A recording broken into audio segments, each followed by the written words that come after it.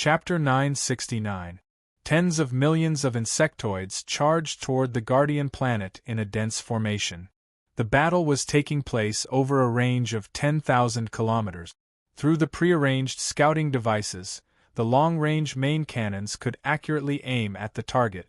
Of course, given how densely packed the insectoids were, as long as the general direction was correct, almost every cannon shot would not miss.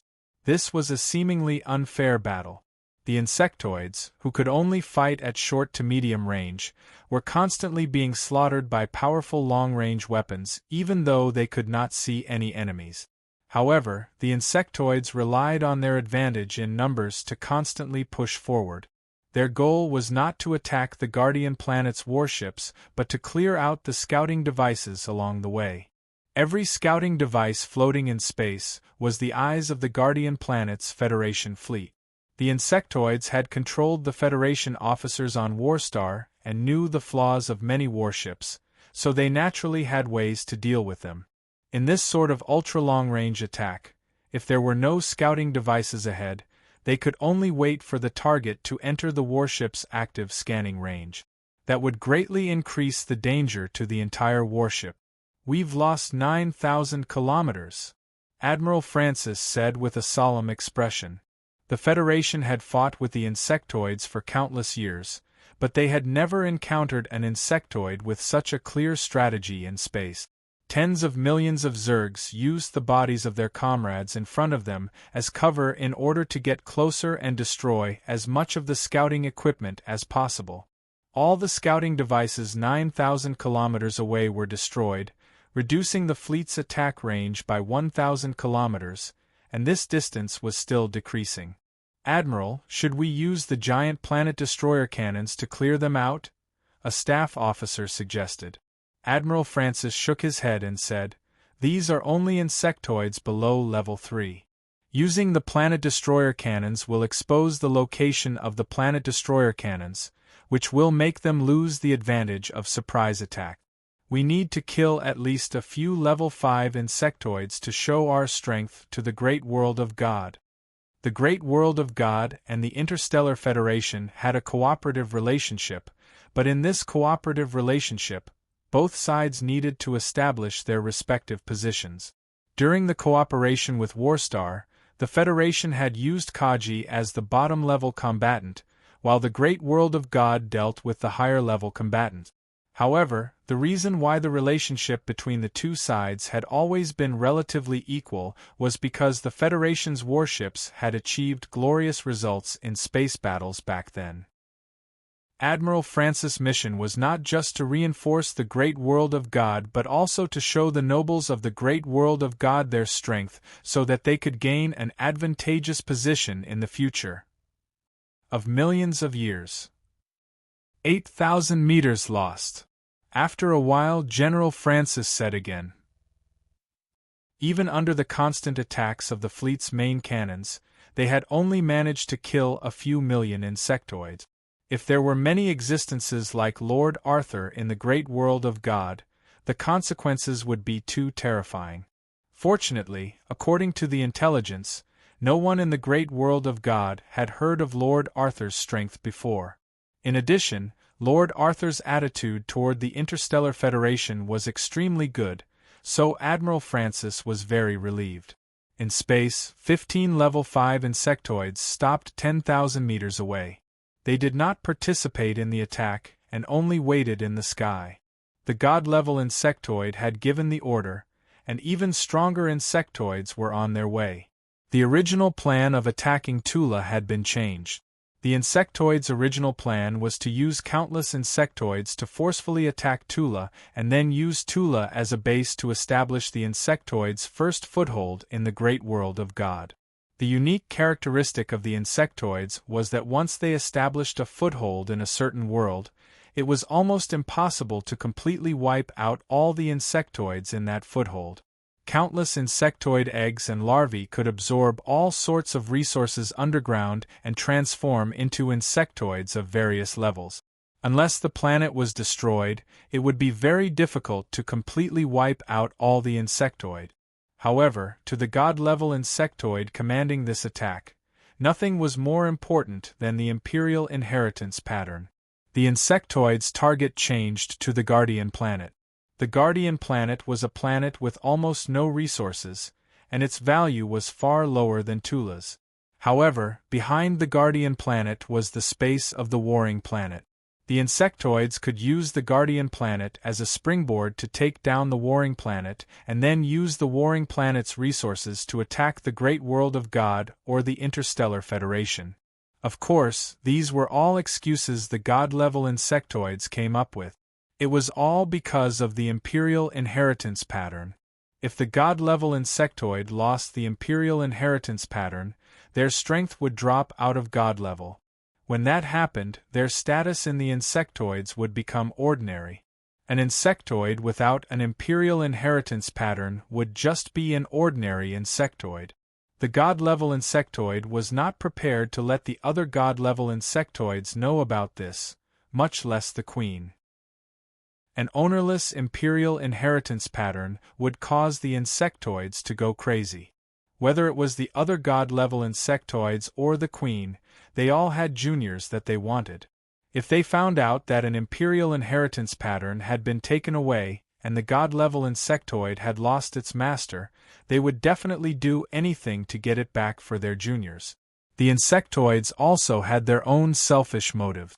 Otherwise, why would the God-level insectoid choose his own junior, the Blade Mantis King, out of all the other insectoids?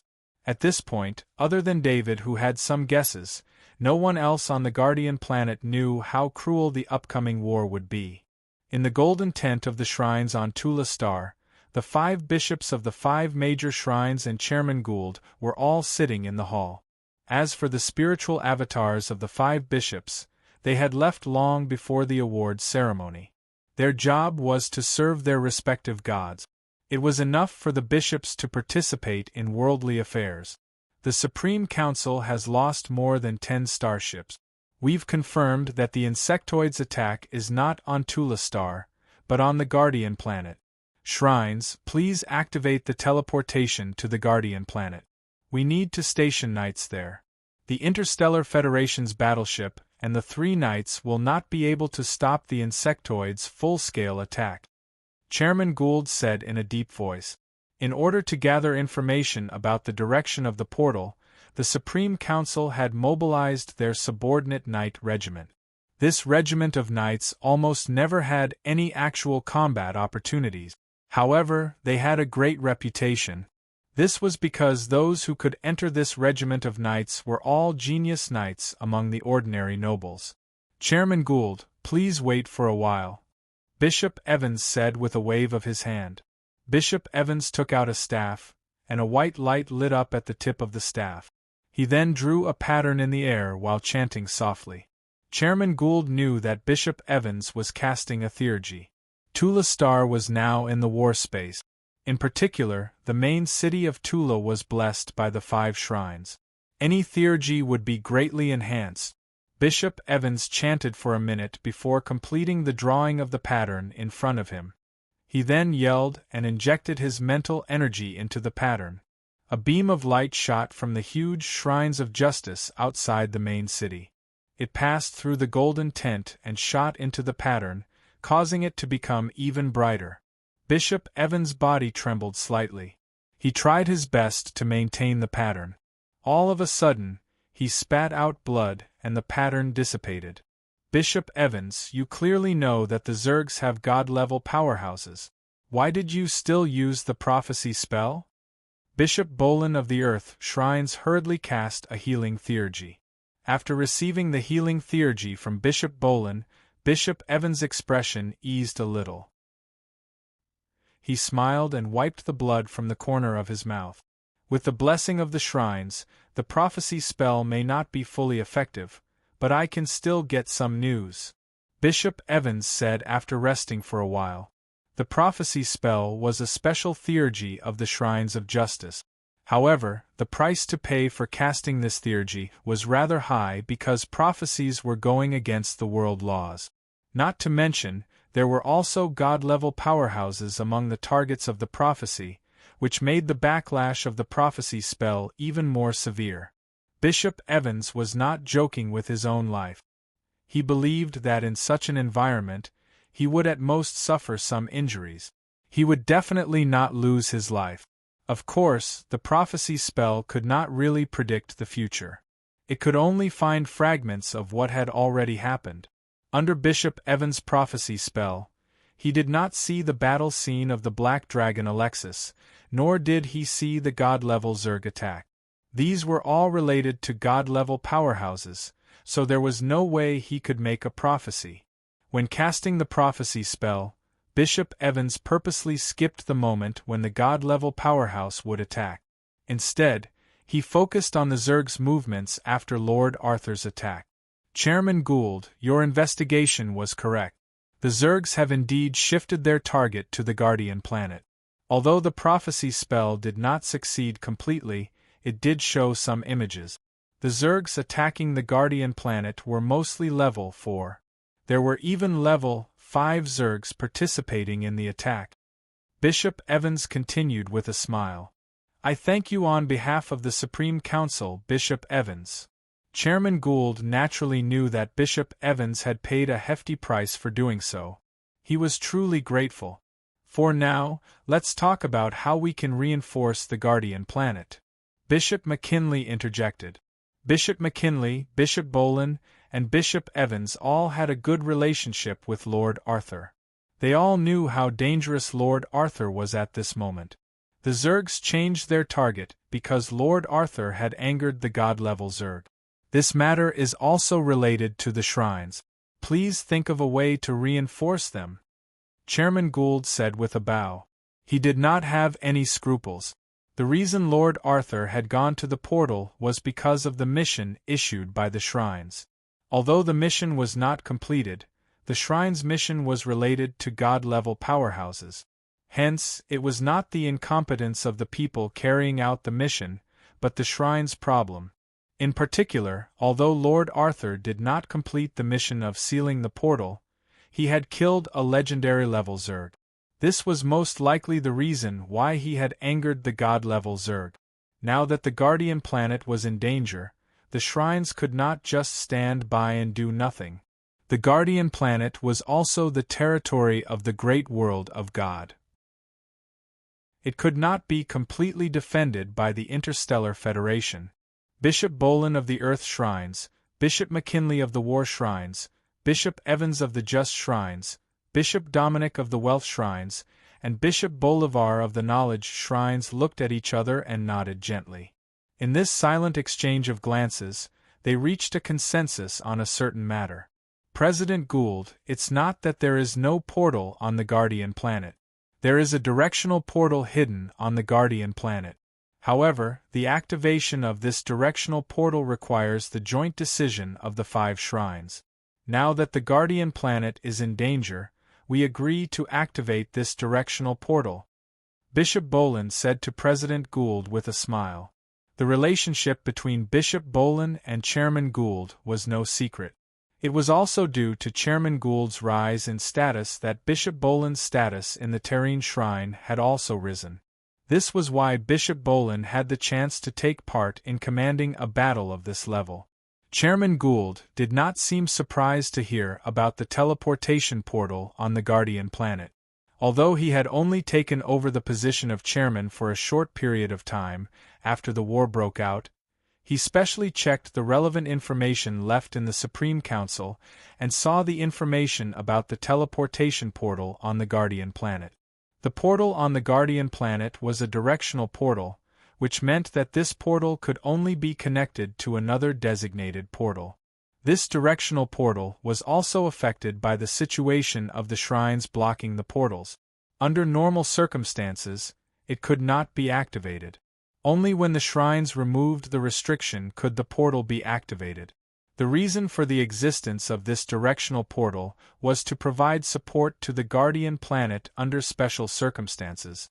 Previously, when the Guardian planet was attacked by the Zergs, the shrines did not activate this directional portal when the Dexter Shrine Knight and the Nelson Shrine Knight requested for help. The reason was that the directional portal at that time was connected to another portal on Tula Star. At that time, Tula Star was also being attacked by the Zergs, and the shrines were already prepared to abandon Tula Star. Hence, they did not have the spare energy to support the Guardian Planet. If Lord Arthur had not come to support Tula Star might have already fallen into the hands of the Zergs. The 5 bishops and President Gould arrived at a ruin that used to be the castle of the main city. After that battle, most of the buildings here were destroyed. President Gould's level 5 bloodline power swept across and cleared the ground, revealing an underground passage that was completely made of rocks. They entered the underground passage, which was protected by the patterns. Hence, it was not affected or damaged by the battle. The 6 of them descended to a depth of 20 meters, where an underground space appeared. An ancient single-person portal appeared in front of them. I didn't expect that we would have the honor of activating this portal with our own hands, Bishop Boland said with a smile. Chapter 970. There hadn't been any major battles on the Guardian Planet for thousands of years, so this special portal connected to the Guardian Planet had never been opened. Let's do it, McKinley said impatiently. The 5 bishops took out their staffs, and the runes representing their gods flashed. The single ancient portal that hadn't been used for thousands of years seemed to have shed its old clothes. The dust on the surface of the single ancient portal was lifted up by an invisible force, revealing the runes inside. The materials used to build the portal were extremely precious, and even time couldn't affect it much. After the dust was removed, it looked brand new. The runes on the single ancient portal flashed one after another, and when all the runes were lit up, the 5 bishops put down their staffs. Lord Arthur, there's a spatial ripple near the Guardian Planet. Please check it out. Bishop Francis' voice sounded from the identity bracelet, letting David know through the vibration. Bishop Francis knew that if the insectoids were to use a wormhole, only Lord Arthur would be able to seal it. Therefore, he sent a message to Lord Arthur as soon as the device detected the spatial ripple. "I'll go right away," David replied without hesitation and sped back to the Guardian Planet. Fortunately, he had retreated to the vicinity of the Guardian Planet, so he didn't have to interfere with the long-range attacks of the Federation battleship. The level of the insectoids this time was too low, so he stayed behind at the periphery of the Guardian Planet. After reaching the legendary stage, David's speed was even more terrifying. He just didn't have the time. Otherwise, given the insights he had gained during his breakthrough, he would have been able to improve his grasp of the edicts of strength and edicts of speed. Even though his rule of speed hadn't improved by much, the physical strength brought about by the advancement of a major level allowed him to fly much faster than before. David was a little anxious, afraid that the insectoids would land on the Guardian Planet and destroy its defense system. The Guardian Planet's defense system was a weapon against space, and the federal military had never considered the possibility of the insectoids landing, nor did they need to. Once the insectoids landed, the federal military would lose their long-range advantage, and the war would become even more difficult. From the moment the spatial energy fluctuated to the moment the one-way portal was successfully connected, it took a total of 5 minutes. The reason why it took so long was because the 5 bishops needed to activate the long-distance portal, and the 2 portals had been idle for thousands of years, so it would take some time for them to recover. David arrived at the location of the spatial energy fluctuation and released his spiritual detection. Although the underground environment suppressed the range of his spiritual detection, he was still able to detect a distance of tens of meters. He saw a hidden space under the ground. An ancient small teleportation gate was emitting white light, and spatial energy was gathering. David was stunned. There was a portal on the Guardian Planet? When he first arrived at the great world of God, he had heard that the Guardian Planet was the only planet in the entire great world of God where portals could not be used. Even the star realm of chaos could not use teleportation gate. Worcester's resources had to be transported back to the great world of God using spaceship. Today, David found out that it was not that the guardian planet did not have a portal, but that the portal had never been opened. David understood why the portal was not opened. Even in the Interstellar Federation, portals would not be casually set up in war zones. Once the insectoids occupied the portals could be used by the insectoid. He even thought that another reason why the portal was not opened on the Guardian planet was to seal off the Interstellar Federation's culture. Think about it, with the star realm of chaos isolating the Interstellar Federation from the great world of God, aside from a few knights and nobles who needed to go to the Guardian planet, normal nobles had no way of coming into contact with the Interstellar Federation. Even items belonging to the Interstellar Federation would be isolated from the star realm of chaos, making it extremely difficult to transport them. In addition, the great world of God had strictly sealed off all items belonging to the Interstellar Federation on the Guardian planet, so the great world of God was basically unaffected by the Interstellar Federation. The Interstellar Federation and the Great World of God had established diplomatic relations for almost 10,000 years, and the Federation's culture had never been able to enter the Great World of God during this time. This was a testament to the success of this blockade. The Interstellar Federation advocated freedom and equality. Although it was difficult to fully realize this in reality, this spirit of freedom and equality was the core of the Federation's people. The great world of God was the exact opposite. All the wealth and power were concentrated in the hands of the nobles, and the commoners had very little chance to even go out, let alone understand the outside world. It was hard to imagine what kind of changes would occur if the commoners of the great world of God accepted the Interstellar Federation's spirit of freedom and equality. Perhaps even the shrines would not allow such a thing to happen. Just as he was thinking, his mind sensed an even greater fluctuation in the dimensional energy in the portal, and a figure appeared. Chairman Gould. David was a little surprised that the first person to arrive was Chairman Gould. His mind locked onto the underground space.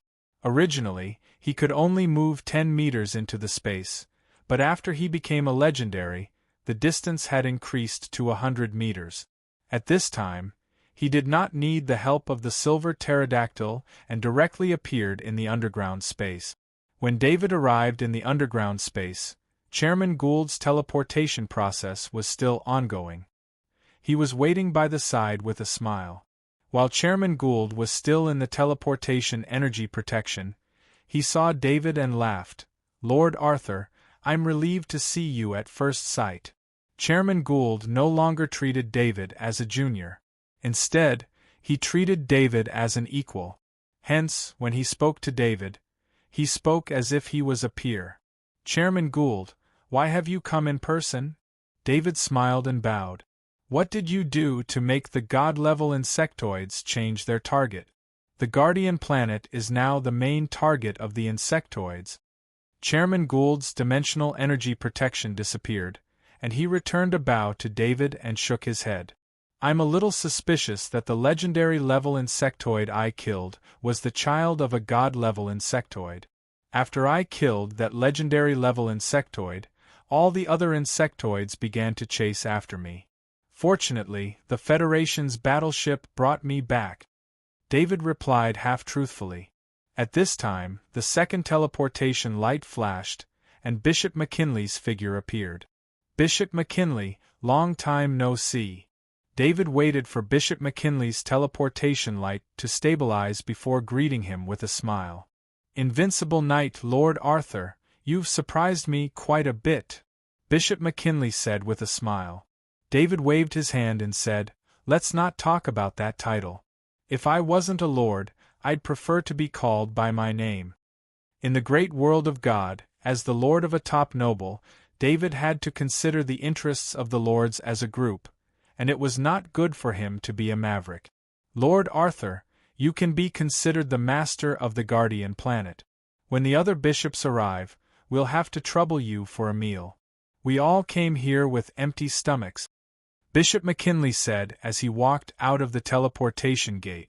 "That's not a problem," David said with a smile. His attention was on the other bishops, which meant that the shrines had sent many bishops. After that, bishops appeared one after another. David only knew Bishop Bolin from the Temple of the Earth God and Bishop Evans from the Temple of Justice. These two bishops could be considered his good friends, so they were very enthusiastic when they met. Bishop Dominic of the Wealth Shrines and Bishop Bolivar of the Knowledge Shrines looked at the way the three shrines interacted with Lord Arthur with envy. At their position, it was not easy to make friends with people who did not have many conflicts of interest. Lord Arthur had no other requests for shrines, whether in terms of reputation or strength. In fact, the shrines would often ask Lord Arthur for help because of the red wine from Camistar and the fact that they often had to rely on Lord Arthur's battle strength. Becoming friends with Lord Arthur would only bring benefits to themselves. Bishop Evans and Bishop McKinley, for example, had recently risen in status and had become strong competitors for the next archbishop. This was because of their friendship with Lord Arthur. In fact, the current Lord Arthur was even more influential than Chairman Gould. With 13 fifth-level knights following him, Lord Arthur was publicly acknowledged as an invincible knight. In the great world of God, where strength was everything, Lord Arthur's hidden influence was extremely shocking.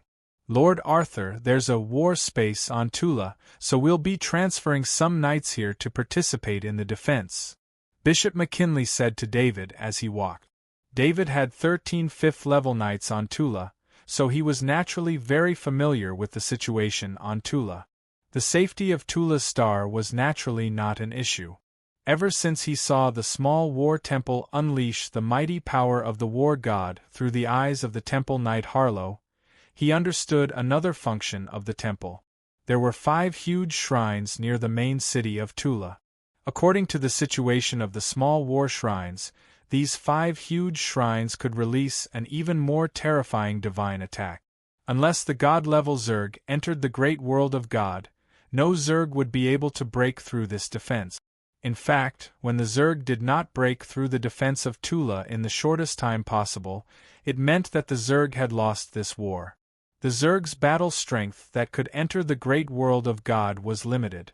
At most, they could only become 5th-level Zerg. Even the legendary Zerg had to be raised by the god-level Zerg, taking a huge risk. A small number of 5th-level Zergs and a large number of other Zergs would still be very powerful before the great world of God could react in time. The strongest battle strength on the surface of the great world of God was only 5th level.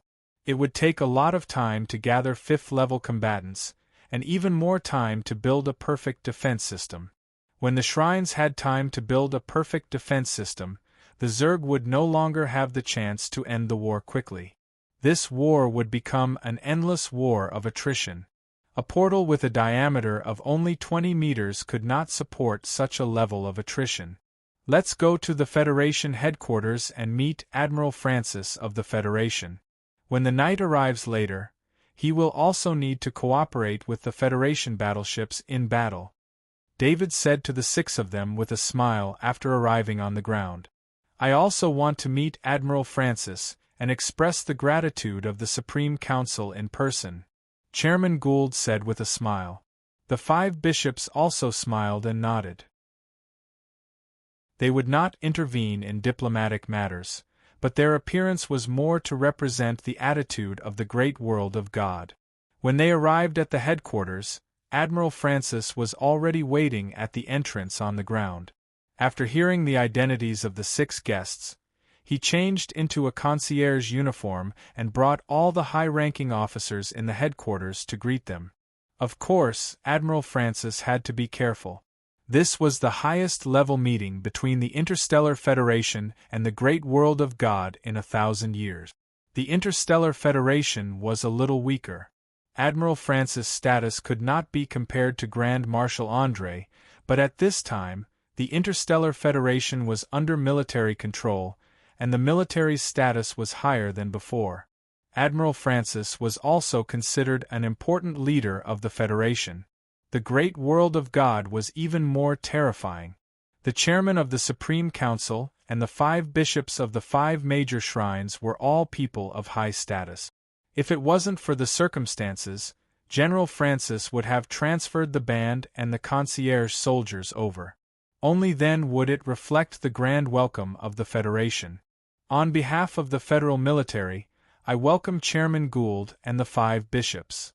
Admiral Francis saluted the Federation, and the dozen officers behind him saluted at the same time. On behalf of the Supreme Council of the Great World of God, I also thank the Interstellar Federation for lending a helping hand when the Great World of God needed it the most. I also thank Admiral Francis for personally leading the operation. Chairman Gould smiled and returned the salute. These 5 beside me are the bishops of the 5 major shrines of the Great World of God. Although David had already informed him before, Chairman Gould still introduced them. This introduction was a little vague, and there was no separate introduction. Admiral Francis also understood the meaning behind it. The shrines of the Great World of God would not have any contact with people outside the world. The 5 bishops were believers of God, and they had to keep a distance from the non-believers of the Interstellar Federation. Welcome, 5 bishops. Admiral Francis also saluted. He then turned around and invited, "Please follow me. The battle is still ongoing, and the army still needs my command." If it were any other time, Admiral Francis would naturally find a meeting room to have a good chat with Chairman Gould. However, the battle was still ongoing, and he could not leave his post for too long. The situation of the battle could change at any time, and he had to maintain command of the army. "We came too suddenly and affected your command," Chairman Gould said with a smile. In a good atmosphere, a group of people walked into the command room. On the huge command screen in the command room, the shrunken battleships were constantly attacking, and the red dots representing the Zergs were constantly decreasing. This kind of direct view of the battle situation greatly interested Chairman Gould. As the inheritor of the White Dragon bloodline, he had learned how to command in battle, and naturally knew the advantages of direct view of the battle situation. Chapter 971.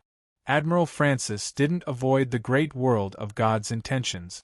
This kind of command system wasn't something that could be learned just by looking at it a few times. Without the corresponding knowledge and technical support, it was impossible to achieve.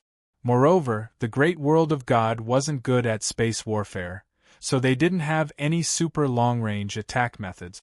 6,000 meters lost. Admiral Francis looked at the battlefield data on the screen and announced in a deep voice.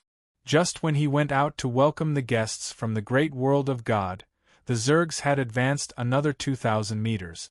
The Interstellar Federation's long-range attack is indeed worthy of its reputation. They were able to wipe out the Zergs from such a long distance. Chairman Gould couldn't help but praise. Although Chairman Gould was near the portal and led the knight to kill a large number of Zergs, that kind of attack could cause casualties at any time. How could he not be envious when the Interstellar Federation's fleet was able to kill the enemy from such a long distance that couldn't be sensed or seen? If the great world of God had this kind of ability, they wouldn't have lost 2,000 level 4 Sky Knight and many level 5 Temple Knight. They wouldn't have been unable to fight back when facing the Zerg's super long-range attack. The Federation's battleships can only maintain their advantage in super long-range attacks. Once they get close to the battleships, their power will be greatly reduced. In terms of close combat, I still admire the great world of God's Knight.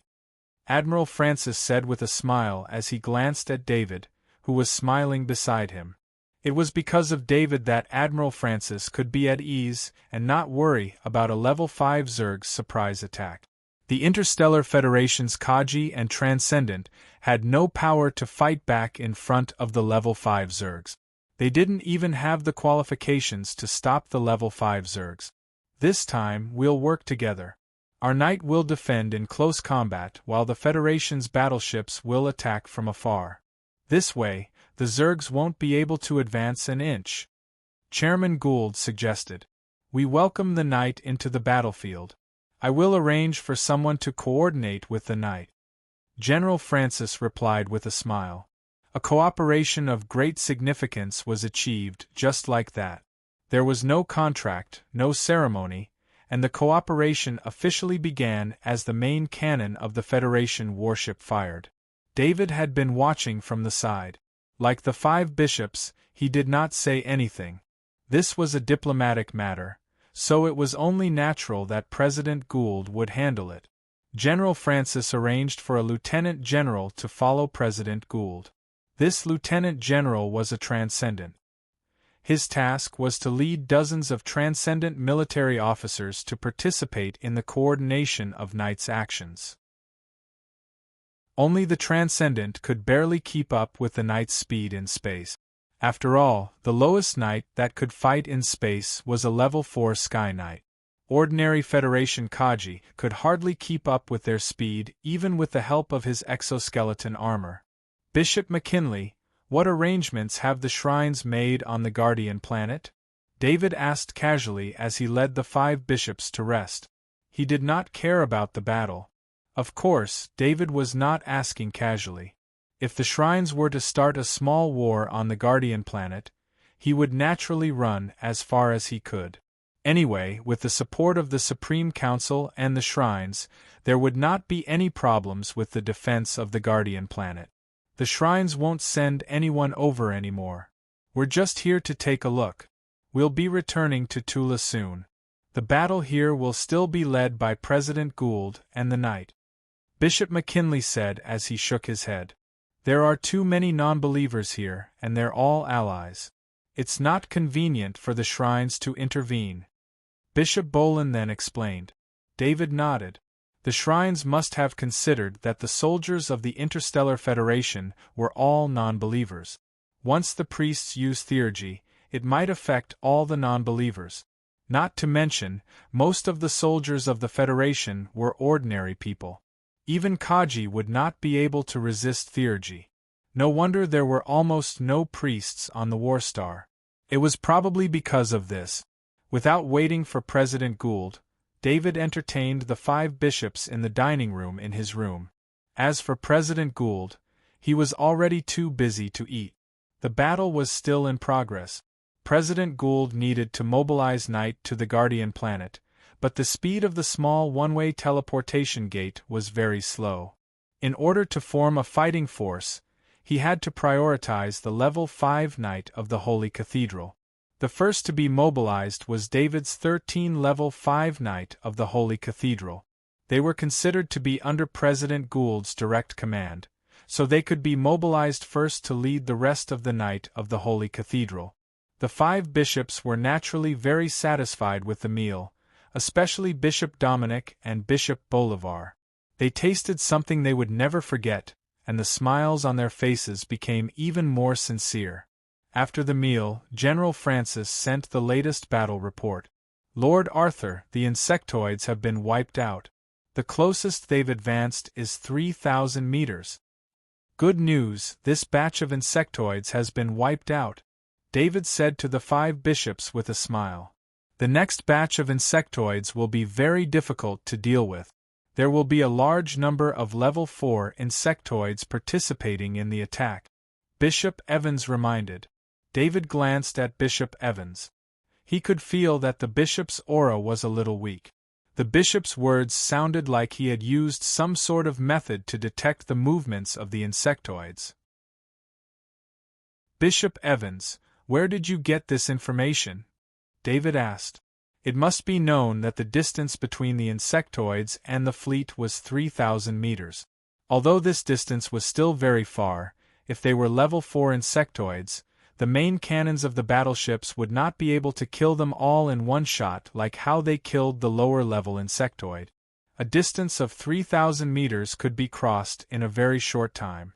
Level 4 insectoids with strong defense could even take a hit from the main cannons of the battleships without dying. Bishop Evans used a prophecy spell in order to check on the insectoid. It injured him quite badly. Bishop Bolivar replied on behalf of Bishop Evans. David was shocked. Although he did not know much about divinity, there was a saying about the target of this kind of mental attack. With Bishop Evans's strength, it was fortunate that he did not die on the spot when he used a prophecy spell to check on the movements of the insectoids. Bishop Evans, I thank you on behalf of everyone who participated in the battle. David bowed sincerely to Bishop Evans. Lord Arthur, you're welcome. I did my best. Compared to your contribution, this is nothing. Bishop Evans smiled and returned the bow. You don't have to be so courteous. Lord Arthur, we'll take our leave first. If it weren't for your dishes, we would have returned long ago. We still need to maintain the Tula star. Bishop McKinley laughed as he bade farewell to David. David sent the 5 bishops to the underground portal. There were already more than 30 level 5 knights gathered by the portal. They should be the knights who had just been mobilized. Furthermore, the teleportation gate did not stop. It continued to operate, sending one knight after another over. Among the 30 level 5 knights, David's 13 level 5 knights were among them. The 5 bishops did not immediately use the portal. Instead, they stopped to watch the first meeting between Lord Arthur and Lord Harlow. Of course, the 5 bishops did not have any ill intentions. Everyone knew that with Lord Arthur's terrifying battle strength, as long as Lord Harlow was not crazy, he would never fall out with Lord Arthur. They just wanted to see how Lord Harlow would perform after reaching the same status as Lord Arthur. Greetings, Lord Arthur. What they did not expect was that when the 13 level 5 knights saw Lord Arthur, they seemed to have forgotten their titles and status.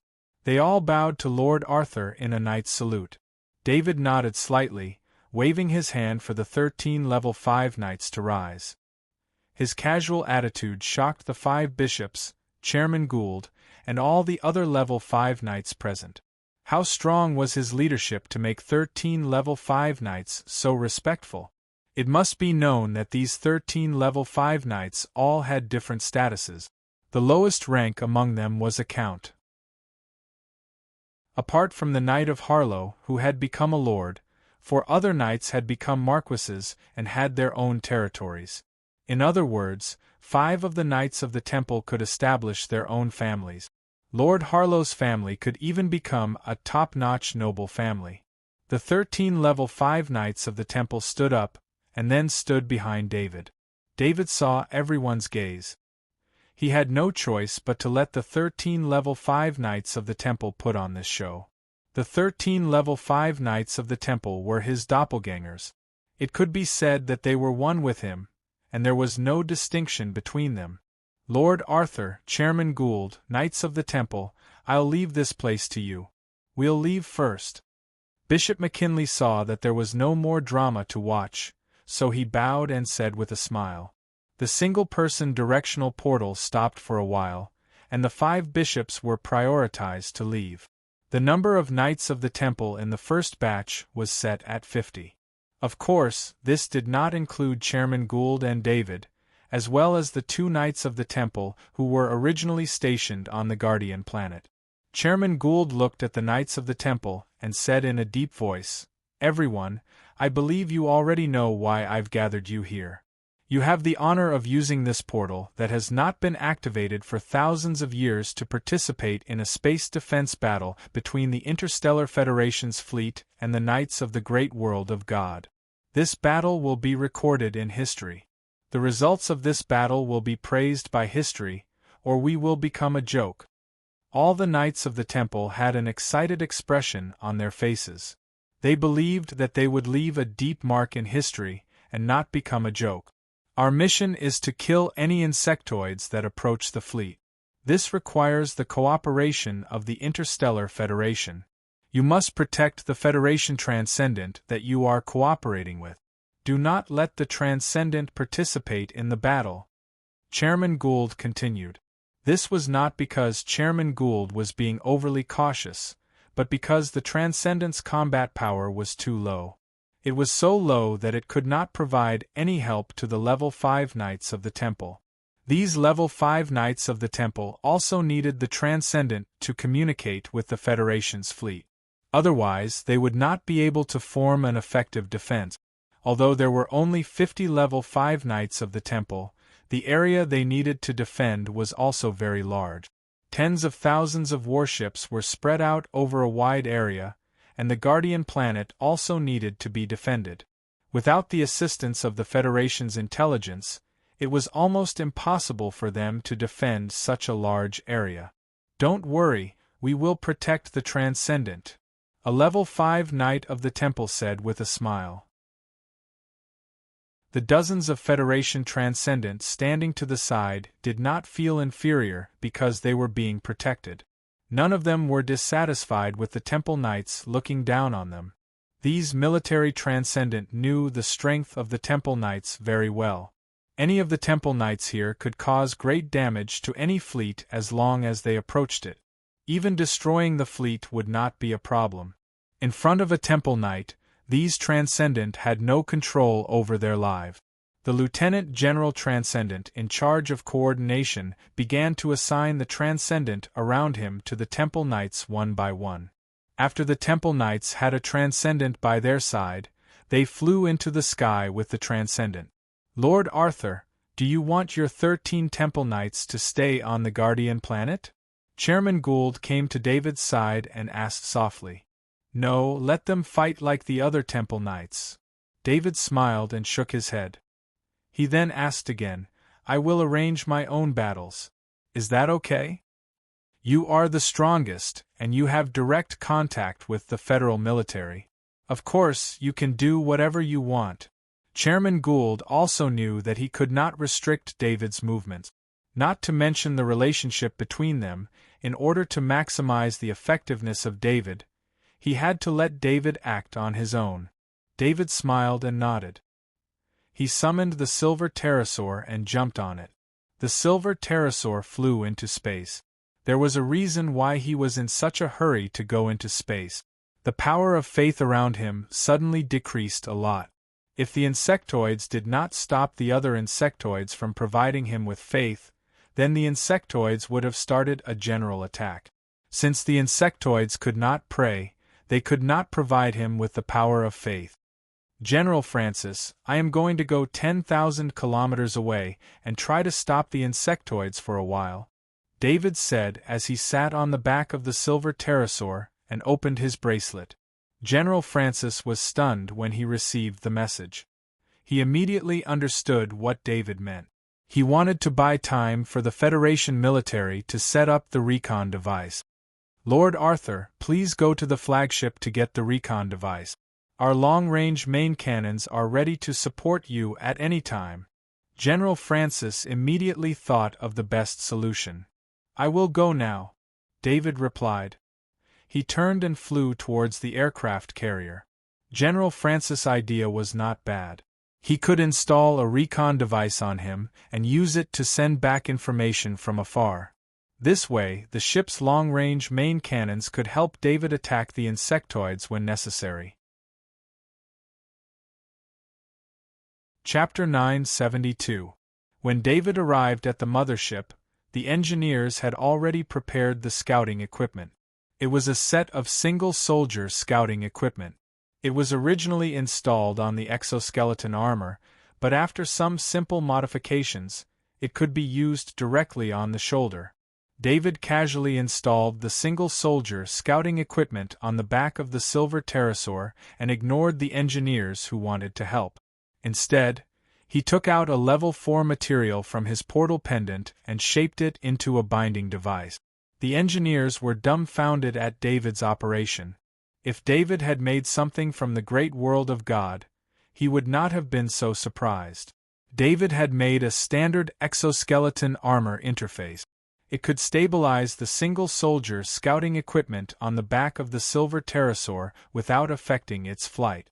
As long as it was not directly attacked, the single-soldier scouting equipment would not have any problems. The most important thing was that the engineer saw how David casually molded the level 4 material into the shape he wanted. If it was not for the purple glow on the level 4 material, he would have thought that the material David used was soft mud. After David left with the single soldier scouting equipment, the engineer shared this video with the other engineers. This video was spread like wildfire among the technical soldiers. David did not know that his casual work would bring him a group of crazy fans. He just did not think too much because he was in a rush. In order to fight the insectoids faster, the silver pterosaur used the move in a flash talent. Abel kept replenishing the space energy for the silver pterosaur. Without counting the consumption, the silver pterosaur's move in a flash was used almost seamlessly, again and again. What? Lord Arthur intercepted the Zergs alone? President Gould came to the command room and heard about David's actions from General Francis. He could not help but be shocked. Look, this is the image sent back from Lord Arthur. General Francis used his hand to operate the command screen. An image window appeared on the screen. There was nothing substantial in the image. It was all dark space. However, as the Zerg wreckage appeared from time to time on the screen, one could tell that the screen was moving forward rapidly. Lord Arthur's movement speed has increased. General Francis looked at the data sent back by the single soldier reconnaissance device and said strangely. Speaker Gould also calmed down. He knew how powerful Lord Arthur was, and knew that it was useless to worry at this time. He could not stop Lord Arthur from making a decision. Lord Arthur's flying mount has the ability to teleport.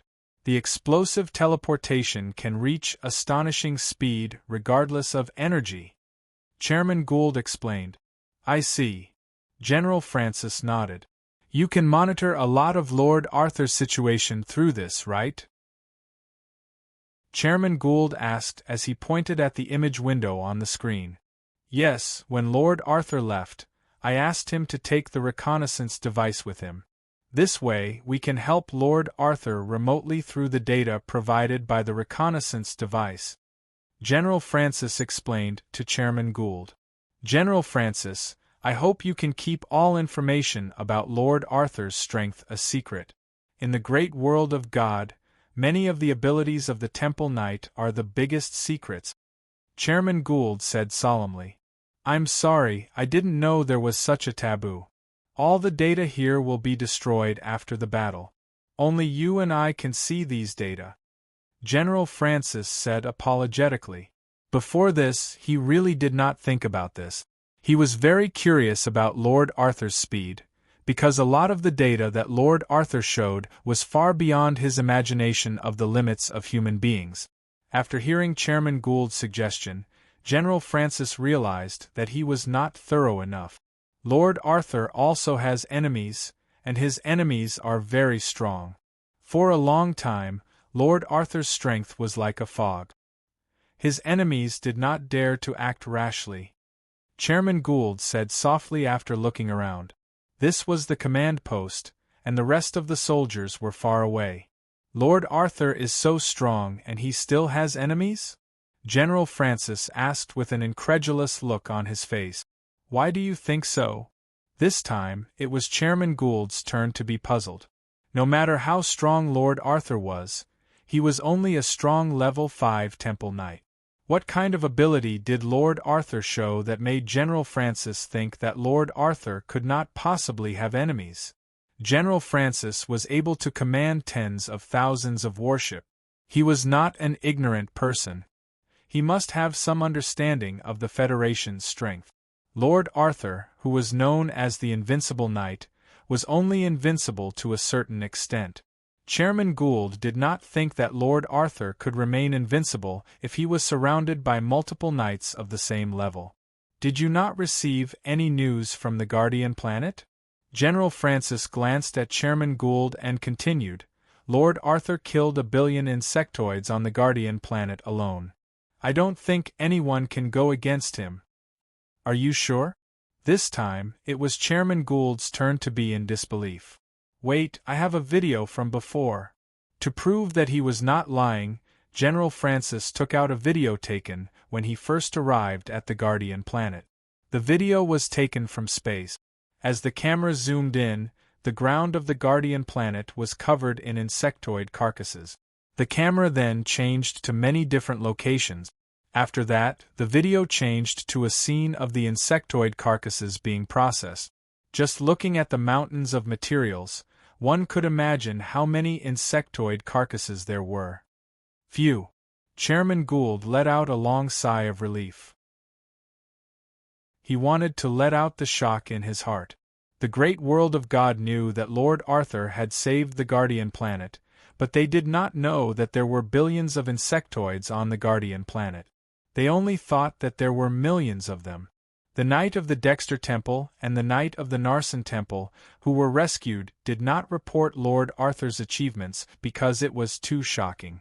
If the two Knight of the Holy Sanctum had reported it, perhaps Lord Arthur's achievements would have been greater. However, the shrines might have doubted his strength.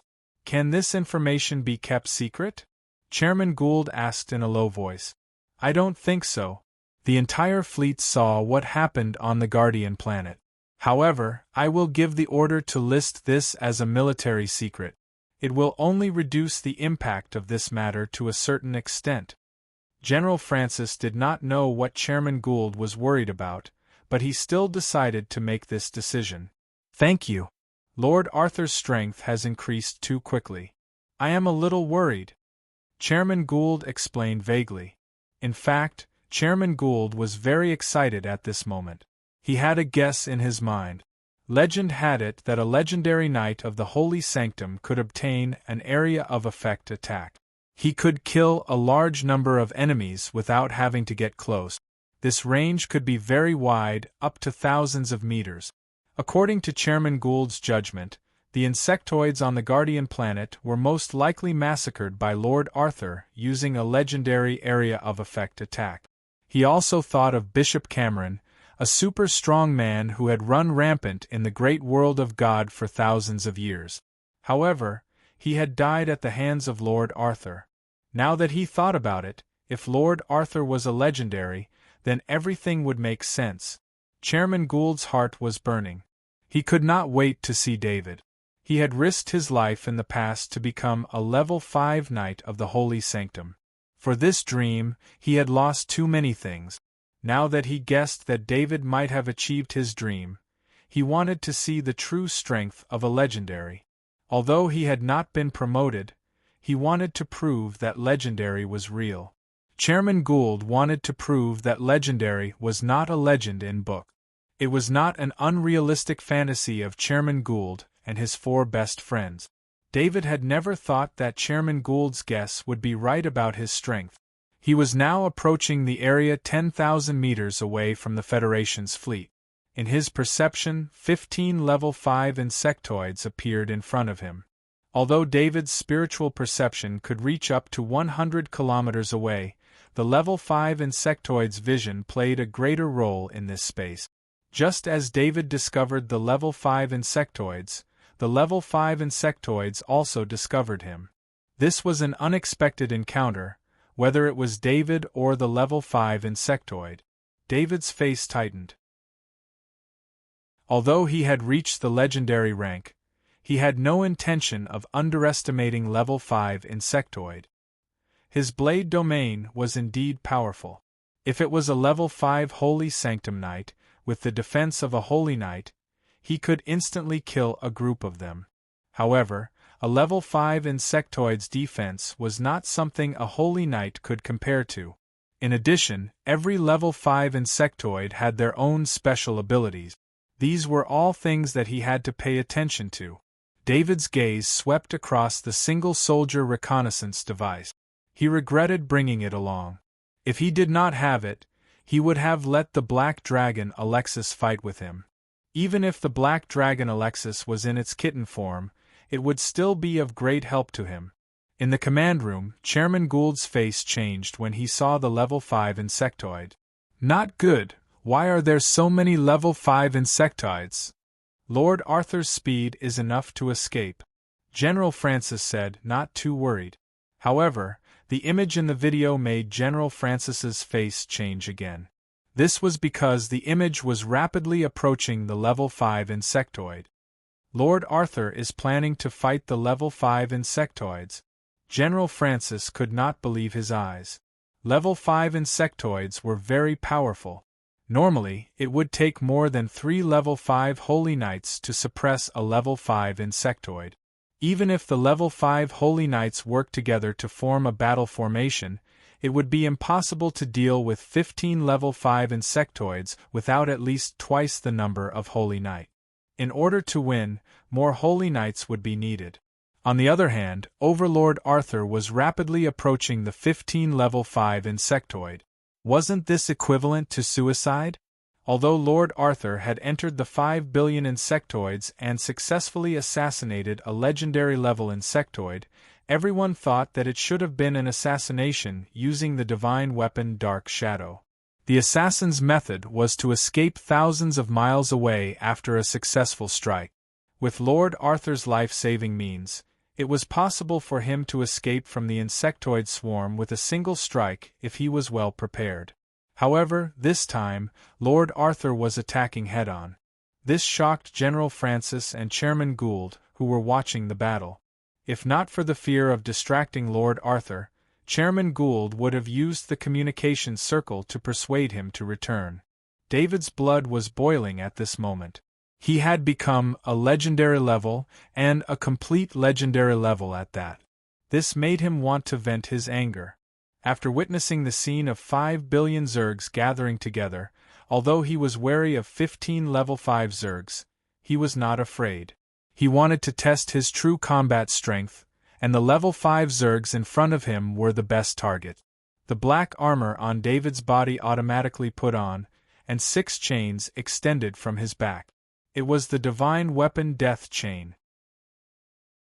Since he had already offended the Death God, he might as well not hide the fact that he had the divine weapon Death Chain.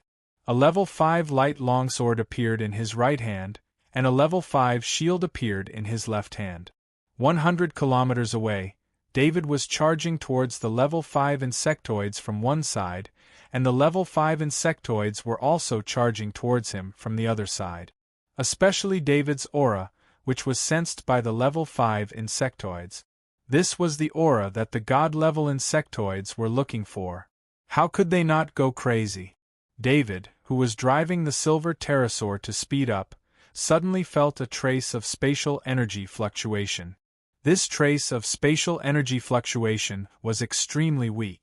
If he did not have the space pattern, which made his perception of spatial energy far better than others, he would not have been able to detect it in advance. Without any hesitation, the silver pterosaur followed David's command and disappeared with David. They then reappeared a few hundred meters away. Just as David's figure disappeared, a giant spatial blade appeared and swept towards where he was. This was the space giant beetle's attack. A distance of 100 kilometers was a very short distance for the space giant beetle. It was completely within its attack range. Unfortunately, the space beetle had encountered David, who also had the ability to manipulate space. Even though David's ability to manipulate space could not be compared to the space beetle's, his foundation in it was still extremely solid. David was also startled. The most frightening thing about the space giant beetle just now wasn't its terrifying attack power, but its ability to hide its attacks. If his sense of danger was ranked second among the knights, then no one could be ranked first. This was because he didn't use his main soul to sense danger. Instead, he used his main soul and 101 level 5 soul avatars to sense danger together. Even so, he still could not sense the spatial blade of the space beetle. When the attack ended and he saw the spatial blade appear, he finally knew how to attack. Chapter 973. The distance between David and the 15 rank 5 insectoids was quickly reduced to 2,000 meters. At this distance, 5 purple flames flew towards David first. Even in outer space, these rank 5 transcendent flames were still very powerful. With but a thought from David, the 2 death god chains in front of him danced in the air, dissipating the 5 streams of violet flames. The flames of a 5th rank arachnid that specialized in fire might be a great threat to the majority of temple knights, but under the effects of the Death God's shackles, they were completely ineffective. The divine artifact Death God's chains was able to lock Black Dragon Alexis for tens of thousands of years. It was also the Death God's personal weapon. If it wasn't to subdue Black Dragon Alexis, the Death God wouldn't have let the divine artifact Death God's chains leave his side. The divine artifact Death God's chains had a great suppressive effect on all forms of life and energy. The small rank 5 flames couldn't even explode in front of the divine artifact Death God's chains and were directly dispersed. At 1,500 kilometers, a large number of icicles fell from above David's head. Before the icicles even reached his body, he could already feel his speed being affected. Without any hesitation, the 6 divine artifacts Death God's chains flew above his head and blocked all the icicles. With the divine artifact Death God's chains acting as a barrier, the ice power that could slow people down didn't reach David's body and had a limited effect on his speed. However, just as the divine artifact Death God's chains flew up to block the icicles, a bolt of lightning streaked across 1,500 meters and struck David's body.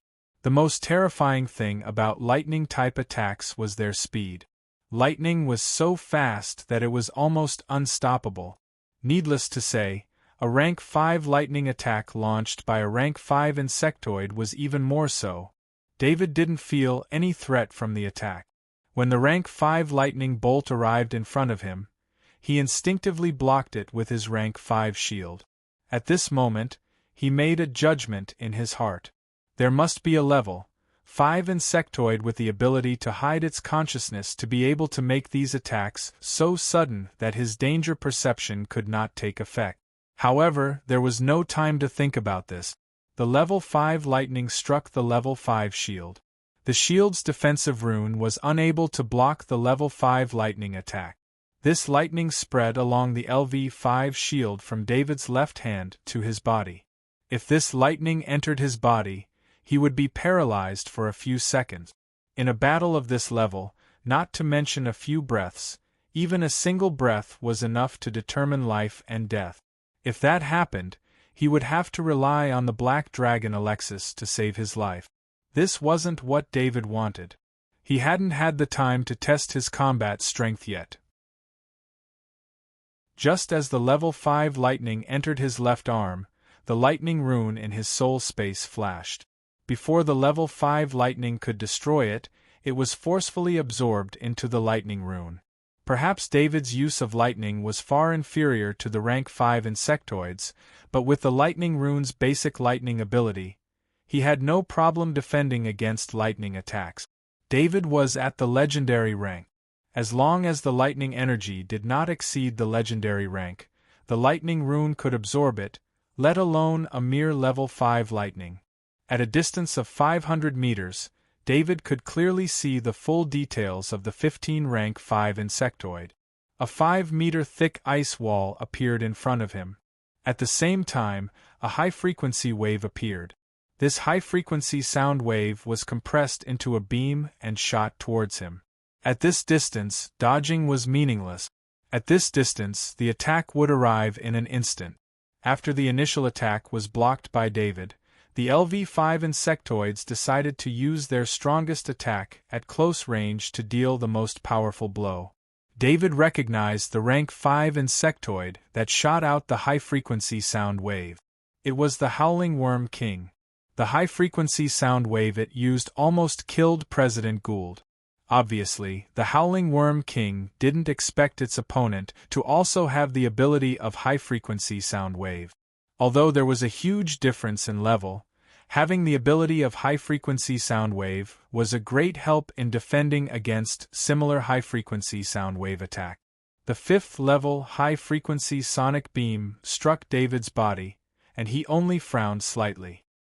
His legendary physique and the innate ability, high-frequency sonic beam, allowed him to forcibly resist the attack of the 5th level high-frequency sonic beam.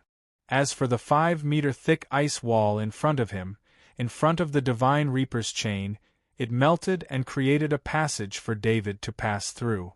A distance of 30 meters was enough for a rank 5 insectoid that was 20 meters tall to attack with its body. The Divine Reaper's chain in David's hand could also attack the opponent. However, at this distance, a sharp spirit spike shot into David's soul space. This was also the first time the shell of his soul space was forcibly broken. One must know that none of the enemies David had met before could compare with his soul strength. The Mind-Brain Worm King was the rank 5 insectoid that could hide the attack intent of all other insectoid. As a psychic insectoid, its ability was soul attack. Its ability was extremely terrifying. In terms of soul strength, it was invincible among its peers. The Mind-Brain Worm King's position was at the back of the 15 rank 5 insectoid. It chose this distance of 30 meters because it thought that regardless of whether David was heavily injured by its soul attack, as long as it could affect David for a breath, the other rank 5 insectoids could use this opportunity to kill David. Its idea was good, and its spirit spike did indeed break through David's soul barrier. Next, its soul and David's soul would clash head-on. In the Mind-Brain Worm King's mind, no matter how strong a human soul was, how could it be stronger than a psychic that had grown by absorbing the souls of countless insectoids? The spirit spike of the Mind-Brain Worm King brought its soul consciousness into David's soul space, but the battle it imagined was over before it even started. This was because its soul consciousness had entered a world, a complete world. Although it was only a small world and David was not a god, it did not enter with its body. It only entered with its soul consciousness. The world law of a small world only had one way to deal with such intruders, and that was to use the world law to forcibly suppress them. If David was still rank 5, the Mind-Brain Worm King might be able to resist a few times. However, David was now at the legendary level, which was one level higher than the Mind-Brain Worm King, and it was the most important level. As soon as the Mind-Brain Worm King's soul consciousness entered, it was suppressed by the world's consciousness and could not resist. The Mind-Brain Worm King's soul attack was extremely strange and difficult to defend against. Its lethality was also extremely terrifying. Normal defenses could not withstand it at all. However, this did not mean that soul attacks had no weaknesses. Soul attacks were a huge gamble. They gambled that the enemy's soul was not as strong as their own. If they lost, they would lose everything. Just like how Bishop Evans used the prophecy spell to predict the attack of the insectoids, because it involved the god-level insectoid. If it was not for the help of the Shrines of Justice, he would have died from the backlash. The Mind-Brain Worm King's soul consciousness was suppressed, and the rest of its soul lost control. It followed the path of the soul attack into David's soul space. All of this happened in an instant. David wasn't even affected in the slightest. However, the Mind-Brain Worm King behind the level 5 insectoids had turned into a living corpse. This was also the first rank 5 insectoid to die since the start of the battle. The space beetle let out a shrill howl. The spirit protection of the Mind-Brain Worm King disappeared, and it realized that the Mind-Brain Worm King was in trouble. It stretched out its front limb and sent out a space blade. However, this time, David's danger sense sensed it in advance. The silver pterosaur carried David and dodged the space blade by tilting its body slightly. An insect limb covered in lightning pierced towards David at an unimaginable speed, and a divine artifact, Death God's chain, went up to meet it. This was the forelimb of the lightning beetle. The lightning beetle didn't hesitate at all. It had the advantage in numbers. Even if it only needed to control one of David's divine treasures, the chain of the Reaper, it would still be an advantage. When the lightning beetle's forelimbs came into contact with the Reaper's chain coiled around the lightning beetle's forelimbs as if they were alive.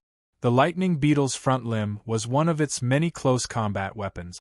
It let one of its front limbs entangle with the divine Reaper chain, while the other limbs continued to attack.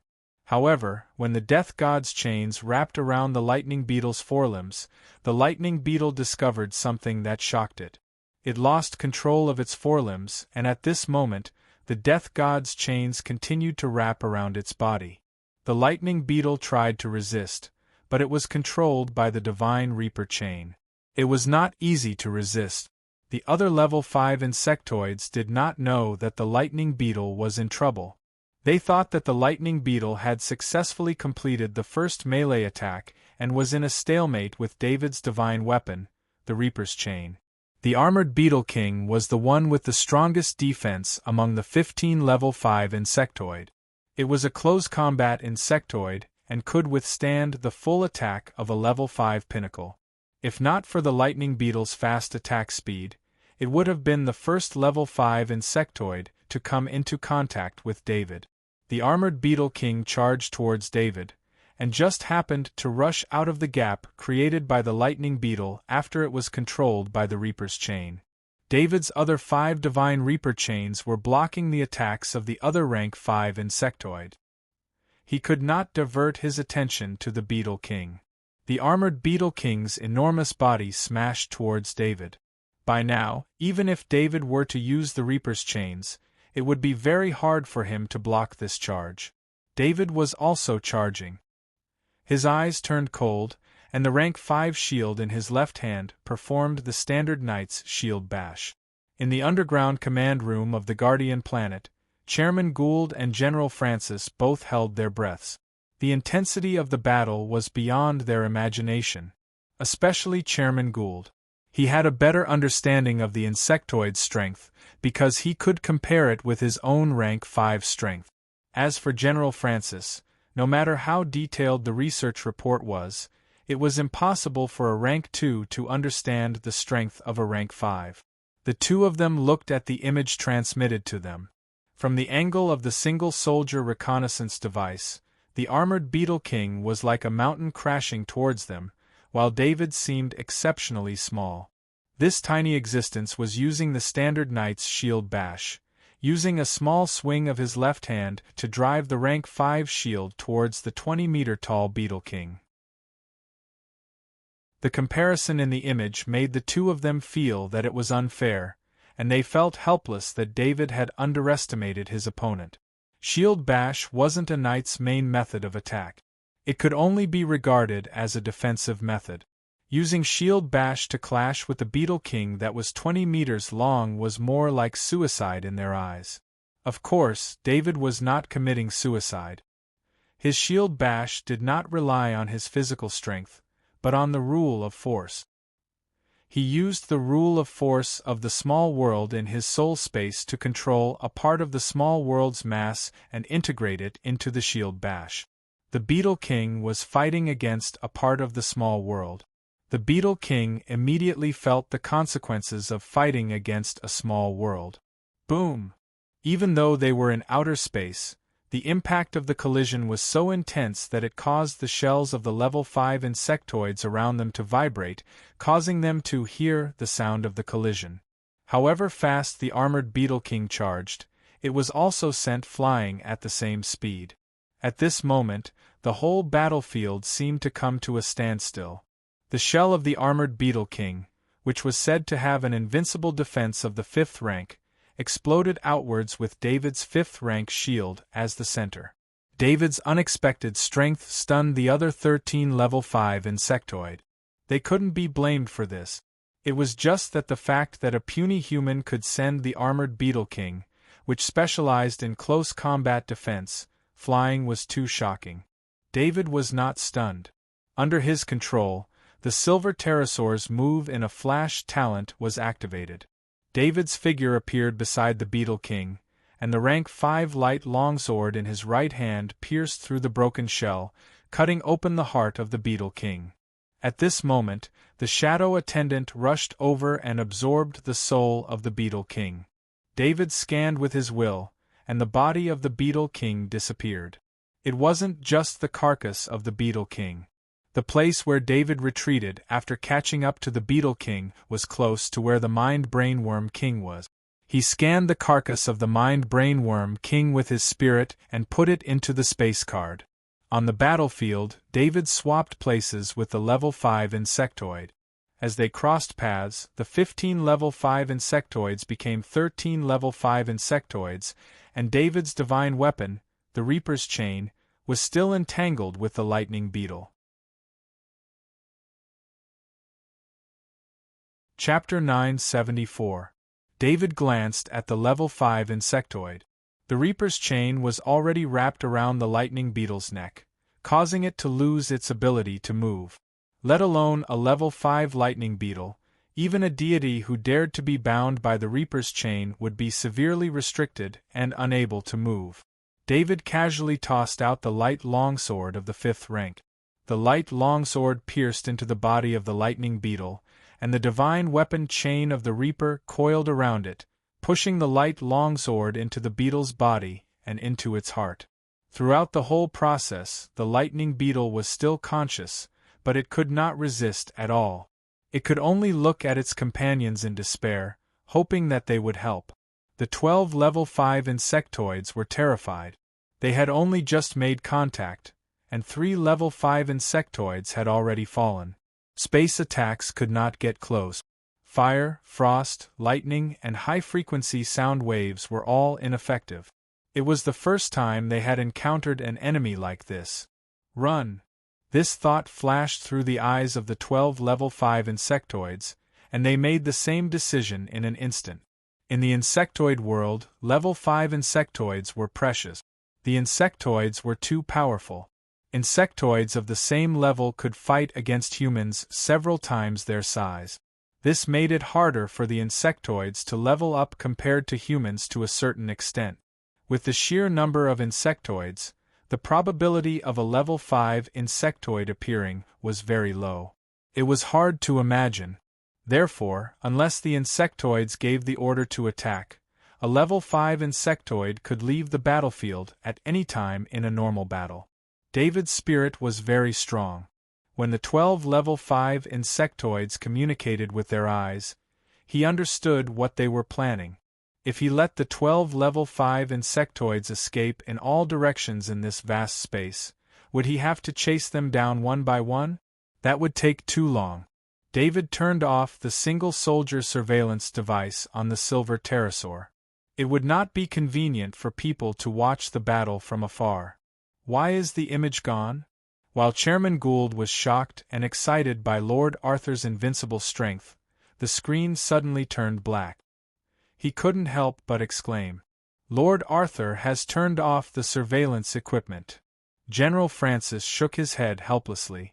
If Lord Arthur wasn't from the Interstellar Federation and wasn't a genius researcher from the Federation, perhaps he wouldn't even know how to turn off the surveillance equipment. However, even though the individual surveillance equipment was very advanced, he still managed to turn it off easily. After turning off the scouting device, David immediately activated the blade domain. With him as the center, countless blades appeared in a sphere with a radius of 100 kilometers. The blade that appeared beside the level 5 insectoid silently came into contact with the level 5 insectoid's carapace. Cuts appeared on the carapace. This time, the 12 level 5 insectoids were truly shocked. How could they not recognize the blade domain? This was the domain ability of the deity in charge of commanding the insectoids. The 12 level 5 insectoids used their own defensive techniques at the same time, wrapping themselves in it. David wasn't affected by the blade domain at all. His body flashed, and the first one he rushed towards was the space beetle. The space beetle was in a much better situation than the other level 5 insectoid. A space shield blocked all the blades. As long as the space shield wasn't broken, the blades wouldn't be able to do any damage to it. The space beetle was preparing to activate its space ability to escape from the battlefield. The space beetle was also the level 5 insectoid that had the highest chance of escaping. This was also the specialty of space ability. It could fight and escape at the same time. David sensed the space energy rising from the space beetle and immediately understood what it was thinking. Of course, he couldn't let the space beetle escape. Not just the space beetle. He wasn't going to let any of the level 5 insectoids go. How could he let go of such a good opportunity to encounter level 5 insectoids that weren't moving with the swarm? As David rushed forward, the level 5 light longsword that was stuck in the lightning beetle's body flew out and returned to his right hand under his mental control. The shadow attendant absorbed the lightning beetle's soul. The divine reaper's chain wrapped around the lightning beetle's corpse and put it into the space pendant. David, who was multitasking, didn't affect the speed of his attacks. He didn't choose to activate the silver pterosaur's instantaneous movement, talent ability, or his space-talent ability because he didn't feel safe using his space ability in close proximity to the space beetle. His space ability couldn't compare to the space beetle's. Besides, the distance between them could be covered in a single acceleration. The space beetle was also anxious. How could it not know what David was planning? The space shield it controlled had a very good defense and didn't hurt it at all. However, under the attack of the blades, the space shield's energy was greatly depleted. It had to replenish the space energy of the space shield while activating the space wormhole to escape the battlefield. In order to prevent David from getting close, the space beetle cast 2 space blades and set up a dozen space traps in front of it. It didn't want to kill David, but it wanted to delay David for a while. David's perception of space energy fluctuations was extremely strong. His figure flickered as he dodged 2 space blades and a dozen space traps without triggering them. In his eyes, any area with spatial fluctuations would be sensed by the space pattern in his soul space. David came in front of the space beetle. At that moment, a 30-meter-tall space wormhole was forming behind the space beetle. David's momentum did not slow down. His Grade 5 shield collided with the spatial shield first. The spatial shield, which could block a Grade 5 attack, collapsed under the impact of David's attack. The Rule of Strength was a high-end ability even for legends, let alone level 5. This kind of ability shouldn't appear on a battlefield of this level, but it did. As soon as the space shield broke, the 2 Reaper's chains reached out first. The space wormhole that was about to form turned into space energy fragments and dissipated. The space beetle couldn't hurt the Reaper's chains even after attacking several times. Instead, it was locked by the Reaper's chains. The result was obvious. Unless the space beetle was stronger than Black Dragon Alexis, it would be impossible for it to break free from the Reaper's chains. Actually, the space beetle's strength wasn't limited to this. It still had many attacks, but it was frightened by David. Under the threat of the blade domain, it only wanted to leave. After being bound by the divine artifact, the Death God's chains, the space gigantic beetle lost all ability to fight. After David stabbed the space beetle to death, the other 11 level 5 insectoids began to flee in all directions. They couldn't escape quickly at all. Forcefully breaking free from the attacks of the Reaper's blades reduced their speed by half, and that was only because of their strong bodies. With the death of the space beetle, David didn't have anything to worry about. The silver pterosaur activated the move in a flash talent and flashed to the side of a level 5 insectoid. The Reaper's chains scattered the level 5 insectoid's final counterattack. Without being surrounded, David could kill any level 5 insectoid in one-on-one. Not to mention, the current situation was advantageous to him, so the battle became even easier. David's silhouette was constantly moving on the battlefield. The furthest level 5 Zerg was able to escape was only 10 kilometers away. It wasn't even able to escape 1/10 of the range of David's consciousness before it was killed. He put all the insectoid corpses into his dimensional pendant and turned off the blade domain. Only then did he turn on the individual scouting device again. In the command room of the Guardian planet, the screen reappeared. General Francis looked at the time. From when the screen disappeared to when it reappeared, only 1 minute and 30 seconds had passed. In the screen, there were no more traces of battle. There were no more level 5 insectoid. There was only David hovering in space. What happened? Where did the level 5 insectoids go? Chairman Gould asked softly. General Francis shook his head with a bitter smile. He also wanted to know what happened in that 1 minute and 30 seconds. There were 15 level 5 insectoids in total. Now, none of them could be seen. Did they escape, or whether it was Chairman Gould or General Francis, neither of them dared to think otherwise. A dozen level 5 insectoids were all killed in 1 minute and 30 seconds. Before the screen disappeared, they could see that the level 5 insectoids were planning to escape. General Francis, I'll continue forward, David said using his bracelet. Lord Arthur, if you continue forward, you'll leave the range of the main cannon of the battleship. General Francis reminded him. It's okay. If there's any trouble, I'll come back here and ask for backup. David replied with a smile. When he used the blade territory in space, it gave him a boost of confidence. The blade territory could be said to be his most powerful AoE attack. It was even stronger than the dragon's roar and dragon's aura. The young black dragon's roar and dragon's aura were not much of a threat to the level 5 insectoids. However, the blade territory could kill the level 5 insectoid.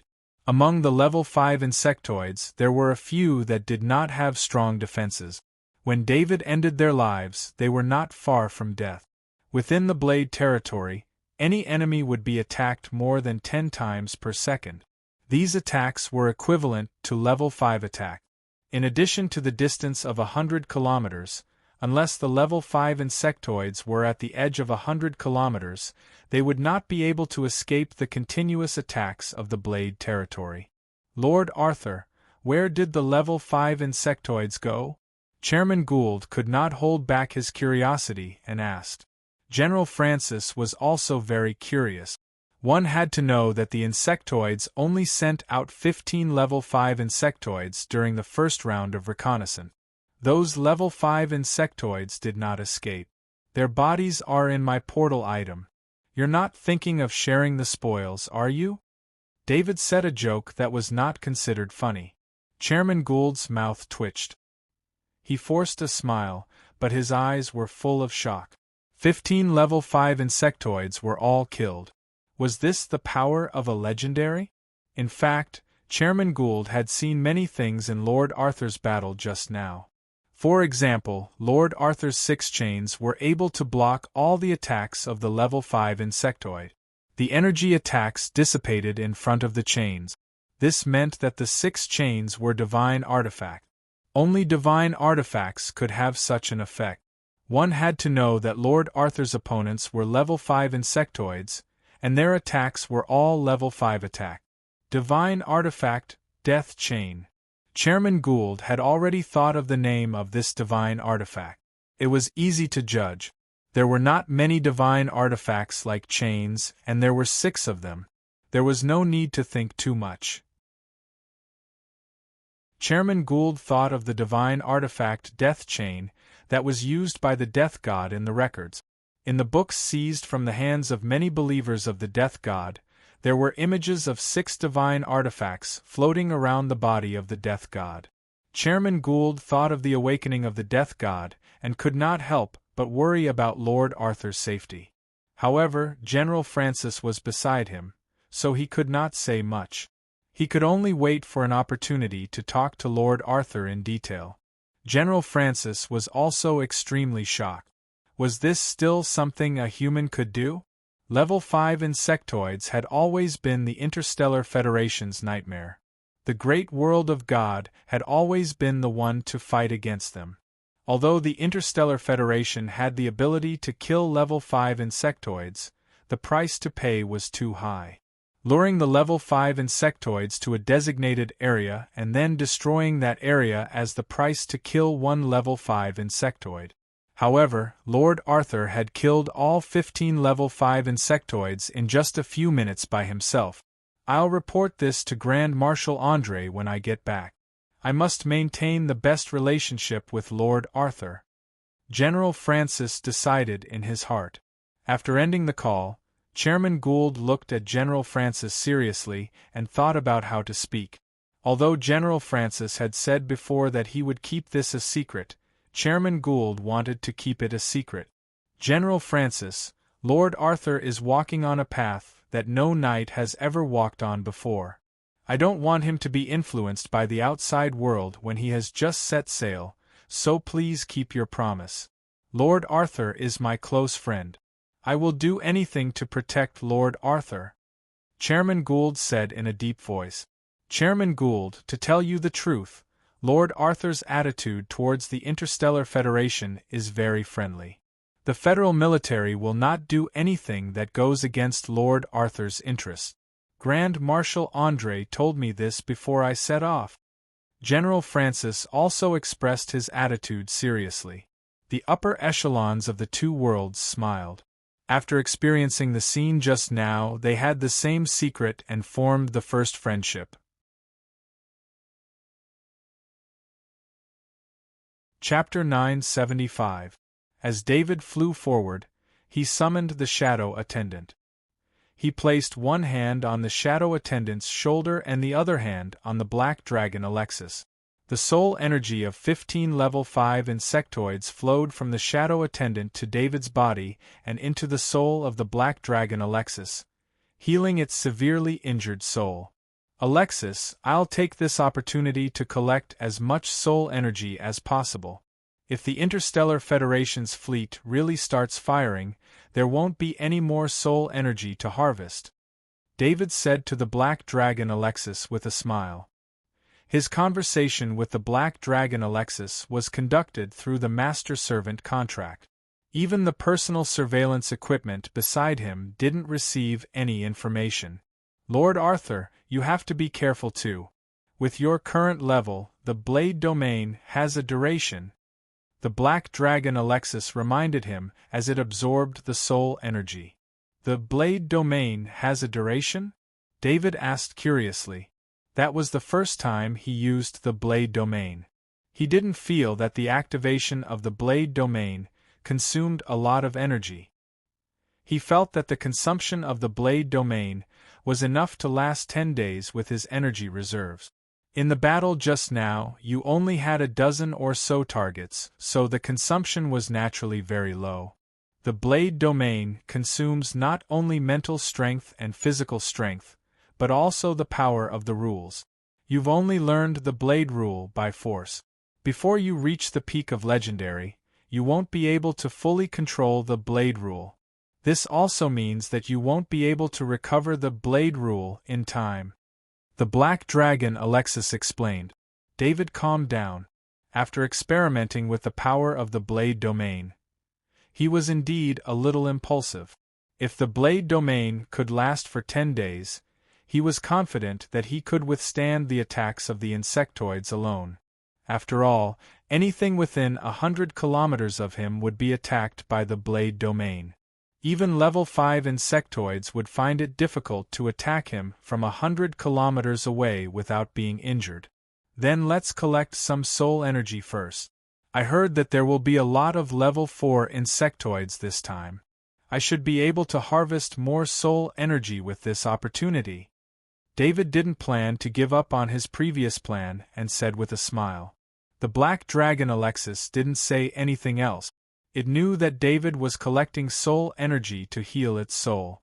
As David's status in the great world of God became higher and higher, his enemies also became fewer and fewer. Naturally, there weren't many opportunities to harvest soul energy. David wasn't trying so hard to obtain soul energy for himself.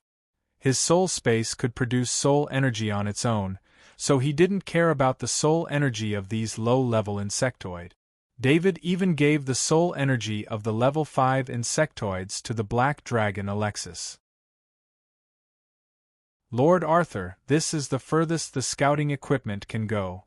Any further, and your bracelet will lose contact with the headquarters. General Francis' voice came from David's bracelet. I understand, David replied. He patted the silver pterosaur and let it activate invisibility on its own. He continued to fly forward. The invisibility of the silver pterosaur didn't affect the individual scouting equipment on it. As long as there were no insectoids that could see through the invisibility, it was still very safe. David left the silver pterosaur. The divine weapon dark shadow on his body separated from his back. A pair of white energy wings extended out, and his speed suddenly increased. He didn't have to worry about exposing this pair of white energy wings. He even had a few divine weapons on him. The divine weapon Dark Shadow, that everyone knew, and the divine weapon Reaper's Chain, that he revealed in the battle just now, were all more powerful than this pair of white energy wings.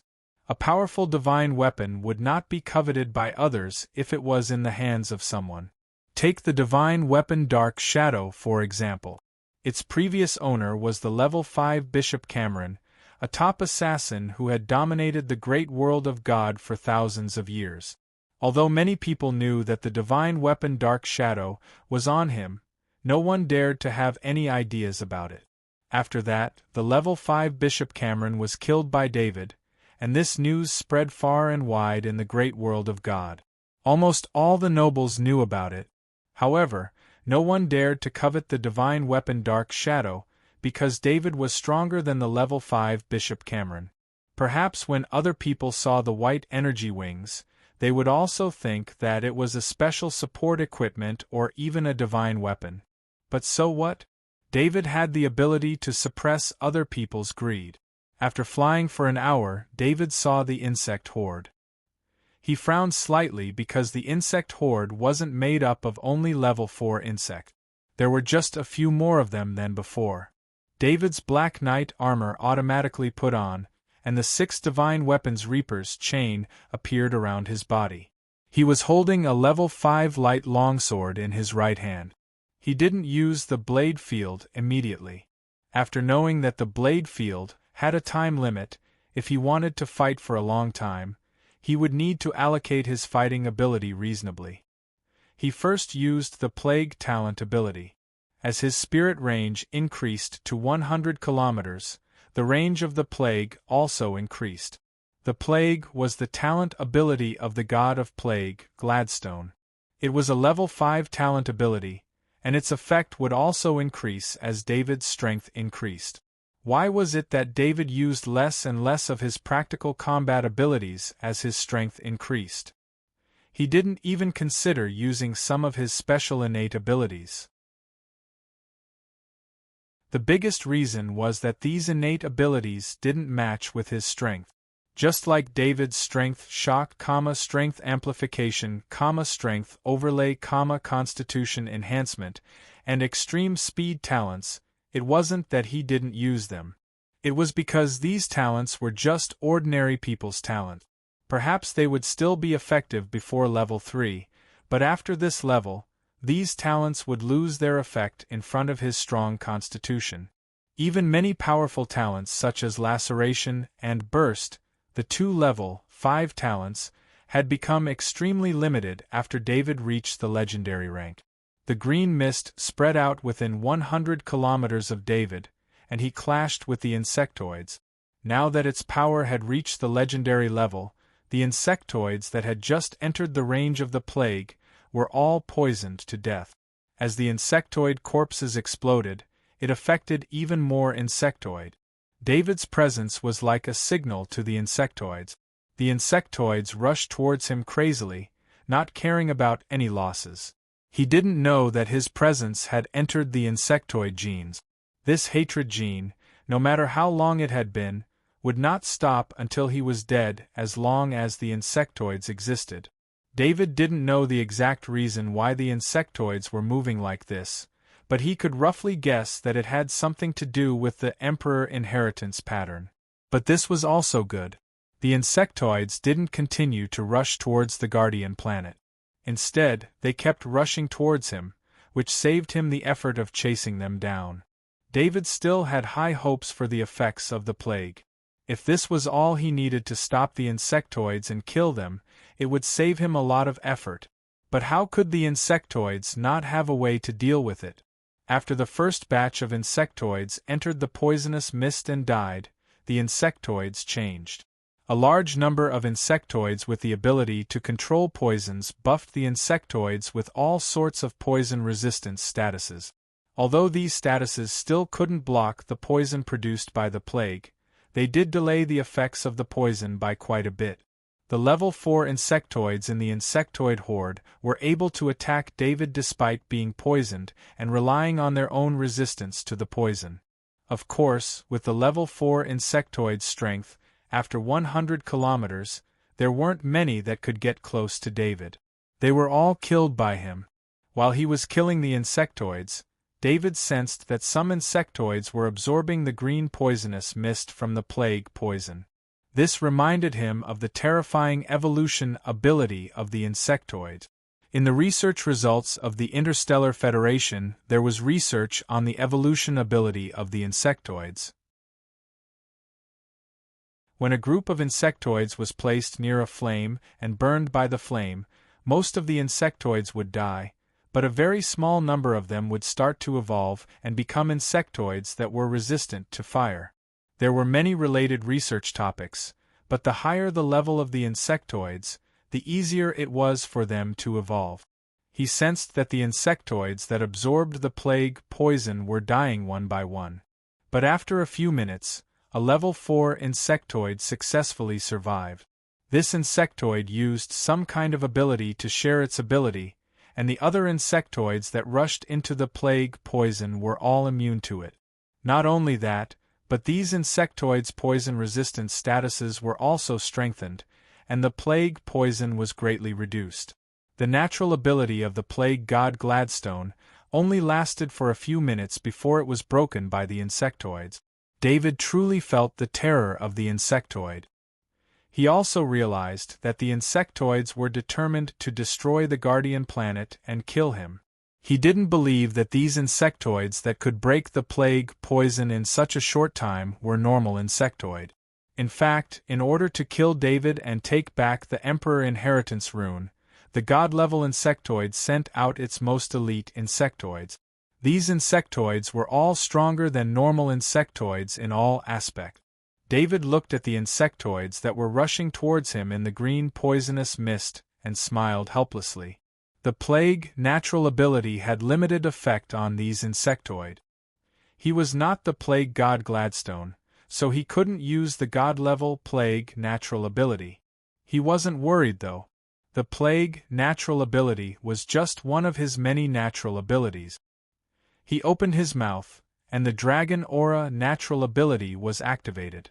As the dragon roar spread out, invisible sound waves swept through the insectoid horde. All sorts of effects such as shock, suppress, and destroy appeared on every insectoid in the insectoid horde. The weaker ones exploded right away, and the stronger ones could only barely hold on. They couldn't attack David within the range of the dragon roar at all. The insectoid horde also reacted quickly. Thousands of insectoids with the sound wave natural ability also launched sound wave attacks towards David. However, their attack range was not on the same level as David's. A distance of 100 kilometers was too far for most insectoid. However, it was clear that these insectoids with the sound wave natural ability were not attacking David. Instead, they were using their own sound wave attacks to counter David's dragon roar. These insectoids are crazy. They think they can counter the dragon roar with this method. The black dragon Alexis, who was helping the shadow attendant attract the souls from afar, clearly looked down on these insectoids. In the eyes of the black dragon Alexis, although the dragon roar was not the most powerful attack of the giant dragons, it was a very representative attack of the giant dragons. It didn't think that these lowly insectoids could counter the dragon roar natural ability of the giant dragons, not to mention that David had the dragon aura natural ability added to the dragon roar. However, after the insectoids with the sound wave natural ability died one after another, one with the sound wave natural ability finally survived. When David was about to kill it, it had already finished uploading the method to counter the dragon roar to the insectoids. The next batch of insectoids that rushed into the range of David's dragon roar had a strange barrier added to their bodies. This barrier was added by the insectoids behind them, and this barrier had a strange vibration frequency. David suddenly realized that the effect of his dragon roar was reduced by several times. Of course, this was because his dragon roar was used on a range of 100 kilometers. If he only used it on one direction, even with this strange barrier, the insectoids would not be able to resist his dragon roar. David didn't know if the Interstellar Federation and the great world of God really knew how terrifying the insectoids' evolutionary ability was. This was because the evolutionary ability that the insectoids were showing now was far beyond the limits of the Interstellar Federation's research result. The insectoids could actually continuously adapt to the natural ability of the battlefield in the process of battle. David could still understand why the insectoids adapted to the plague at the beginning. This was because the insectoids were probably the true experts when it came to poison research. However, the dragon roar was different. The dragon roar was the natural ability of the giant dragons, and the insectoids only used a short amount of time to find a way to counter it. This was unbelievable. Damned insect, how is this possible? Alexis the Black Dragon was also stunned. He muttered in a tone that sounded like he was cursing at the same time. The god-level insectoids had invested their true resources into this battle for the Emperor-level inheritance rune. A race that could rule the entire world had a lot more power than what it looked like on the surface. The insectoids that were sent this time were also incomparable to the previous ones. Chapter 976. David's wristband had always been recording. At first, he only wanted to borrow the Federation's camera function to study the species of the insectoids. In this war, the insectoids had thrown in many insectoids that had never been recorded before. However, he didn't expect to record the insectoids' amazing evolution ability. David activated the Blade Domain, a legendary rank innate ability, while contemplating whether or not to publicize the contents of this recording. He believed that he must have discovered something incredible. If the insectoids displayed this kind of evolution ability on planet Battlestar, then the great world of God and the Interstellar Federation would definitely record it. David was a genius researcher in the Interstellar Federation, so he had access to much more information than normal people. Not to mention, his position in the great world of God was even more respected. Almost all information regarding the insectoids was not kept secret from him. The records of the insectoids' evolution ability weren't this terrifying, and the ability to quickly transmit the evolved ability back was even more unbelievable. David believed that the insectoids had a special way of transmitting information. This wasn't like what he thought before, where the insectoids could transmit simple information from a long distance. The information on how to counter Plague's innate ability and counter Dragon's Roar's ability would definitely not be short, and this discovery would also break the two worlds' understanding of the insectoid world. When the Blade Domain appeared, David felt the insectoid tide stop for a moment, and then he felt the anger from the insectoid tide. David was very familiar with this anger. It was the same anger that the insectoid god had expressed to him in the portal. It was clear that when the Blade Domain appeared, the Bug Clan god level was sure of one thing, and that was that David, this human, had really taken the inheritance rune that belonged to the Bug Clan god level for his own use. Furthermore, David, a human, had used the Emperor inheritance rune to raise his strength to the legend rank, which was why he had the legend rank talent Blade Domain. Of course, it was still a mystery as to how a human like David could obtain the Blade Territory talent ability. It should be known that even non-Blade Mantis Zergs would find it difficult to obtain the Blade Territory talent ability after obtaining the Godly Zerg inheritance rune. However, the insectoid god level didn't think that much. It only wanted to kill David and take back the inheritance rune. The Bug Clan god level didn't dare to tell the Queen Mother and the other Bug Clan god level about the inheritance rune. It knew very well that once the other god level found out about this, it would be impossible for the inheritance rune to return to its side without a master to recognize it. Therefore, the bug tribe god level would rather send out their own elite subordinates than let the bug tribes of other factions interfere. Even though the god-level bug tribe knew that David could use the Emperor Inheritance rune to absorb the power of faith from the bug tribe that entered the great world of God, they didn't leak this information to the other god-level bug tribe members. This was because no matter what, David was only a human, and the strongest was only the legendary rank. There was still a chance for him to be killed and take back the Inheritance rune. However, as long as the other god-level bug tribe members found out about this, the god-level bug tribe members who had lost the Inheritance rune would have no hope of getting it back. Even if there was only a sliver of a chance, the god-level bug tribe wouldn't want to give up. The ability David had used before could only be considered a special ability. The blade territory he used was a pure offensive ability. The reason why the god-level bug tribe valued the blade territory so much and would add the blade territory to the god-level bug tribe's inheritance rune and pass it on to their descendants was because the blade territory was an area attack. It was also because the blade territory was an absolute law attack that could only be blocked and not broken. No matter how strong the poison was, one could produce antibodies or find a way to detoxify it. No matter how terrifying the sound waves were, one could find the frequency of the waves to defend against it.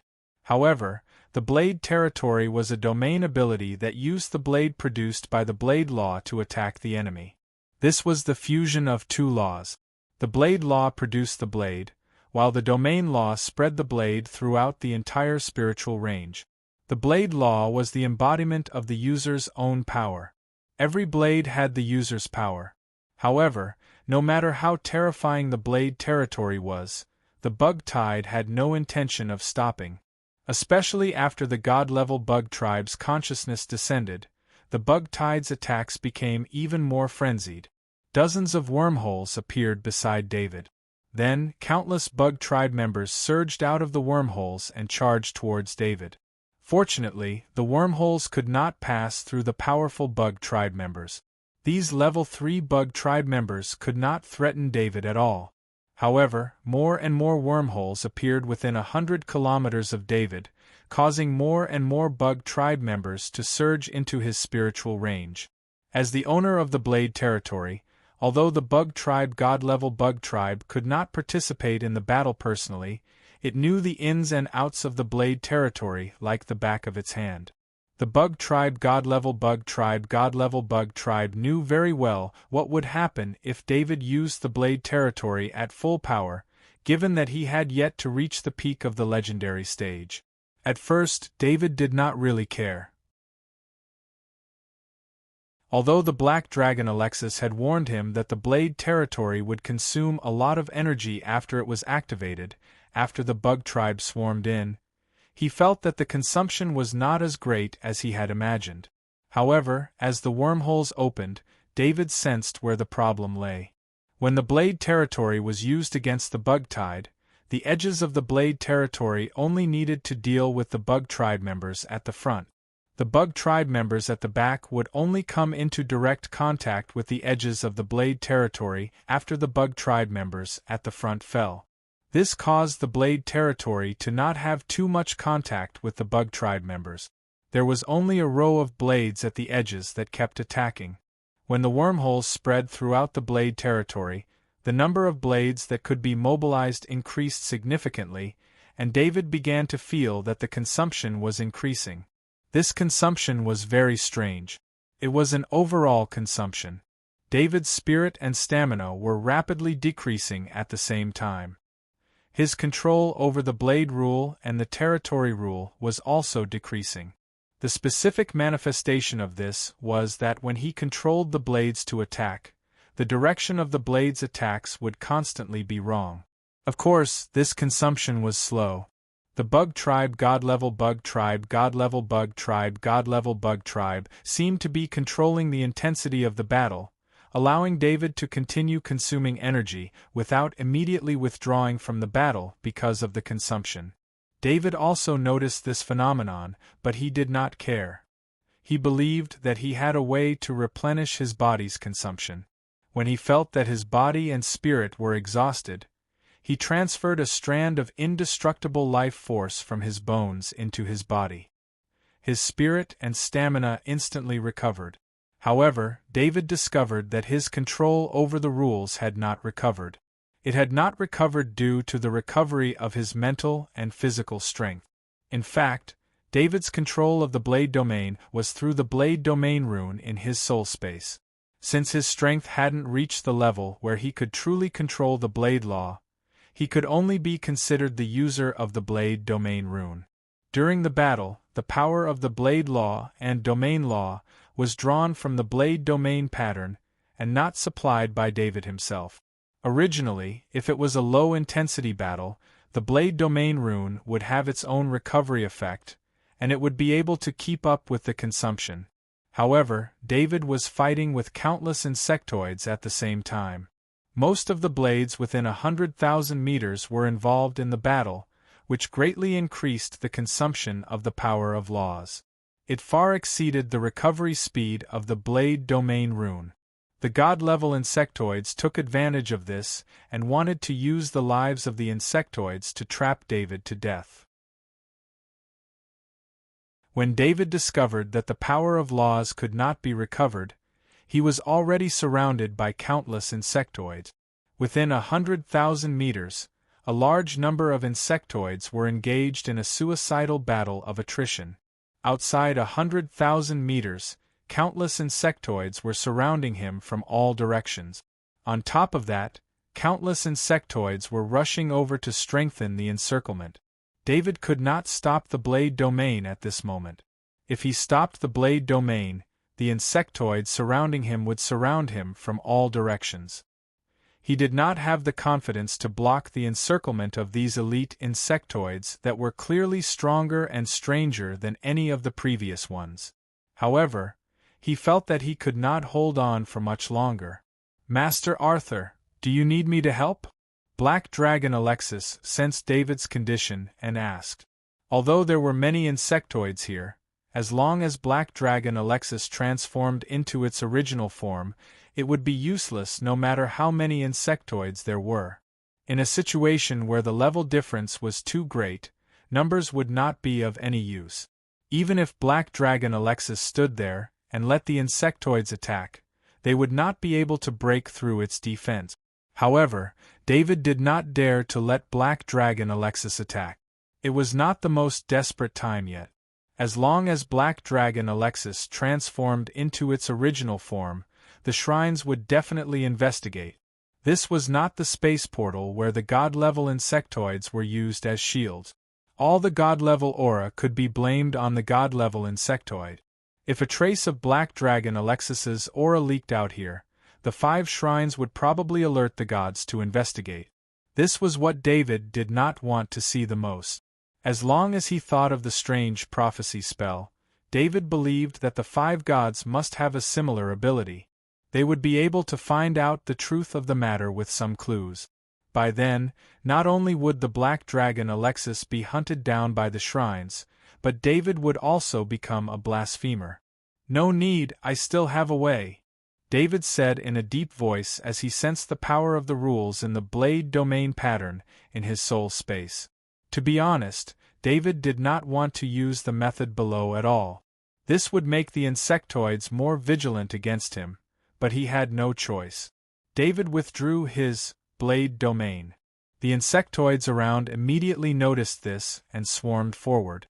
David had a faint sneer on his face. He moved his mind, and the figure of the Blade Mantis King appeared. Then a new blade domain appeared. Although this new blade domain was only 8,000 meters long, it was much stronger than David's blade domain. After all, the Blade Mantis King was at the peak of the legendary rank, and the blade law was the innate ability of the Blade Mantis King. "Let's go!" David jumped on the back of the Blade Mantis King, and the Blade Mantis King flew back in the direction it came from.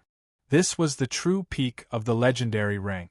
Its speed was naturally faster than any other insectoid. The Blade Mantis King rushed out a bloody path with a radius of 8,000 meters. Any insectoid that came close would be crushed.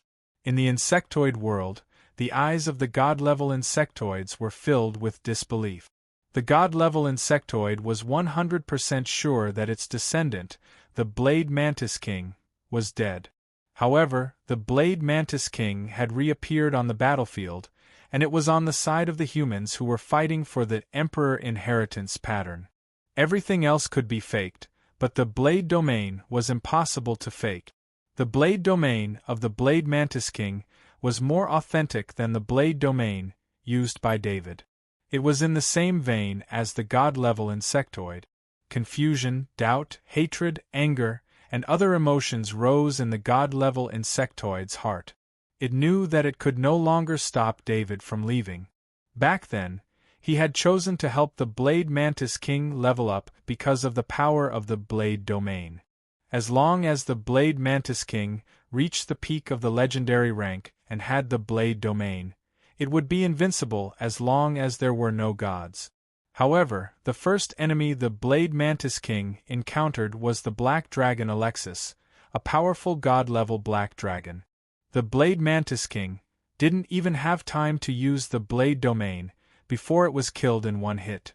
Now that the Blade Mantis King was on David's side, it was impossible to rely on the Blade Mantis King to trap David. With the strength of the Blade Mantis King and the Blade Domain at full power, it would have no problem holding out for a few days. With that much time, the Blade Mantis King would have already escaped with David.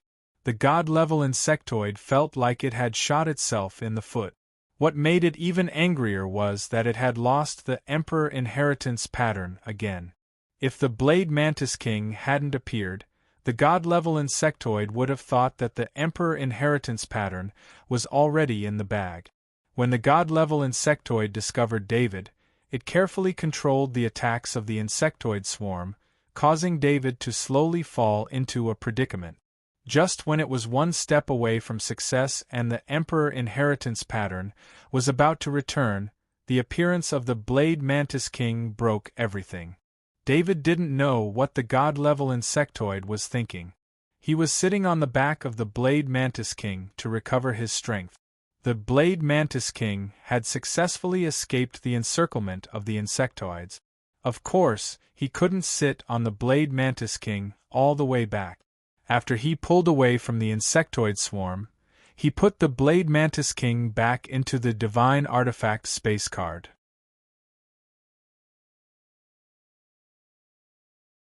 Chapter 977. David flew back to a position 10,000 meters away from the fleet and returned to the back of the silver-winged dragon. He did not continue to run. Admiral Francis, requesting fire support. David said to Admiral Francis through his bracelet. When he requested fire support from Admiral Francis, David had a strange feeling.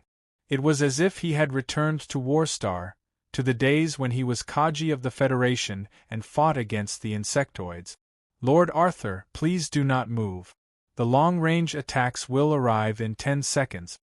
Admiral Francis, who had been observing the situation through the surveillance equipment, replied. The surveillance equipment showed that a dense swarm of red dots was rapidly moving in the distance. From the surveillance equipment left behind, it could be determined that the insectoid tide had arrived 6 hours ago. It went without saying that Lord Arthur had been holding back the insectoid tide by himself. 6 hours was not to be underestimated. 6 hours was enough for the Federation to expand the surveillance equipment to a range of 6,000 meters. David counted down the time in his mind. When 10 seconds were up, beams of light shot out from behind him, blasting toward the insectoid tide that was rapidly approaching him. He sat on the back of the silver-winged dragon, and in front of him was a single reconnaissance device.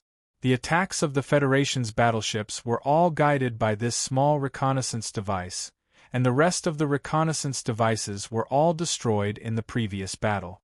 The longer David stayed here, the longer the Federation warships would be able to attack for.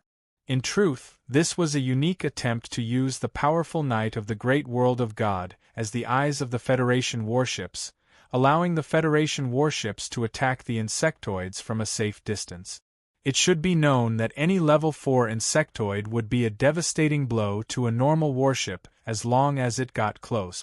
Once a level 4 insectoid got close to the warship, the only way for the fleet to deal with it was to sacrifice the warship. The Federation warships could not engage in close combat with powerful insectoids, especially not allowing the insectoid tide to get close to the fleet. That would bring disaster to the Federation fleet. David was not afraid of the terrifying beams of light coming from behind him. He could clearly sense that none of these beams would hit him. Of course, that was not the reason for his confidence. He would not place his safety in the hands of the warship's calculations, even though the probability of the warship's AI system making a mistake was very low. David's confidence came from his defense. His legendary ranked physique, the divine weapon Shadow of Shadows, and the double protection of the Black Knight's armor, all of which made him unafraid of the main cannon's energy beams. Even if the AI system made a mistake and listed him as a target, he could rely on his powerful sense of danger to avoid the attack of the long-range main cannon. To David, a legendary who had mastered the speed precept, every beam of energy from the main cannon was clear and predictable. The insectoid tide was chasing after David. They were completely crazy. The god-level insectoid's consciousness did not care about the cost. In fact, in the battle just now, David did not rely on the Black Dragon Alexis. He only relied on the legendary ranked Blade Mantis King to escape. He really had to thank himself for killing the 15 level 5 insectoids first. This time, the insectoids had sent out 30 level 5 insectoid. 15 were guarding the portal, and the other 15 were scattered among the insectoid tide. In the battle to kill David, there were no more than 5 level 5 insectoids near the battlefield. This made it so that the level 5 insectoids could not cause too much harm to David, and they could not block the impact of the Blade Mantis King. The warship's main cannon's attack collided with the insectoid tide. The terrifying energy beam directly vaporized a few insectoids that came into contact with it.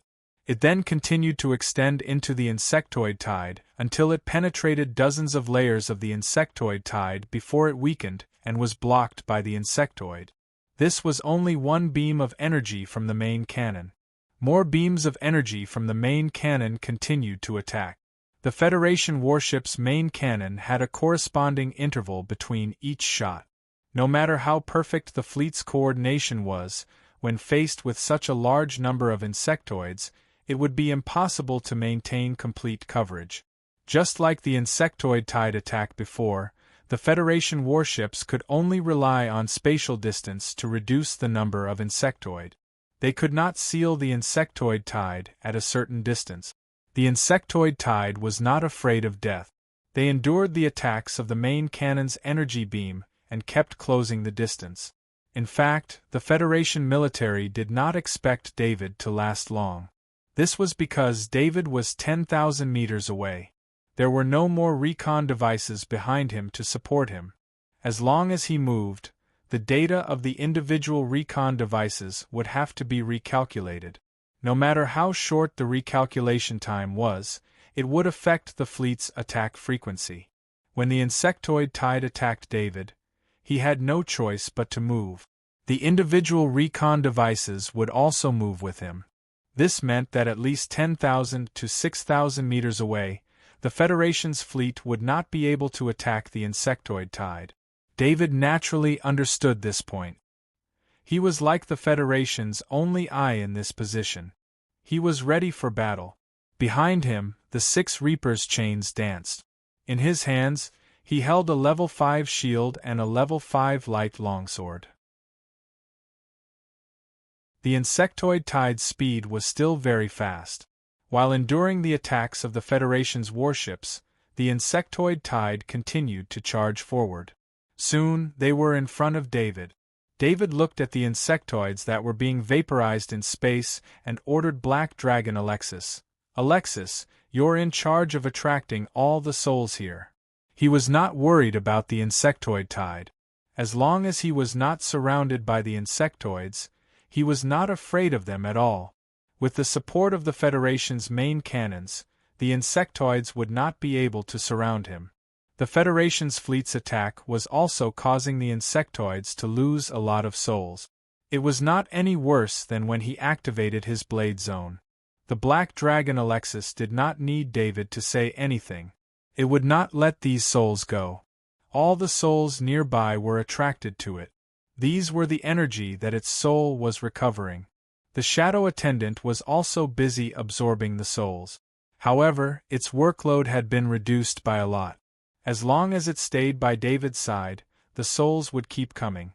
Lord Arthur, if you can't hold them off, retreat immediately. We have more than 50 Knight Templar here. It's enough to form a line of defense. Chairman Gould looked at the raging insectoid tide and advised.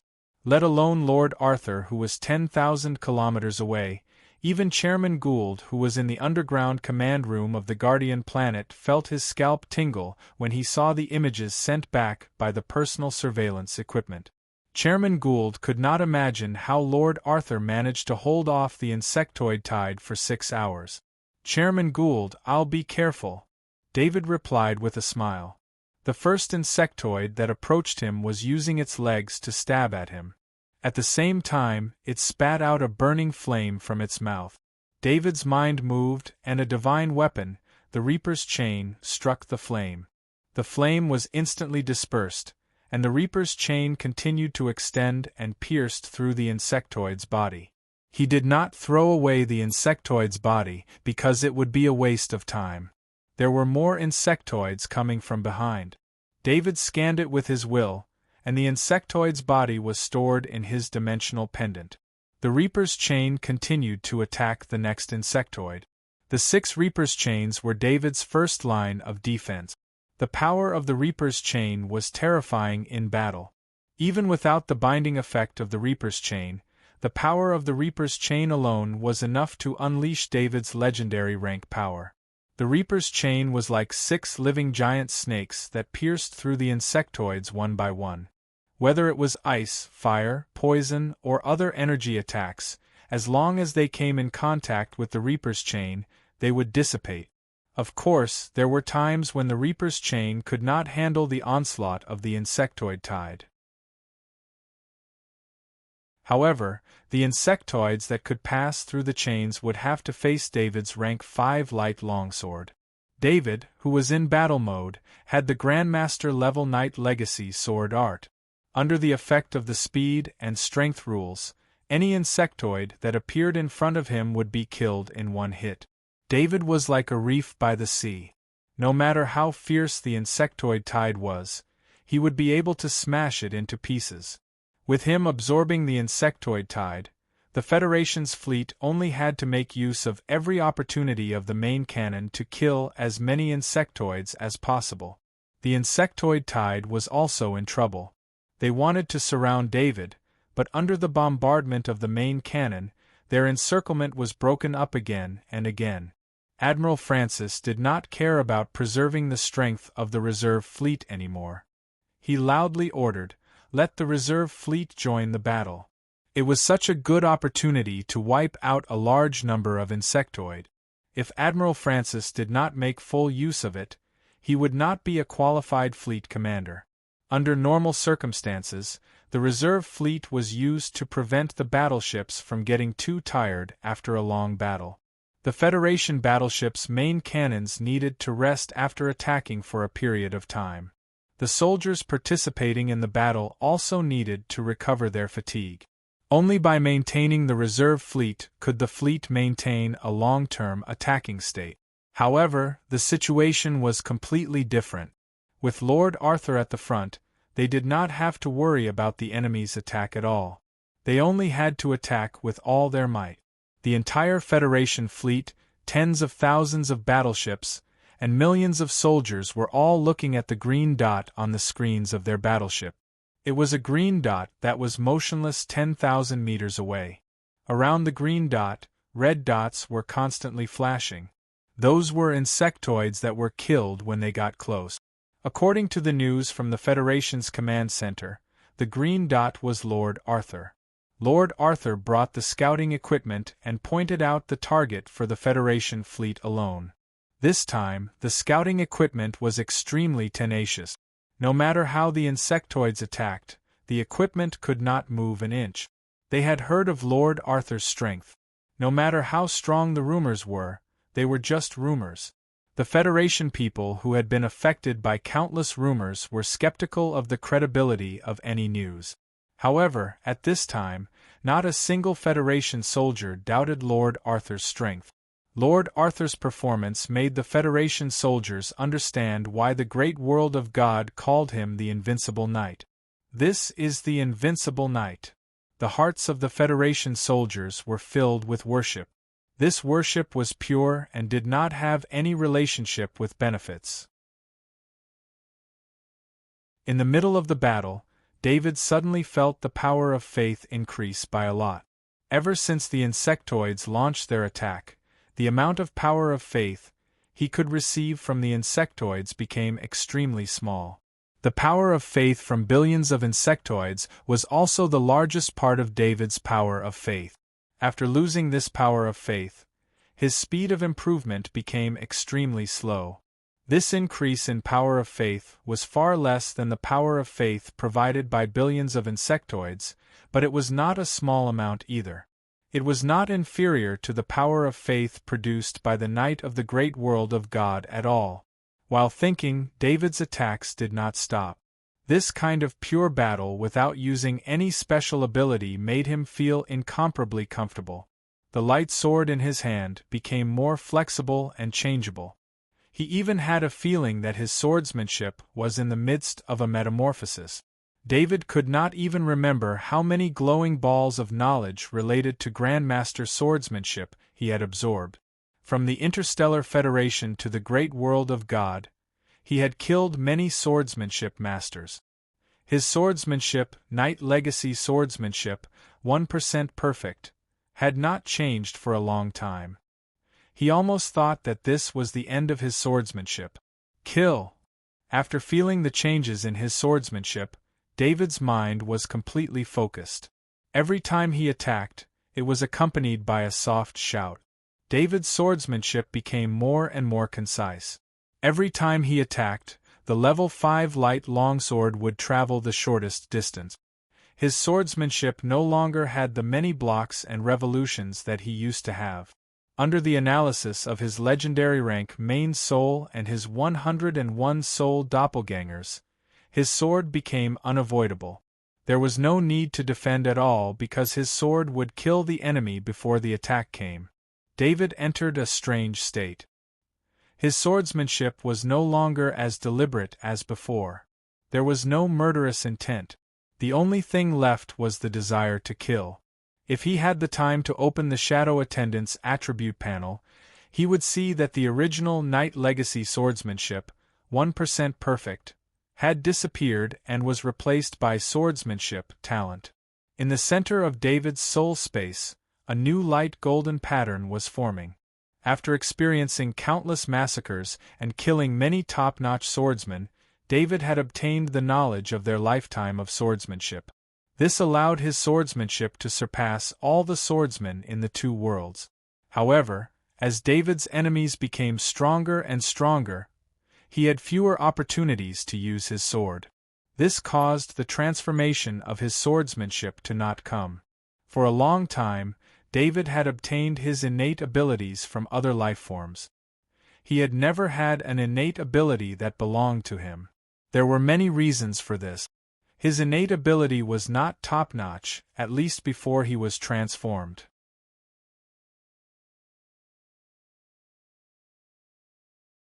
Chapter 978. David truly felt the change in his swordsmanship. He didn't need to think. He only needed to choose his target enemy, and the target enemy was within his attack range. What happened next seemed to be natural. The level 5 light longsword was extended, and the enemy was dead. He woke up from his trance. He glanced at his bracelet and realized that an hour had passed. But David didn't feel the passage of time. He couldn't help but be shocked. He had unconsciously used his sword for an hour to block the Zerg's attack. In his dimension pendant there were a large number of Zerg corpses. There were 6 Zerg corpses that were killed by the Reaper's chains. The rest were killed by his sword. Alexis, what happened to me? David asked Black Dragon Alexis when he didn't understand something. Lord Arthur, you must have realized a talent ability. Black Dragon Alexis replied with uncertainty. For example, David's performance just now, as well as David's current strength, the phenomenon of enlightenment was the manifestation of an innate ability. Black Dragon Alexis didn't understand what kind of talent ability would awaken at such a time. David heard Black Dragon Alexis's reminder and quickly entered his soul dimension. He was very familiar with the center of the soul dimension. He would be the first to notice any changes. A new light gold pattern floated in the air. It was a talent energy pattern, and it was a very high-level one. David's mind came into contact with the talent ability pattern. He immediately felt the effect of the talent ability pattern. He didn't know how to describe his feelings. He finally had his first talent ability. It wasn't a result of his hard work, or rather, it wasn't a result of his hard work. This talent ability was the swordsmanship talent. It wasn't a talent potential. It was a swordsmanship talent pattern. According to the rules of the world, as long as David activated the swordsmanship talent pattern, his sword would be a swordsmanship with the power of the rules. Unless the opponent had the ability to dodge the rules, his sword would be a surekill sword. The swordsmanship talent wasn't a result of David's hard work. The foundation of the swordsmanship talent was obtained by absorbing the swordsmanship knowledge orbs. Of course, if he didn't summarize and integrate the swordsmanship knowledge orbs, the swordsmanship talent pattern wouldn't have been formed. Activating the swordsmanship talent pattern didn't consume any energy. David could always maintain the swordsmanship talent pattern state. This could almost be called the strongest close combat talent. Only now did he have the feeling that he deserved the title of Invincible Knight. The shrines of the great world of God bestowed the title of Invincible Knight to David. David also felt that he could be called invincible among knights. However, he didn't rely on his knight's battle power to achieve this. From today onwards, David felt that the title of Invincible Knight was a good match for him. He could suppress all knights with just his swordsmanship alone. Your judgment is correct. I've obtained a swordsmanship talent pattern. As long as the opponent can't defend against the rules, they won't be able to block my sword. David didn't have anyone else to share his joy with. He could only tell Black Dragon Alexis. You mean, you've turned your sword into a talent pattern? Black Dragon Alexis asked in disbelief. Yes, my swordsmanship has become a talent. David didn't mind Black Dragon Alexis's tone. He thought that he had many talents. It was normal to have one more. Black Dragon Alexis looked at David speechlessly. David still hadn't realized the importance of the swordsmanship talent pattern. As a human, the strongest attack was the weapon in their hand. A knight's weapon would be a sword. It was similar to the dragon claws of the giant dragons. However, there had never been a giant dragon who could turn a dragon claw attack into a talent pattern. Talent runes that were comprehended by oneself would grow along with one's own growth. Although David's current swordsmanship could only deal with legendary-level opponents, when he reached the demigod level, he might even be able to kill the demigod in a single strike if the demigod was close enough to him. Not to mention, when he reached the celestial rank, David would have a sharp enough sword. Under the right distance, the power of his swordsmanship talent pattern would be enough to defeat a celestial. Black Dragon Alexis thought for a moment and suggested, Lord Arthur, you should collect more books related to swordsmanship in the future to strengthen your knowledge in this area. The swordsmanship talent pattern has great potential. You must pay attention to it. When David heard Black Dragon Alexis's words, he was stunned. With the Black Dragon Alexis's strength, the swordsmanship talent pattern had great potential. He had no choice but to pay attention to it. Black Dragon Alexis continued to explain, "Your talent pattern is mostly extracted from the souls absorbed by the shadow attendant. This talent pattern is very easy to obtain, but it is very difficult to improve it. Your swordsmanship talent pattern is formed by yourself. It will continue to improve along with your strength. Moreover, your swordsmanship talent pattern is a close combat talent pattern.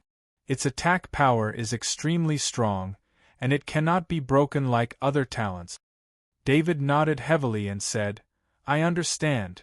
David thought of the same talent pattern. It was a low-level talent pattern on a low-level Zerg, but a high-level talent pattern on a high-level Zerg. So this was the real reason. In fact, other than people like David who had many talents pattern, the other geniuses who had talents pattern would have at most 1 or 2 talents pattern. They specialized in 1 or 2 talents pattern. Naturally, when they increased their strength, their talents pattern would also increase correspondingly. David's innate ability was obtained by swallowing everything in one go. Most of the time, he only knew how to use them but not how to use them. This caused his innate ability to remain at the level it was at when he obtained it.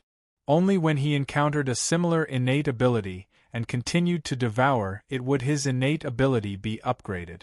This swordsmanship pattern was obtained after he digested and absorbed all the swordsmanship patterns that he had learned. After going through this tough battle, he finally obtained this swordsmanship pattern. Although David had been talking to Black Dragon Alexis through the Master Servant contract, the level 5 light longsword in his hand never stopped. After activating the swordsmanship pattern, every time he swung his sword, he would kill an Zerg within range. Especially since he had reached the legendary rank. His Black Dragon power could also be expanded outwards through the longsword, forming a 5-meter long sword light. However, his sword light was different from the white light of the true bloodline power. It was a colorless and transparent force. The 5-meter long colorless and transparent sword light increased David's attack range, and also allowed him to unleash his swordsmanship pattern. 2 hours passed, and David still did not take a step back. No matter how the Zerg attacked, they were all blocked by him. In these few hours, the Zergs had suffered huge losses. As more Zergs arrived, the Zergs in the airspace around David became denser and denser. The Interstellar Federation's main cannons were saturated with attack. Every attack would vaporize more Zergs than before. Therefore, in just a few hours, the number of Zergs that were killed was over 100 million. David also noticed the appearance of many level 5 Zergs within the range of his spirit. He felt a little strange. Why did these level 5 Zergs only appear now? It should be known that from the beginning of the Zerg tide until now, many level 5 Zergs had launched multiple attacks, but it was as if the level 5 Zergs had disappeared. He was on high alert. Although he was stronger than the level 5 Zergs in this Zerg tide, any mistake could be fatal. Just as David was thinking, a thick bolt of lightning came from a lightning Zerg king in the distance. He was very experienced in dealing with this kind of lightning attack. The level 5 shield in his left hand lightly blocked the lightning attack, and the remaining power was absorbed by the lightning pattern in his soul space. "Be careful," Black Dragon Alexis warned. David waved the level 5 light longsword in his right hand. The lightning Zerg king in the distance also disappeared when it released the thick bolt of lightning. It merged with the thick bolt of lightning and instantly appeared in front of David. David was very familiar with this strange movement method. His lightning body had the same effect. However, the lightning Zerg king's talent ability was stronger. After merging with the lightning, it still had the ability to attack. However, because of this, the lightning Zerg king lost part of its ability to resist attacks after transforming into lightning. David's level 5 light longsword in his right hand used the sword skill talent to attack. This sword exceeded the range of a physical attack and reached the level of a law attack. David's sword pierced into the thick bolt of lightning. The longsword passed through the space barrier and went straight into the lightning Zerg King's body, accurately piercing its heart. Before David could put away the lightning Zerg King's corpse, another 5 level 5 Zergs took the opportunity to approach him while he was fighting the lightning Zerg King. The 6 Reaper's chains were mainly used to lock down the weaker insectoid. This way they could block as many insectoids as possible. The stronger insectoids would be allowed to get close, and David would kill them with his sword. The 5 level 5 Zergs also took this opportunity to get close to David. "Alexis, help me block too," David ordered through the Master Servant contract. Against level 5 Zergs, Black Dragon Alexis suppressed to the peak of level 5. Blocking 2 level 5 Zergs was not a problem. David was not worried about the Black Dragon Alexis's strength. He was not worried that the 2 level 5 Zergs would be a threat to him. He retrieved the level 5 light longsword in his hand from the lightning Zerg King's heart and stabbed another level 5 Zerg. The level 5 Zerg wanted to block, but the sword's skill talent was not that easy to block. The transparent sword ray pierced the level 5 Zerg's body and broke its heart. The rank 5 shield in David's left hand blocked another rank 5 insectoid's attack with a shield bash. He used the rule of strength to heavily injure the rank 5 insectoid and send it flying. As the rank 5 insectoid was sent flying, it smashed through the insectoids 100 meters behind it. In the blink of an eye, there was only one level 5 insectoid left in front of him. This was a crawling armored insectoid king, a level 5 insectoid with heavy armor and a strong defense talent. David chose to attack the crawling armored Zerg King last because the crawling armored Zerg King's attack power was not enough. Of course, he would choose to get rid of the one with strong attack power first. Just as he thrust out his sword again, a small figure crawled out of the Beetle King's 20-meter-long body.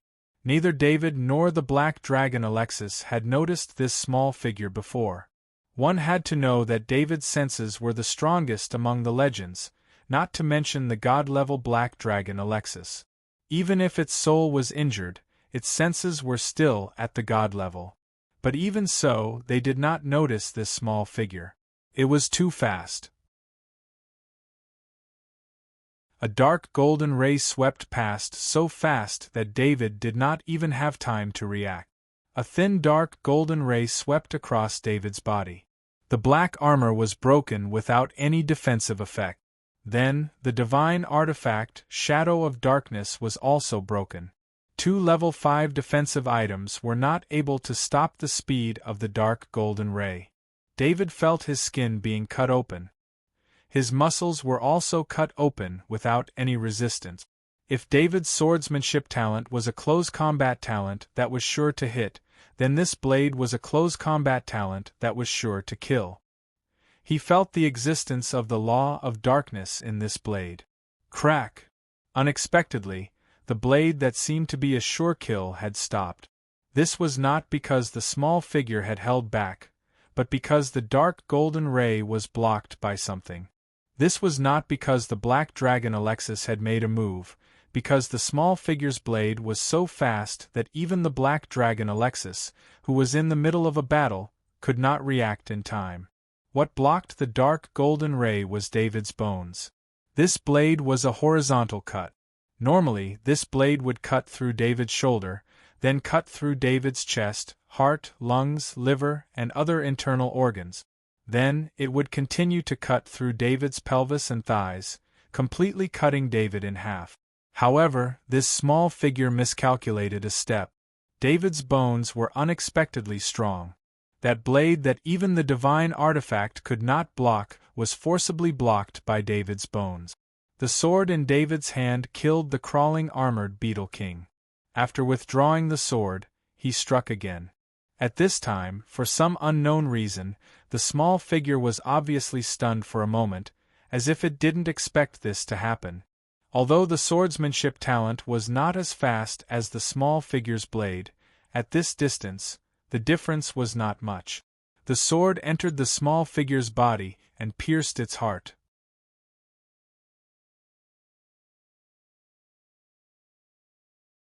Chapter 979. Lord Arthur! Black Dragon Alexis roared, and an invisible ripple spread out, shaking all the nearby insectoids. Only the main cannons of the Federation battleships 10,000 kilometers away were unaffected, and the insectoids' souls were either shattered or damaged by this roar. Black Dragon Alexis' roar was mixed with a dragon's roar. Even if it suppressed its power to the peak of rank 5, the dragon's roar it used was still extremely terrifying. This was space, and the dragon's roar was far beyond the detection range of individual detection equipment. In the Federation Command Center, General Francis and Chairman Gould only saw that Lord Arthur was injured, and the insectoids all stopped moving. "I'm fine." David smiled bitterly as he waved his hand at Black Dragon Alexis. David's gaze fell on the corpse on his sword. He was very familiar with this insectoid, and what made him speechless was that he had almost died at the hands of the same insectoid last time. Of course, this insectoid was much more powerful than the one he had encountered last time. It was an assassin mantis. David had an assassin mantis puppet in his summoning ring, but it was only at level 4. The assassin mantis he killed with his light longsword was a legendary level arachnid. After recognizing the legendary ranked assassin mantis, David wasn't surprised that he was heavily injured. Back on Warstar, the rank 5 insectoids had the habit of raising assassin mantises. The assassin mantis was a mutated species of mantis. Unlike normal insectoids, the assassin mantis would not increase in size as its rank increased. This weakness might be fatal to other insectoids, because without a large body, there would be a huge flaw in both strength and defense. Insectoids would increase in size as their strength increased, and this was the right choice for evolution.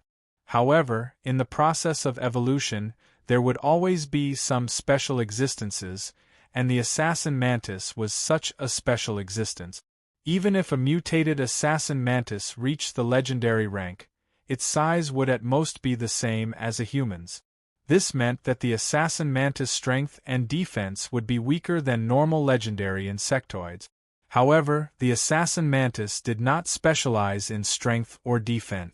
What it excelled in was its unparalleled speed and the 2 blades it carried with it. The most frightening thing about the assassin mantis was that it could charge up for an attack. It could restrain all of its aura and charge up the 2 blades, and when it was unleashed, it would be almost invincible. David scanned with his mind, and the assassin mantis was put into his spatial pendant. The wounds on his body were also being healed by the undying life force. The wound looked big, but it wasn't too serious. In his heart, David rejoiced that the legendary ranked assassin mantis had not used a stab, but a sweep instead. Although both attacks were fatal, the consequences were definitely different. If it had been a stab, although his heart had fused with the heart of God, he would not have been able to survive. Of course, the assassin mantis's blades determined that the strongest attack it could use was a sweep. It could cut through the enemy's body in one blow, and it was definitely fatal. However, the assassin mantis had encountered a special existence like David. David's bones were not ordinary bones, and even the bones of gods were not as hard as his bones. If the legendary ranked assassin mantis had used a stabbing attack, it would have been possible to avoid David's bones and stab into David's heart.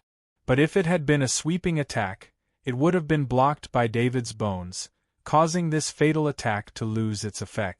On the other side of the portal, the insectoid god sensed that the assassin it had sent out had been killed, and a sense of helplessness rose in its heart. It was not easy to cultivate this assassin mantis king. The bug tribe's god tier was originally from the Blade Mantis clan, so it naturally knew about all the mutated assassin mantis that had appeared in the clan. However, it was not easy for an assassin mantis king to be noticed by an insectoid god. Even an assassin mantis king with the potential of a level 5 assassin was not noticed by the insectoid god. This was because a level 5 insectoid was nothing to an insectoid god, so there was no need to spend so much effort to cultivate it.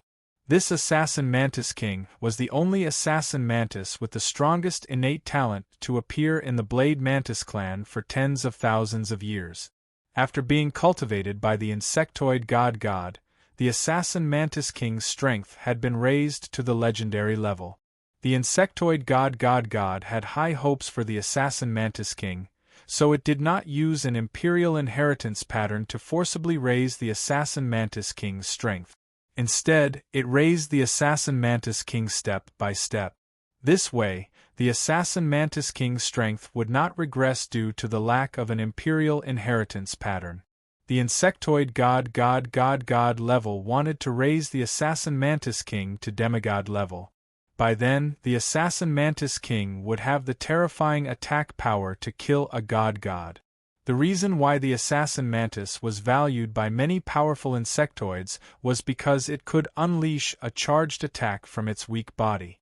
The power of this charged attack could increase the attack of the assassin mantis by one level. Just like David's assassin mantis puppet, if given the chance, it could deliver a fatal blow to a level 5 beginner. The god-class Zerg were determined to kill David, so they sent the assassin mantis king. With the assassin mantis king's demigod-level attack, and the assassin mantis king's stealth skills, there was no way David could have survived if David hadn't been on guard. However, they did not expect that they would still fail in the end. The key was that the Zerg god level did not figure out where they had failed. The Bug Tribe god level understood that they had lost this opportunity. They would not be able to threaten David for the time being. The Bug Tribe horde that was swarming towards the Guardian planet stopped near the space portal. The Bug Tribe that was swarming into the great world of God stopped near the space portal and waited for new orders from the Bug Tribe god level. As for the Bug Tribe horde that had already launched an attack, the Bug Tribe god level did not care about the Bug Tribe's losses. Sir Arthur, I'm sorry. It was my mistake. I almost let you. Black Dragon Alexis landed on David's shoulder and apologized to David through the master-servant contract. Alexis, this has nothing to do with you.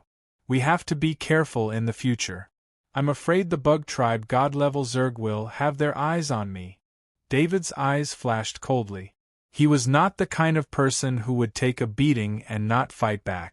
If the other party was not a god, David would have already wanted to find trouble with him. Let's see how much soul energy can help your soul recover. If it doesn't work, we'll go to the space portal and kill more bugs. Your soul must recover as soon as possible, David said in a deep voice. David knew that although his strength had increased rapidly, it was impossible for him to fight against a Bug Tribe god-level Zerg in a short period of time. His only hope was the Black Dragon Alexis. As long as there was enough soul energy, Black Dragon Alexis would be able to recover its soul and regain its true god-level combat power. The Bug Tribe's invasion was an opportunity to obtain a large amount of soul energy. Otherwise, David would not be able to kill humans to obtain soul energy. I'll find that despicable bug and kill it, Black Dragon Alexis said through gritted teeth. The Black Dragon Alexis had protected David in close combat and even caused David to be in mortal danger. This was a great insult to him. After accepting David as his master, the Black Dragon Alexis and David's relationship became that of a teacher and a friend after living and fighting together for a long time. Even David had become a Black Dragon with the help of the Black Dragon Alexis. In this world without giant dragons, David was the only Black Dragon Alexis of the same race. No matter what the reason was, the Black Dragon Alexis would not tolerate anyone hurting David. Lord Arthur, retreat and treat your injuries first. Chairman Gould's voice was transmitted into David's ears through the vibration of his ID bracelet. I'll return right away. David did not refuse. He was severely injured just now and could not hold on any longer. Although his injuries were almost healed, he could not show it too obviously. The existence of the immortal life force was one of the important secrets that David did not dare to reveal. Lord Arthur, this is your escape route. Retreat according to this route. Admiral Francis sent a star map over. David opened the star map and saw the route marked on it. At this time, the energy beam of the main cannon behind them had obviously doubled, and the bug tide was reduced by half in an instant. David knew that this was the last cover of the Federation fleet. He patted the silver pterosaur lightly, and the silver pterosaur activated its move in a flash, talent ability and disappeared with him. After losing the pair of eyes of the single soldier scouting device, the Interstellar Federation fleet immediately stopped their super long-range main cannon attack. Without the help of scouting devices, this type of super long-range attack was not very effective and could even accidentally injure their allies. Without any obstruction, the bug tide scattered into a loose formation and chased after David. In terms of speed, few of the insectoids in the insectoid tide could match the silver pterodactyl. Even if there were a few that could pass through space or approach at an even faster speed, they would still be killed by the divine weapon, the Reaper chain. Their attacks could not even slow down the speed of the silver pterosaur. The distance between David and the bug tide was getting further and further. From 10,000 kilometers onward, the bug tide was no longer attacked by the Federation fleet's long-range main cannon. This greatly increased the speed of the bug tide. 9,000 kilometers, 8,000 kilometers, 7,000 kilometers, all the way to 6,000 kilometers. David was retreating according to the route that Francis had given him. When the bug tide was close to 6,000 kilometers, beams of main cannon energy beams passed by David and shot towards the bug tide behind him. David carefully controlled his speed to maintain the distance between him and the bug tide at a distance where the black dragon Alexis could draw the souls of the dead bug tribe over. In the past, he was not in such a rush to heal the soul injury of the black dragon Alexis.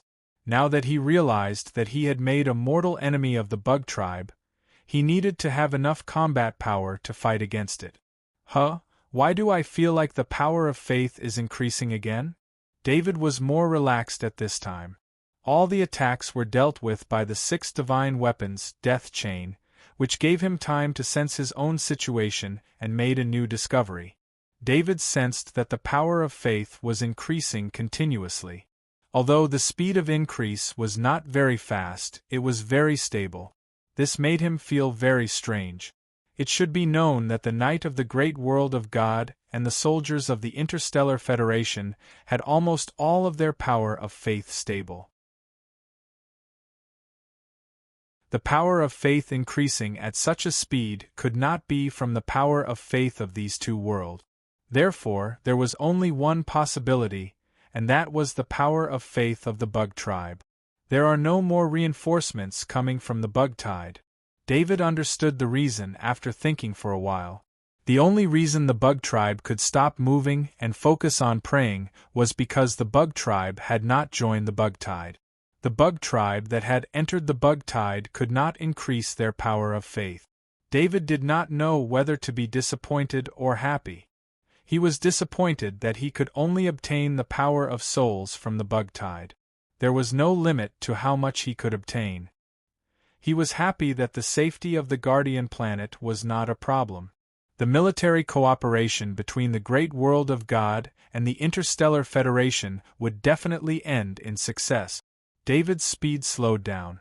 Francis and Chairman Gould in the Federation Command Center were very worried. They thought that David was slowed down because he was injured. Since David was running away, the two of them did not dare to disturb him. The bug tide this time was very powerful. Starting from 6,000 meters, the speed of the bug tide was clearly much faster than the previous one. All Knight of the Holy Temple, enter the designated defense area and prepare for battle. Chairman Gould looked at the bug tide that was constantly advancing and ordered through the communication circle. 52 Level 5 Knight of the Holy Temple were highlighted on the command screen in the Federation Command Center. The green dots that represented them flew towards the front of the fleet and set up the last line of defense 5,000 meters away from the fleet. Compared to the confident David, Francis and Chairman Gould were not confident at all. Lord Arthur's injury and the bug tide's increase in strength made the two commanders re-evaluate the situation on the battlefield. David retreated while observing the bug tide. The number of bug tides was terrifying. From the beginning until now, he and the Federation fleet had killed at least a few 100 million bug tribes. However, the bug tide was still huge and did not seem to decrease at all. If he was not sure that there were no more reinforcements, he would be worried about the bug tide's impact. When they were 1,000 meters away, the Interstellar Federation fleet's early warning ships could clearly scan the bug tide. They did not need to rely on scanners anymore.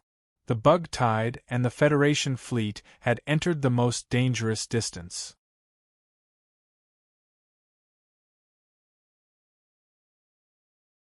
Chapter 980. A distance of 1,000 meters was not considered long for the Zerg tide. The Zerg tide itself had the effect of enveloping the Zerg tide. Even the Zerg tribe that usually flew slowly would be forced to speed up in the Zerg tide. In space, the Interstellar Federation fleet had no way to retreat. Their mission was to defend the Guardian planet. If they retreated, not only would they be giving up the Guardian planet, but they would also be giving up the border of the great world of God. If the Guardian planet was lost, it would become a stronghold for the Zerg tribe. A new Zerg tribe would reproduce there. Through the Guardian planet, the Zerg tribe would be able to threaten the Warstar space defense line. Once the Doomsday defense line formed by the 10 artificial planets was lost, the Interstellar Federation would lose their most important defense line. By then, it would no longer be a matter of the safety of the great world of God. The Interstellar Federation's war zone would also be embroiled in this war. Admiral Francis was very clear about this point. He continuously issued orders on the command screen. Within the Federation's battleships, the ear-piercing alarm made every Federation soldier tense up. Space fighters flew out one after another, especially a few aircraft carriers. The number of space fighters that flew out was incalculable. David was in the middle of the battlefield. He saw a battlefield that he had never seen before. Behind him, the Zerg tide was using their lives to deplete the energy of their main cannons. They were charging forward rapidly. In front of him, groups of space fighters were rapidly approaching. David's position was about 600 meters away from the Federation fleet. The first group of space fighters flew up to 600 meters. He could clearly see the Federation soldiers and the space fighters that were approaching him. The Federation soldiers saluted him. This was a salute to a hero.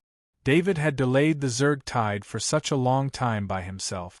He had depleted a large amount of the Zerg tribe's strength. David performed a knight's salute as he flew. His gaze was fixed on the missiles mounted under the space fighters. At a distance of 600 meters, all the space fighters shot out their missiles. The missiles carried a trail of flames as they flew towards the Zerg tide. The space fighter turned around and returned. Soon after, the second batch of space fighters arrived and continued their attack. The Zerg tide also had long-range attacks. Missiles were disintegrated in midair by various types of energy attacks such as lightning, fire, and frost. Some of the long-range attacks also landed on the space fighters. As long as these space fighters with weak defense were hit by the Zerg's long-range attack, the result would be an immediate explosion. However, the terror of the Federation army was truly displayed at this moment. The discipline of the Federation army was something that the great world of God could not compare to. In the eyes of the great world of God's night, these Federation soldiers were just ordinary people. However, they relied on advanced weapons to launch attacks that were far beyond imagination. Death couldn't stop the space fighters from carrying out their mission. Even though they knew that the distance of the bombs was dangerous, they still sacrificed their lives to launch attacks again and again in order to stop the Zerg tide. Although many of the missiles were destroyed by the insectoid's long-range attacks, even more missiles fell into the insectoid horde. The Krypton crystal powder bomb, that was banned by the Federation, became the main weapon in this war. Every Krypton crystal powder bomb could directly destroy the weak Zergs within a few thousand meters. Of course, the Federation did not intend to use the Krypton Crystal Powder Bomb to stop the Zerg tide. The purpose of the Krypton Crystal Powder Bomb was to eliminate the low-level Zergs from the Zerg tide. The scariest part of the Zerg tide was the number. Once the number of Zergs was reduced, the threat of the Zerg tide would be reduced by a lot. Batch after batch of space fighters flew out as if there was an endless stream of them. However, David knew that the space fighters' attacks would not be able to maintain this level of saturation. Not to mention the destroyed space fighters, the returning space fighters also needed time to reload their missiles. The time needed to reload and return was not enough for the attacks to be continuous. The speed of the Zerg tide decreased slightly, but it continued to push forward. Every time the Zerg tide pushed forward, the Zergs and the Interstellar Federation would suffer huge casualties.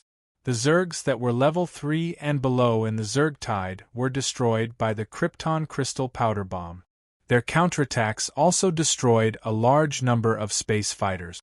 Many of the space fighters only managed to launch their missiles before they were hit by the Zerg's long-range attack. David did not interfere in the battle. He needed to maintain his respect for the Interstellar Federation and the Federation soldiers in the space fighters. This was the Federation's way of fighting. It was the same on Warstar. The Federation was able to become an ally of the great world of God. Although the power of space weapons was very important, the Federation's discipline of not fearing sacrifice was also very important. On Warstar, the Federation's Kaji had used his life to block the Zerg's attacks in battle after battle. They were weaker than the Zergs, but they were able to repel the Zergs that outnumbered them by more than 10 times. The number of space fighters decreased, and the returning space fighters did not continue to return to the battlefield. When they were 300 kilometers away, all of the Federation's warships fired their missiles. In a short period of time, countless missiles flew out from the Federation's fleet. In David's vision, he even felt that half of the space was covered by missiles. This was the limit of space warfare that humans could achieve. At this distance, there was no longer a need for space fighters to attack. The warship's missiles could launch even more ferocious attack.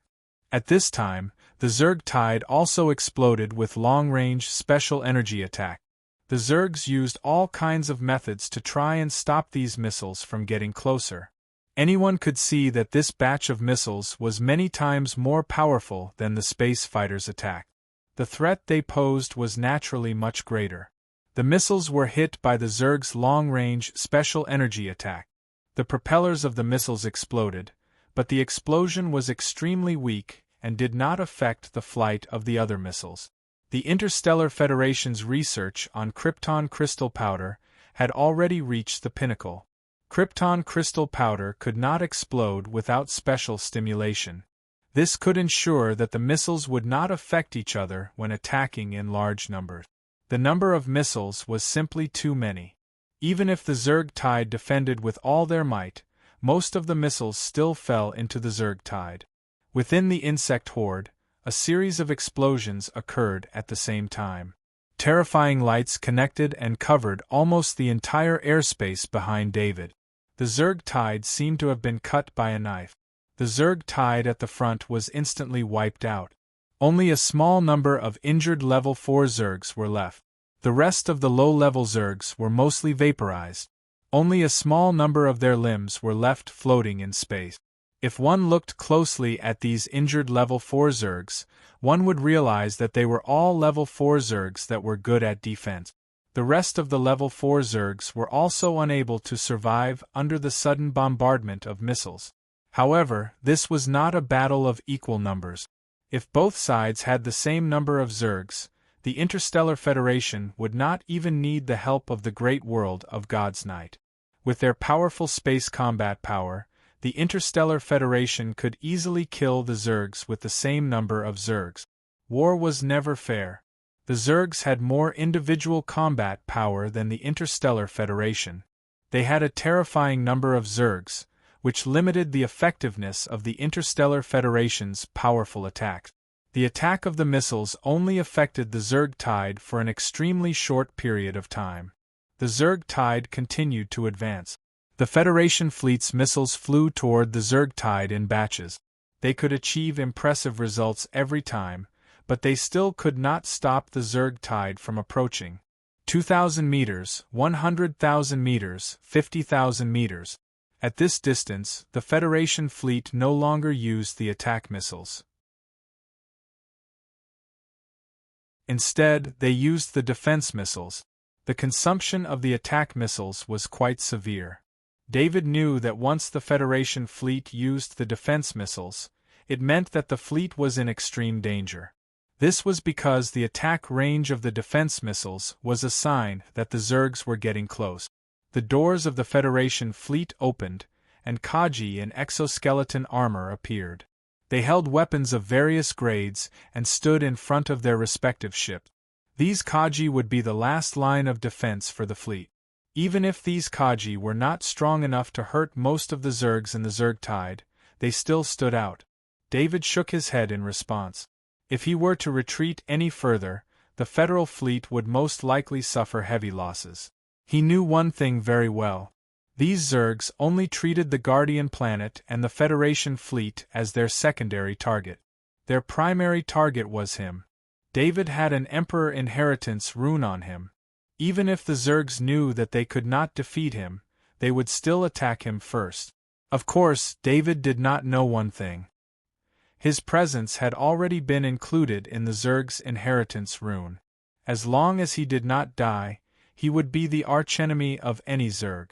David was 10 kilometers away from the Federation fleet. From this position, he could already see the 52 level 5 Temple Knight. "My knight, fight with me." David used the remaining bloodline power in his Sea of Consciousness and shouted at the 13 level 5 Temple Knights 5 kilometers away. In space, the bloodline power allowed his voice to spread out. Even the Kaji behind him could hear David's voice. "Fight!" The 13 Temple Knights of the 5th rank shouted loudly, and under the surging power of their bloodline, the people who heard them felt their blood boiling. Before the other level 5 Temple Knights could react, the 13 level 5 Temple Knights under Lord Arthur, whether it was Lord Harlow or other Temple Knights, all rushed toward David without hesitation. The 13 level 5 Temple Knights and David formed a small night battle formation. David did not want the other Temple Knights to participate. Because of his own reasons, if the other Temple Knights joined this night battle formation, it would affect his control of the night battle formation. It must be known that David's main body did not have bloodline power, but the 13 level 5 Temple Knights who joined the night battle formation were all his clones. He could naturally use their bloodline power at will.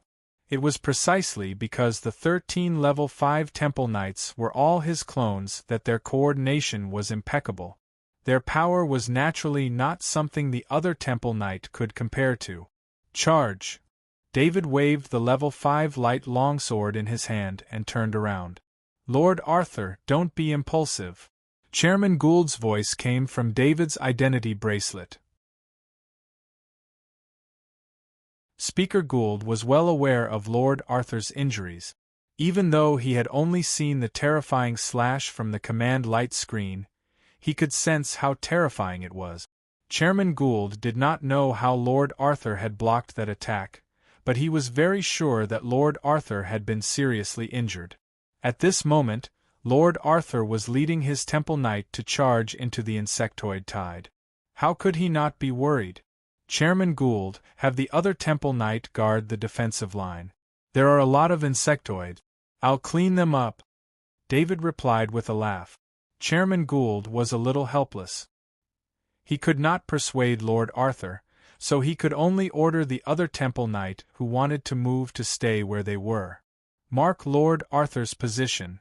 I don't want any missiles to hit Lord Arthur." Admiral Francis also ordered the Federation fleet.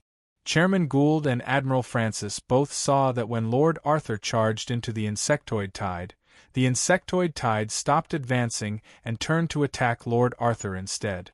At this moment, the two leaders of the two worlds, as well as the Temple Knight and Federation soldiers present, all understood why Lord Arthur had launched the attack.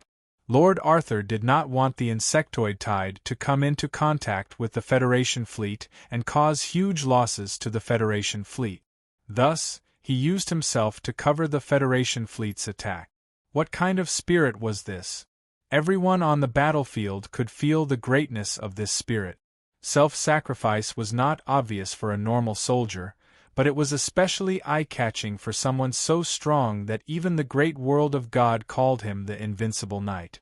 This was not to deny the sacrifice of a normal soldier, but for someone like Lord Arthur, no one could force him to do anything. He did what he wanted to do. Activate the defense system of the Guardian planet. Fire all the stored ammunition. Admiral Francis continued to order. In the past few days, countless defensive weapons had been set up on the Guardian planet. These space-targeted weapons had already covered the insectoid tide within their attack range. Originally, the Interstellar Federation planned to sacrifice some of their ships to stall the insectoid tide and then activate the defense system of the Guardian planet. This was also the worst-case scenario. However, with Lord Arthur's timely intervention, the worst-case scenario did not happen. The Guardian planet was also able to launch a fierce attack in the safest state possible. After the Guardian planet and the Interstellar Federation's supply line were connected, most of the supplies were used to strengthen the Guardian planet's defense. The Interstellar Federation had invested an astronomical amount of military equipment. The ancient Guardian planet had turned into a military fortress for the Federation. All kinds of energy cannons and defense missiles were launched. Under Admiral Francis' orders, the logistics department of the Guardian planet was operating at full capacity, sending all the ammunition in the warehouse to the various defense systems. With the Guardian planet joining the battle, the insectoid tide suffered a lot more damage.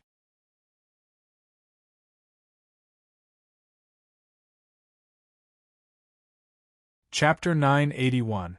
Under David's control, the Level 5 Black Dragon bloodline power, gathered by the 13 Level 5 Temple Knight, was bound into a 20-meter-long white sword light.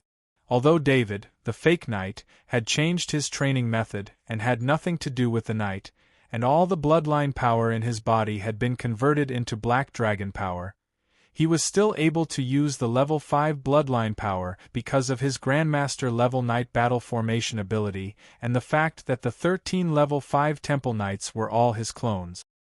He activated his sword technique talent and used himself as the arrowhead of the Knight battle formation to charge into the bug tide.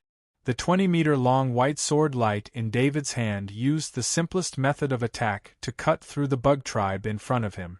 The white sword light was like the most precise scalpel. Every time it moved, it would accurately cut into the bug tribe's vitals. Then, it would leave the dead bug tribe in the shortest distance possible and continue to attack the next bug tribe.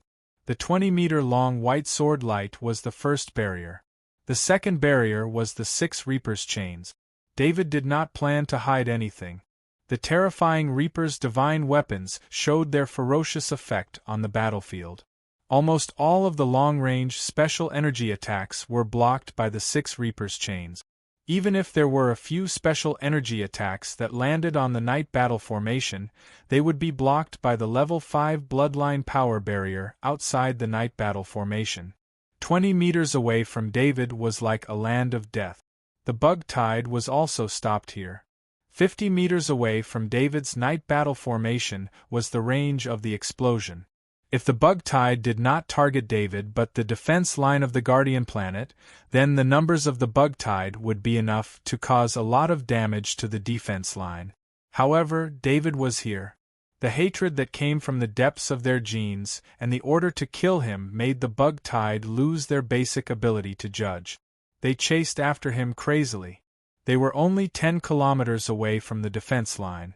Both the Federation fleet and the defense system of the Guardian planet could launch an attack. Main cannons, defensive missiles, laser cannons, Gaussian cannons, and even rapid-fire anti-air cannons could attack the bug horde at this distance.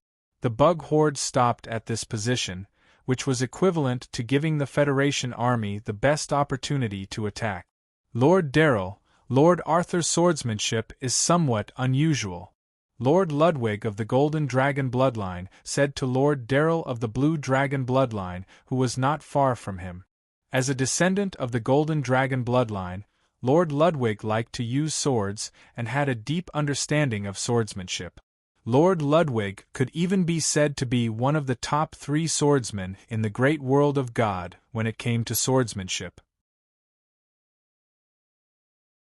However, with his knowledge, he did not think that Lord Arthur was using any kind of swordsmanship. Lord Arthur's swordsmanship was like a child's play. It was extremely casual, but it was often better than the orthodox knight's swordsmanship. I can't judge. It's similar to what you feel. It's a little unusual. Lord Darrell replied in a deep voice. They were all knights who had used swords for nearly 100 years. Their swordsmanship had long reached the peak in their hand. But today, Lord Arthur showed them another realm of swordsmanship. They just felt a little strange at the moment, but they had not realized it yet.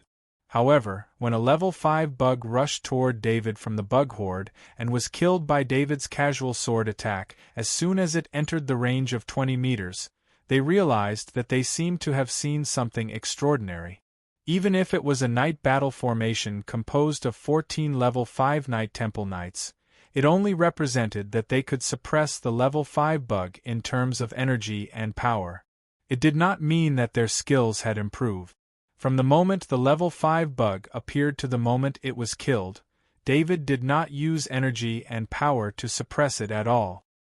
He just used the 20-meter white sword light to stagger the level 5 bug's strongest defense and cut into its heart from its weakest position. The only difference between David's treatment and that of the other bug horde was that after killing the level 5 bug, he threw the corpse into the night battle formation. The Knight Temple Knight in the night battle formation collected the corpse. Do you still remember the sword god from 8,000 years ago? Lord Ludwig asked with a hint of emotion. In the great world of God, it was very difficult to obtain a title, and in this world ruled by gods, it was even rarer to have a title with the word God recognized by the shrines. Sword God was the only knight in the history of the great world of God to have the word God. The shrines and all other knights of the past recognized this title. The story of Sword God was not widely spread in the great world of God. The reason was that he wanted to become a true god and was killed by the shrines for blasphemy. However, in the Hopkinson family and the Fish family, this part of the history was still recorded in detail. The Sword God became a swordsmanship grandmaster at the age of 20. In the following 100 years, this sword god challenged almost all the temple knights. Even some swordsman experts who hadn't become temple knights were challenged by the sword god. He only used swordsmanship in his challenges. During that period of time, he got nicknames such as Sword Madman, Sword Demon, and so on. When Sword God was 150 years old, he disappeared for 10 years. When he reappeared, his swordsmanship was written as a miracle in the records. He slaughtered many bases of evil believers and obtained the title of Sword God from the shrines with great military service. However, the purpose of Sword God slaughtering evil believers was not simple. He just wanted to become a new god. Unfortunately, he did not achieve his goal and was killed by the shrines. The records left behind only existed in the collections of a few top nobles. You mean Lord Arthur has broken through that step? Lord Darrell asked incredulously. However, Lord Darrell quickly figured it out. To be able to kill a level 5 Zerg with a sword, what else could it be other than breaking through the limits of swordsmanship? When the war is over, I will go to Lord Arthur. This may be the only chance in my life to reach that realm. Lord Ludwig said with excitement in his eyes. At this moment, he was no longer the lord of the Golden Dragon bloodline, but a swordsman obsessed with swordsmanship. Lord Darrell did not speak again. His eyes were fixed on Lord Arthur's battle, trying to find out what was different about it. To be honest, David was not under much pressure. Most of the Zerg tide was covered by the artillery fire of the Federation army, greatly reducing the number of Zerg tide that could get close to him. This battle was even easier than the battle at 10,000 meters. At 10,000 meters, the Federation army could only use long-range main artillery. Although the main artillery's energy beam attack was extremely powerful, the number of attacks was limited. At this distance of 10,000 meters from the line of defense, the Federation army could use almost all available weapons. This was a massacre. Speaker Gould looked at the situation on the battlefield and did not let the rest of the Temple Knight participate in the battle. At this time, the battlefield had stabilized. As long as Lord Arthur did not retreat, the Zerg tide would be killed sooner or later. As for letting the rest of the Temple Knight participate in the battle, it would affect the Federation army's attack. At least before Lord Arthur showed fatigue, he would not issue this order. The war ended earlier than expected. During the 10-hour battle, David had maintained an efficient killing effect. The combat skills he showed made every watching Temple Knight feel chilled. In the 10 hours since the beginning of the battle, no Zerg could force David to use the second sword. There were even bets among the Temple Knight on when he would need to use the second sword. Unfortunately, until the end of the battle and the Zerg tide completely disappeared, David still maintained the record of killing every single Zerg with his sword. Whether it was a level 4 Zerg or a level 5 Zerg, whether it was the Zerg with strong defense or the Zerg with special abilities, none of them could escape the 20-meter white sword light. When everyone saw the gap behind the Zerg tide, the seemingly endless Zerg tide finally lost its support. The Federation army and the Knight of the Shrine's world relaxed. Invincible Knight. In the Federation's communication channel, General Francis said in a deep voice, "Invincible." Countless soldiers of the Federation responded through the communication channel. The Interstellar Federation did not believe in gods, but they worshipped heroes. An invincible knight of the great world of God, who had a deep relationship with the Interstellar Federation, was worthy of the Federation soldiers' worship. David stood in space full of blood. His body was clean. With the protection of the level 5 bloodline power of the knight's battle formation, the green blood could not get close to him. The more valuable parts of the insectoid corpses were all stored in his spatial items. Of course, David was most concerned about the amount of soul energy. He had exposed so much of his strength for the sake of soul energy. It was just that he was in space and under the gaze of countless people. He could not check the situation. However, David had a feeling that his harvest this time would not be small. One had to know that there were 5 billion insectoids gathered near the spatial gate. With the addition of the insectoids that joined later, the number would definitely exceed 5 billion. On the flagship of the Federation's fleet, lights flashed rhythmically. This was the Federation's victory signal. Then, all the warships on the battlefield lit up with the same rhythm. "Clean up the battlefield immediately," General Francis ordered. Although the Federation's weapons destroyed a large number of Zerg corpses, there were just too many Zergs this time. The number of corpses left behind was huge. This was especially true for the Zergs killed by Lord Arthur. They were killed in one hit, so the corpses were all intact. According to the loot distribution agreement, the Federation's harvest this time was not small.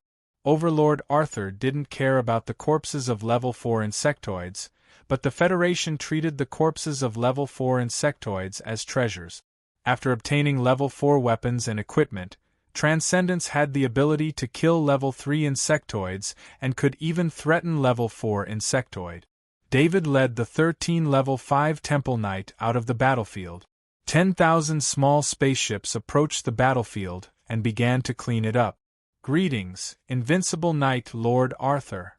When they returned to the side of the Temple Knight, all the Temple Knights saluted David in space and said respectfully. David smiled and saluted back. The 13 Temple Knight behind him also saluted back. After a day of continuous fighting, although David did not show any fatigue, the Temple Knight did not intend to disturb him. They just let him return to the Guardian Planet after saluting him. The 13 Temple Knights remained here, waiting for new orders with the Temple Knight. "Lord Arthur, can I talk to you?" Lord Ludwig caught up with David and asked. David turned around strangely and saw Lord Ludwig and Lord Darrell catching up. "Lord Ludwig, please speak." David stopped flying and said with a smile, "Has your swordsmanship broken through the Grandmaster level?" Lord Ludwig asked directly. When he asked this question, Lord Ludwig looked at David with eyes full of inquiry. He was looking forward to David's answer. In fact, Lord Ludwig's question was very rude. In the great world of God, unless it was a very close friend or apprentice, a knight's combat ability was a secret. Not to mention that this kind of major breakthrough in strength was top secret to everyone. David was also startled. He did not expect Lord Ludwig to ask such a question. Lord Ludwig has no other thoughts. He is just obsessed with swordsmanship. Lord Darrell quickly explained to Lord Ludwig. "Lord Ludwig, you are right. This war has made me realize something about swordsmanship. My swordsmanship has indeed gone up a level." David replied with a smile.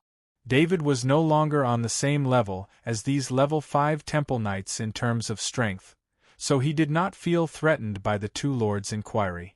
He answered the question based on his own thoughts. With his current strength, there was no need to hide this matter, especially this time's swordsmanship. Improvement was his own improvement. It was his first self-mastered talent ability. With David's confirmation, Lord Ludwig and Lord Darrell's breathing became a little rapid. "Lord Arthur, can you give me some guidance on swordsmanship when you have time? You can ask for any conditions," Lord Ludwig said with a bow. Lord Ludwig could not be blamed for being rash. David's traces were too difficult to find. If he missed this opportunity to meet David, he did not know when he would meet him again. Lord Ludwig did not belong to Speaker Gould's forces. His forces were even comparable to Speaker Gould's forces. This request was more abrupt than asking about David's strength. "When the war is over, you are welcome to visit Gammy. As for swordsmanship, we can discuss it together." David did not refuse. This kind of insistence on certain matters was worthy of his respect. "I will bring all my family's swordsmanship classics to Gammy and listen to your guidance," Lord Ludwig said with a smile and bowed.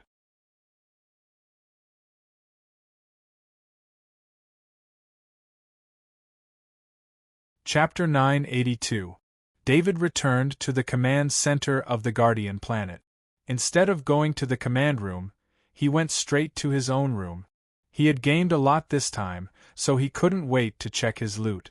However, when David came to his room and saw Chairman Gould standing at the door, he knew that he wouldn't be able to check his loot anytime soon.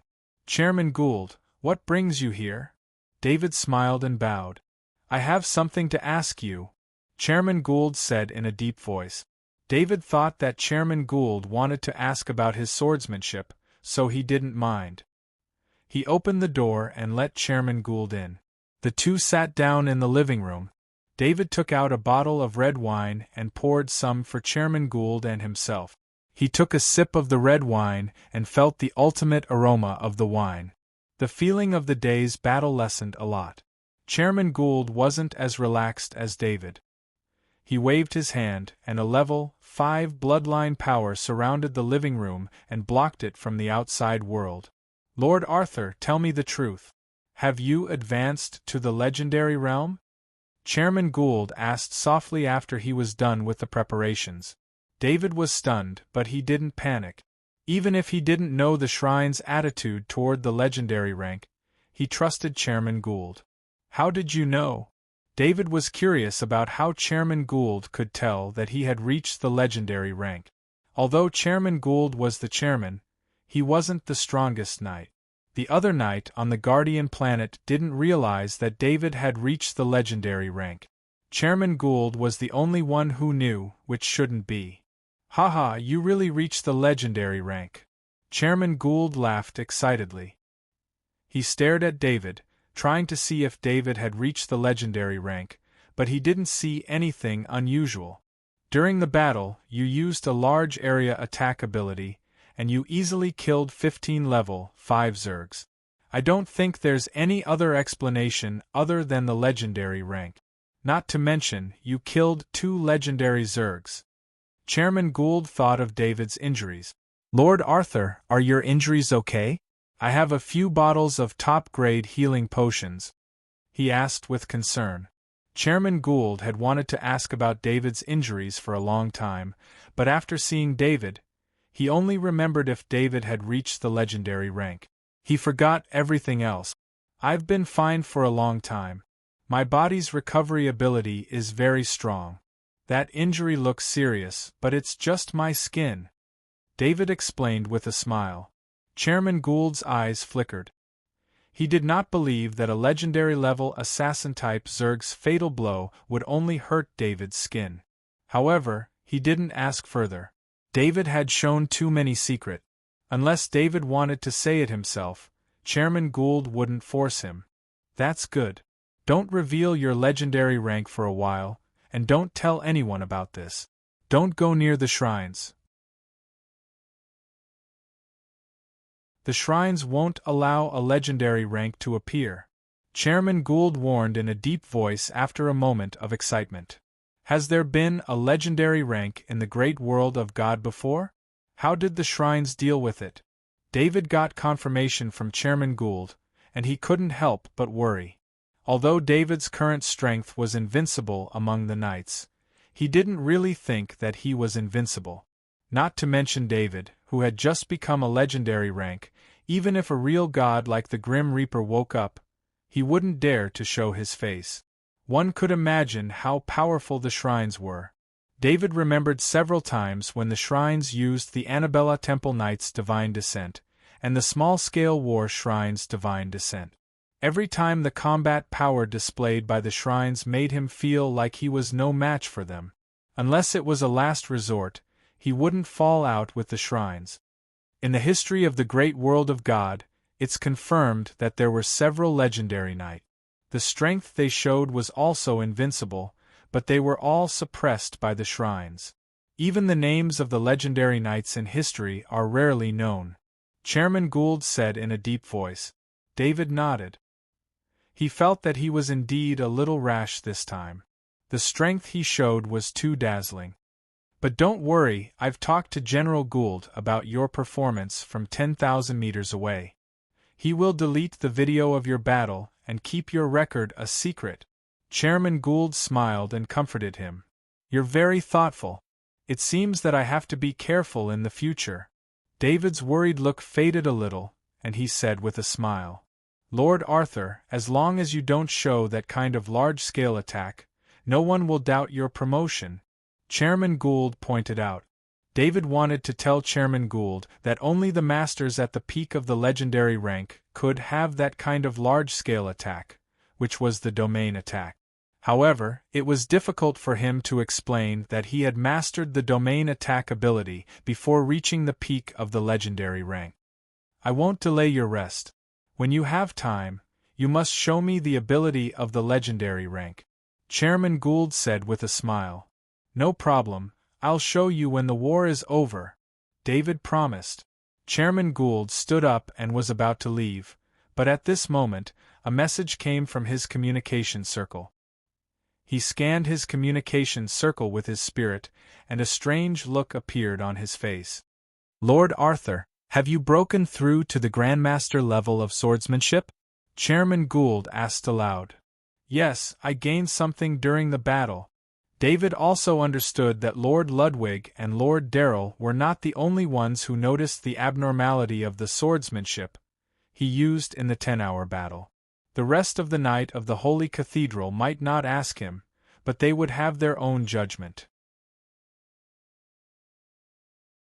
The Knight of the Holy Cathedral, who could be invited to the Guardian Planet, were the most powerful among the 5th-level Knight of the Holy Cathedral. For these Knight of the Holy Cathedral, who had been using long swords all their lives, Swordsmanship was their way of fighting. David's transcendent swordsmanship obviously exceeded the Grandmaster level of swordsmanship. How could it not attract their attention? That's good. Your powerful attack power has a source, and it can reduce the shrine's doubts about your strength. However, you still have to be careful. I have a book about the life of a sword god. You will know what to pay attention to after reading it. Chairman Gould thought about it and took out a book from the space item and handed it over. Chairman Gould was very concerned about the legendary ranks who had appeared in the history of the great world of God. He also carried books related to their deeds with him and took them out to read from time to time. Without such spirit, how could Chairman Gould risk his life to slaughter them just to fight for the possibility of promotion? "Thank you," David said as he took the book with both hands. Chairman Gould left. He took some time to come to David's place. Although the insect tide was over, the war was not. The defense line here still needed to be rearranged, and a lot of things were still waiting for him. After seeing Chairman Gould off, David was not in the mood to check his gains. His attention was completely attracted by the book in his hand. David opened the book. It was a story about the sword god described by a bystander. The book had been supplemented with a lot of additions. The author was not one person, but several generations. David saw an amazing genius. This was not a fake genius like him who relied on the shadow attendant, but a peerless genius who relied on himself step by step. The growth of the sword god was very similar to his in many ways. When he was young, he shocked the world with his invincibility. It was just that he grew faster than the sword god. The sword god only reached the legendary rank after the age of 150. After that, the content of the book was how the sword god used the faith obtained from the evil god's believers to become a god and began to collect faith. Because the sword god title collected faith too slowly, he set up a special organization to spread faith through the organization. In the great world of God, daring to take the initiative to collect believers, exposure was inevitable. In the end, the sword god was destroyed by the shrines, and the organization he set up was also destroyed. After David finished reading the book, he understood why Chairman Gould wanted to keep this book. Through this book, David could see the shrine's attitude towards the legendary rank. This was because from the legendary rank onwards, one could feel the existence of the power of faith. Therefore, when one reached the legendary rank, it was difficult to resist the temptation of the power of faith. At first, they tried to use the faith generated by the title of knight to cultivate, but found that the faith collected by the title of knight was far from enough for their own cultivation. This was because even in the legendary rank, one's lifespan was limited. The power of faith obtained by the title of knight was not enough for the legendary rank to advance to a higher rank within the lifespan of the legendary rank. David put the book away and let out a long sigh of relief. Even if the shrines really thought that David was as talented as the sword god, at least in the short term, the shrines would not suspect that David had reached the legendary rank. Even a genius as strong as the sword god took 150 years to reach the legendary rank. Even if David was more talented than the sword god, he would not be able to reach the legendary rank without decade. Of course, this was how normal people thought. No one would have thought that David had the emperor inheritance pattern of the insectoids, allowing him to complete the process of advancing from the 5th level of knight to the legendary rank in such a short time. Moreover, the power of faith lingering around David's body was denser than any other legendary in history. It was already very difficult for other legendaries to have hundreds of thousands of believers. Through the emperor inheritance pattern, David easily obtained the faith of the billions of insectoids that had entered the great world of God through the portal. Although this faith was not stable, and would stop as soon as the insectoids attacked again, the power of faith that came during this period was still extremely huge. Although David did not do anything at this time, His body was constantly transforming the power of faith through the Emperor inheritance pattern, and then transforming the divine power into the energy needed to strengthen his legendary body. His body was constantly improving, and although this speed of improvement was not fast, it was much faster than any ordinary training. "A few decades should be enough for me to advance," David murmured. David saw a piece of information in the book. Although the authors did not say it explicitly, it was extremely vague that demigods were mentioned many times. As long as one reached the level of demigod, they would be invincible in the world. As long as one was far away from the shrines, one would not have to worry about being surrounded by shrines. Back then, the sword god was annihilated before reaching the level of demigod. It was obvious that the authors of the book sympathized with the sword god and looked forward to the possible situation of the sword god becoming a demigod. David could not be sure that after becoming a demigod, he would not have to worry about the shrines, but this was also a direction. After becoming a demigod, the situation would be better. David called the shadow attendant over and pressed one hand on the shadow attendant's shoulder as he said to the black dragon Alexis, "Alexis, come and receive the soul energy." The black dragon Alexis took the initiative to jump in front of David's other hand and let David press on its back. This time, David did not leave any soul energy for himself. The soul energy of a legendary level insectoid, the soul energy of 42 level 5 insectoids, and the soul energy of billions of other insectoid. The amount of soul energy obtained this time was the most in history. The flood-like soul energy entered David's left hand and was transferred to his right hand before being transferred to the body of the black dragon Alexis. The black dragon Alexis squinted its eyes as it enjoyed the baptism of the soul energy. Its injured soul absorbed the soul energy like crazy. For a whole 2 hours the soul energy did not stop. David thought in his heart, if this batch of soul energy was transferred to his soul space small world, how much would it improve him? But now, the combat power of the black dragon Alexis was the most important. The more it recovered, the safer it would be for David. At this time, David was facing the threat of a god-level insectoid. At first, he really did not care about the god-level threat from another world, but since the assassin Mantis King appeared and almost killed him in one blow, he had to think about his own life. This time, the god-level insectoid only sent a legendary-level assassin Mantis King. Would they send a demigod-level insectoid next time, or even a god-level insectoid? Would it be possible that the god-level insectoid would come personally? Of course, David was not only thinking about the threat of the god-level insectoid, but also the threat from the Grim Reaper. If the shrines knew about his legendary-level strength, then the danger he would face would be even greater.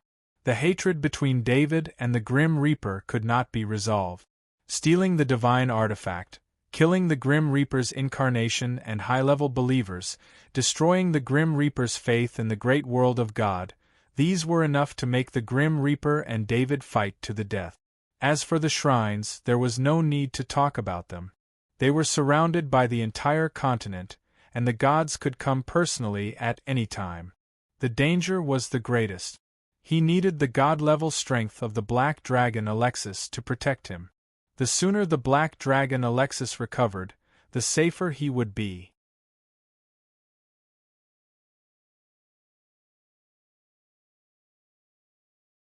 Chapter 983. No one disturbed David's rest. The insectoids hadn't started their new attack, so they wouldn't bother him. Everyone thought that David was resting after a series of battles, but he didn't look tired at all. Instead, he looked excited. He looked at the knowledge orbs floating in the shadow attendant's body. His eyes were full of excitement. This time, David had killed 42 level 5 insectoids and a legendary assassin Mantis King. The knowledge orbs of these insectoids gathered in front of him.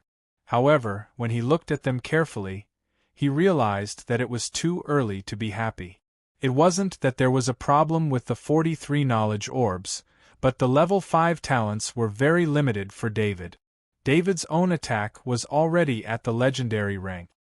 His innate abilities were only at the 5th tier, which could only increase the means and effects of his attack. He was not a juggler, so why would he need those effects? Besides, David was still a knight in the great world of God.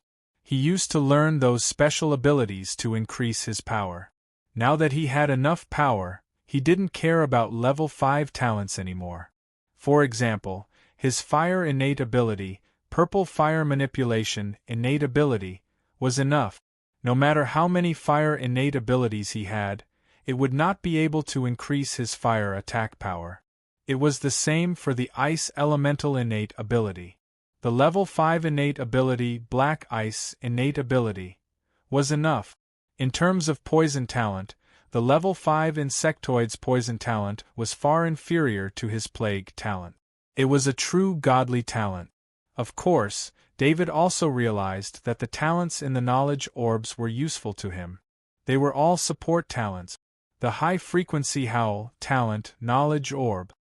He moved this knowledge orb into his small soul space and turned the original high-frequency sound wave pattern into a high-frequency howl pattern.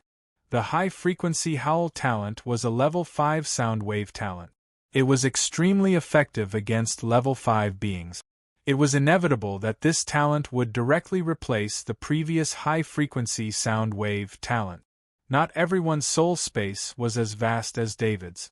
The space that could accommodate talent patterns was also limited. Almost every talent rune's space was precious, and every similar talent was exclusive. Swallowing or replacing became the method to increase one's talent ability. David's mind came into contact with the high-frequency howl pattern. He realized that this was the talent that the Howl Worm King almost used to kill President Gould. The high-frequency howl talent had two modes. One was an area attack, using the high-frequency howl to launch a sound wave attack on an area. This attack could have a strong effect on weaker enemies. The other was a single-point attack, using the high-frequency howl to attack a single target. This kind of high-frequency sound wave attack could cause fatal damage to a level 5 powerhouse. Especially since David's strength had already reached the legendary rank. Using this single-point attack, he could almost cause fatal damage to any level 5 target. Unfortunately, the high-frequency howl was only a level 5 talent. Its effect on legendary ranks would be greatly reduced. It would probably be difficult to affect a legendary rank opponent for even a second. Therefore, David's attitude towards the high-frequency howl was very calm.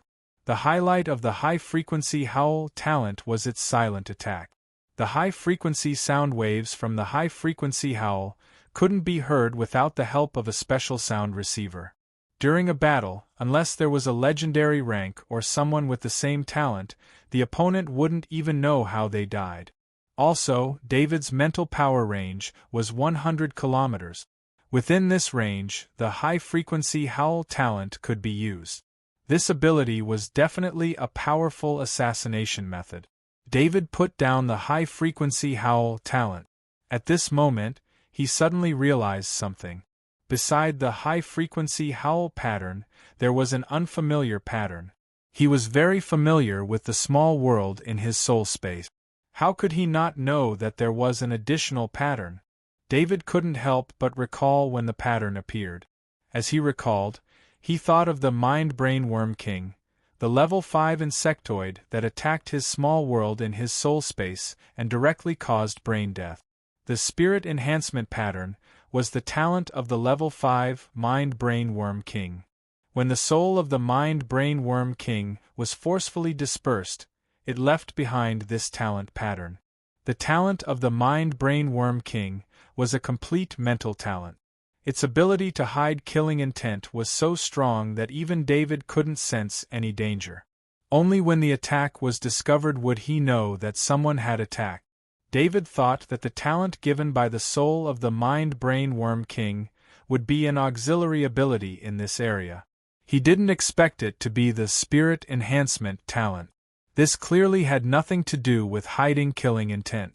Although he didn't care too much about the spirit enhancement talent, it was still a rare level 5 mental talent. He connected his mind to the spirit enhancement pattern, and the information that was transmitted made his expression a little strange. This spirit enhancement pattern didn't enhance David's own spirit, but it increased the lethality of his mental attack. Perhaps the spirit enhancement talent was used by the mind-brain worm king in battle, but the huge gap between the two made it so that even if the mind-brain worm king increased the lethality of its mental attacks, it still couldn't pose any threat to David. The spirit boost innate ability was quite useful to David. He had quite a few innate abilities of the mind, and even the legendary blade domain was strengthened by the mind. The spirit boost innate ability could also indirectly increase the offensive power of the blade domain. This talent still needed to be developed. David's gaze turned to another knowledge light ball. Space coordinates, talent knowledge ball. David didn't need to think too much about this knowledge ball to know that it was the talent ability of the level 5 space giant beetle.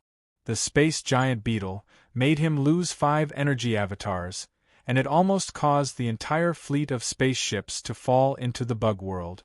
David had the space pattern as a basic space ability, but he didn't have a powerful space ability to match it.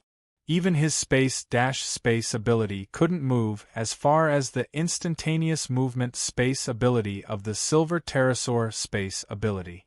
David carefully controlled the space coordinates, talent knowledge light ball to enter his small soul world. He watched as the space coordinates, talent knowledge light ball turned into a pattern. After the space coordinates pattern stabilized, he used his mind to connect with the level 5 space ability. He had gained a lot of knowledge light balls this time, but David was most interested in this one. He was very envious of the space giant beetle's space movement ability. During the battle, if it wasn't for David's fast killing speed, he wouldn't have been able to stop the space giant beetle from creating a wormhole to escape. When he was in the Interstellar Federation, he had a love-hate relationship with the bug race's wormhole. He loved the convenience of the ability. Whether it was the Interstellar Federation or the Great World of God, if they wanted to create a portal, they would need a lot of precious materials and advanced knowledge. But what did the space bug race do? As long as they activated space energy, they could open a wormhole anywhere. Although there were many restrictions to this type of wormhole, it was far more convenient than the Interstellar Federation or the Great World of God. What he hated was that every time a wormhole appeared, it would bring death. David had personally experienced the terror of a wormhole many times. Now that the bug race's space ability was right in front of him, how could he not be excited? The space coordinate talent ability was to set a space coordinate at a certain location and open a wormhole to return to that location at any time. The space coordinate talent ability was a level 5 space ability. It could open 3 space coordinates at the same time and replace 2 of them at any time. Only one space coordinate was fixed when this level 5 space ability was formed. In the space coordinate pattern in David's soul space, he found that fixed space coordinate. The other 2 space coordinates were empty because of the death of the space giant beetle. His mind slightly touched the fixed space coordinate. He felt a point in a distant location that corresponded to this space coordinate, and that distant location didn't belong to the Great World of God or the Interstellar Federation. David was so sure because he had reached the legendary rank and could sense the rules of the world. Although he couldn't control the rules of the world, he could still sense the differences in the rules of the world. He was very familiar with the rules of the Great World of God and the Interstellar Federation, but he was very unfamiliar with the rules of the world where the space coordinate was located. David shook his head. He didn't need to think too much to guess where the space coordinate was. The fixed space coordinate of the space giant beetle was naturally the bug race's world. It seemed that this was the only explanation that could explain David's unfamiliarity. David wouldn't be so stubborn as to directly activate the space coordinate. He had to at least know the situation on the other side of the space coordinate before deciding whether to go over and take a look.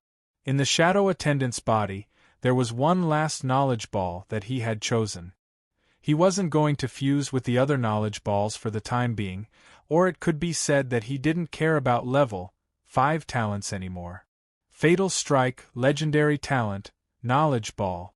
This was the second legendary talent ability that David had obtained.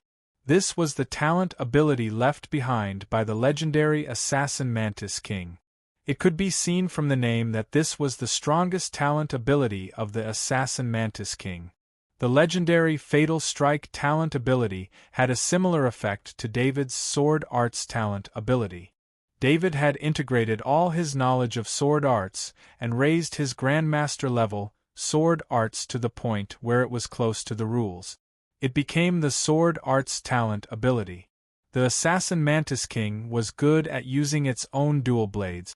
After the god-level training of the bug race, the Assassin Mantis King had broken through the limits of the Fatal Strike and became an attack method that was similar to the rules.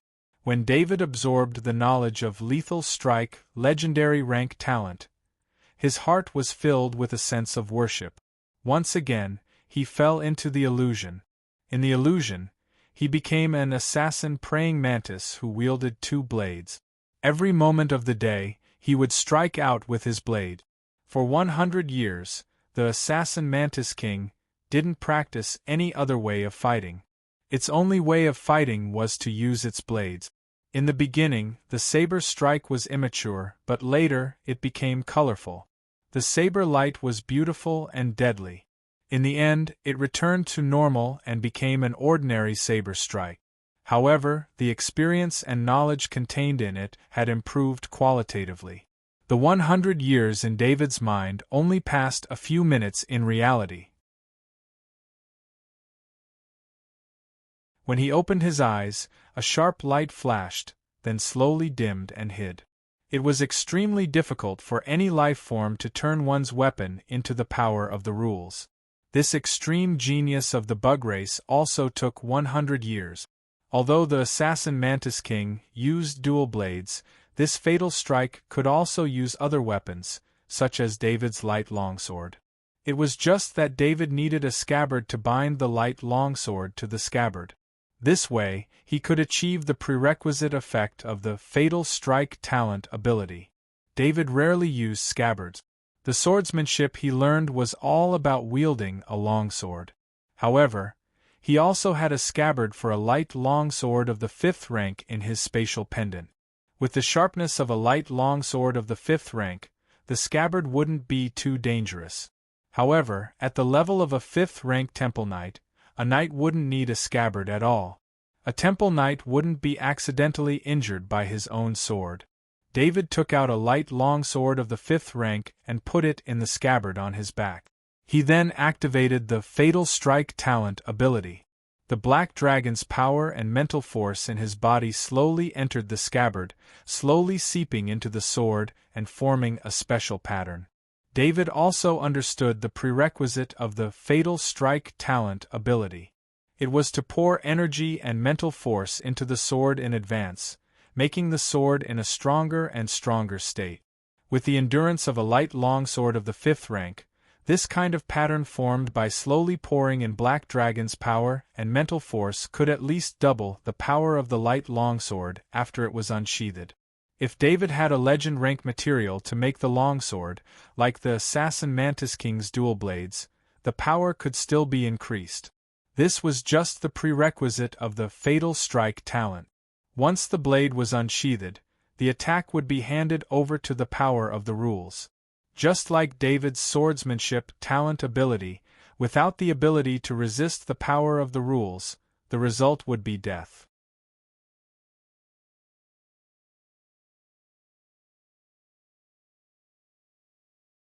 Chapter 984. After 10 minutes, the light longsword on David's back finally reached its limit. The black dragon's power and spirit could no longer enter the sword. He had a feeling that if there was another legendary rank in front of him, he would be able to kill it in one hit. David's swordsmanship talent ability could also achieve this effect, but it was obvious that the fatal strike focused more on instantaneous explosive power. The power of this strike was several times stronger than the swordsmanship talent ability. This multiplier depended on the weapon's endurance. For the first time, David felt that his level 5 light longsword was not enough.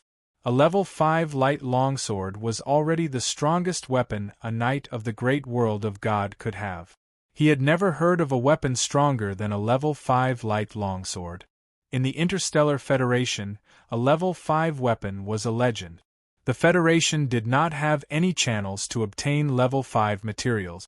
Perhaps a long time ago, the Federation had killed level 5 or even gods, but the items left behind were all in departments like the Research Institute and would not be turned into weapons. David's enemies in the future would not be level 5. They would only be legendary or even stronger demigods or even gods. He patted the scabbard on his back with a helpless look on his face. Indeed, with the sharpness of David's level 5 light longsword, it would be troublesome to kill legendary rank insectoids. This was because most of the power would be used to break through the defenses of legendary rank insectoid. Fortunately, although the assassin Mantis King was legendary, its attack power was only at or above the legendary rank. Its defense was only at the edge of the legendary rank. The assassin Mantis King's body was too small. This caused its carapace to be relatively thin. Even if its carapace had the same defense as other legendary rank insectoids, its true defense was much weaker.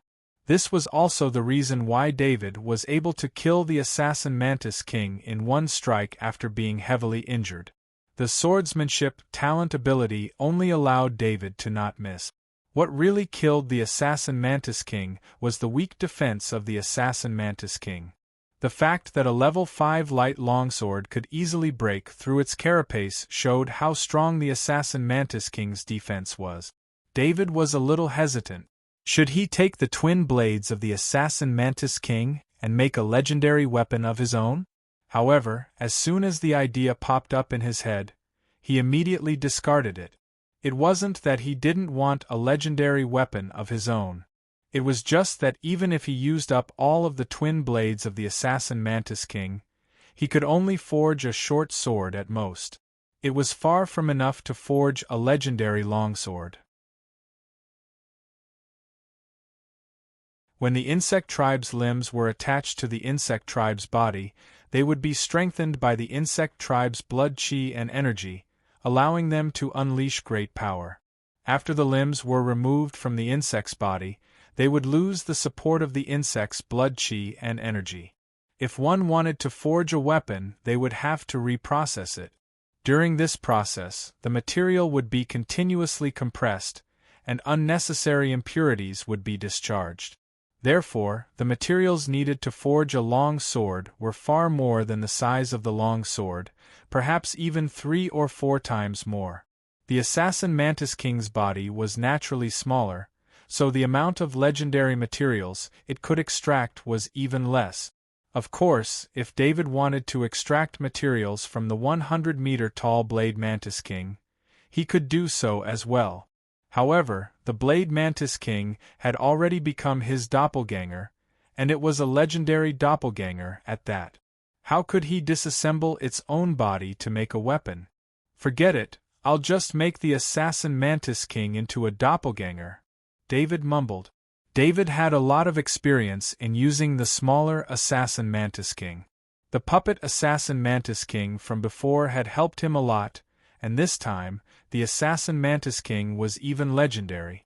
Before creating his doppelgangers, David had absorbed 42 level 5 soul origins into his soul space. These level 5 soul origins that had lost their intelligence were assimilated by the 101 soul doppelgangers and transformed into his new soul doppelgangers after entering the small world of his soul space. Every time he had an additional soul avatar, David's thinking speed would increase a little. Although the increase wasn't great, having 42 soul avatars was enough to increase his thinking speed by quite a bit. David had long known the importance of level 5 soul origins. However, level 5 soul origins were too rare, and he could not kill too many people in the great world of God. This time, he had gained a lot and his doppelganger had reached 143. The legend rank soul source was also absorbed by David. However, he didn't count the legend rank soul avatar as one of his avatars, because he would still need to use it in the end. Reviving the assassin Mantis King was a walk in the park.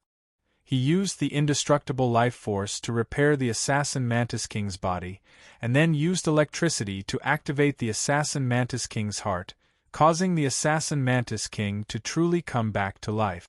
Finally, he injected the doppelganger that originally belonged to the assassin Mantis King into the bug's body. When the doppelganger entered the assassin Mantis King's body, it began to absorb the information from all parts of the assassin Mantis King's body, forming a new soul. David had been paying attention to the changes in the assassin Mantis King's soul. The legendary rank body was nurturing this new soul, and waves of soul energy were being generated in the new soul. He believed that it would not take long for the assassin Mantis King's soul to return to normal. This was all within David's expectations. Naturally, he was not concerned about this. What he was concerned about was whether the assassin Mantis King would recover its innate ability. It must be known that the assassin Mantis King with the innate ability, Deadly Blade, and the assassin Mantis King without the innate ability, Deadly Blade, were two completely different types of combat power. If the assassin Mantis King with the innate ability, Deadly Blade, was given the opportunity to launch a sneak attack, no legendary rank would be able to withstand its power. Even a demigod would be a threat to it. Under David's nervous gaze, the two blades on the assassin Mantis King's forelimbs flashed with a dark golden light. Corresponding to the two blades, a pattern slowly emerged in the assassin Mantis King's soul. Perhaps for other legendary ranks, it was hard to say whether they would be able to regain their innate ability after being resurrected. However, for the assassin Mantis King who had devoted its life to Deadly Blade, the innate ability Deadly Blade had long been engraved in its body and genes. David looked at the Deadly Blade pattern that was exactly the same as the one in his soul space, and could not help but smile. His luck was really good. The Blade Mantis King and the Assassin Mantis King, these two legendary rank insectoid clones, had both regained their most powerful innate ability. David stored the Assassin Mantis King and the Blade Mantis King in the Death Dimension of the Divine Space card. There was enough space for them to stay in that dimension. More importantly, legendary ranks would not encounter any trouble in that dimension. The Blade Mantis King had learned the ability to shrink its body, so the two legendary rank insectoid clones did not need to take up too much space. However, David's summoning dimension could not accommodate them. This was not an issue of the size of the summoning dimension, but an issue of the upper limit of the summoning dimension. The Blade Mantis King could not hide its power perfectly like the Black Dragon Alexis. The Assassin Mantis King's ability to hide its power was very strong, but if it were to activate the Deadly Blade innate ability normally, the summoning dimension would not be able to withstand the power of the two blades. When he put the Blade Mantis King and the Assassin Mantis King into the Divine Artifact Space card, he found the Mind Brain Worm King in the Divine Artifact Space card. At this time, the Mind Brain Worm King was a living corpse. Its soul had been destroyed, and only its level 5 soul origin was left. David had also assimilated its soul origin. David looked at the Mind Brain Worm King and wondered if he should kill it. However, he thought of the spatial coordinates innate ability that could solidify spatial coordinate. The Mind Brain Worm King might still be useful. He put the level 5 soul clone that originally belonged to the Mind Brain Worm King into the body of the Mind Brain Worm King.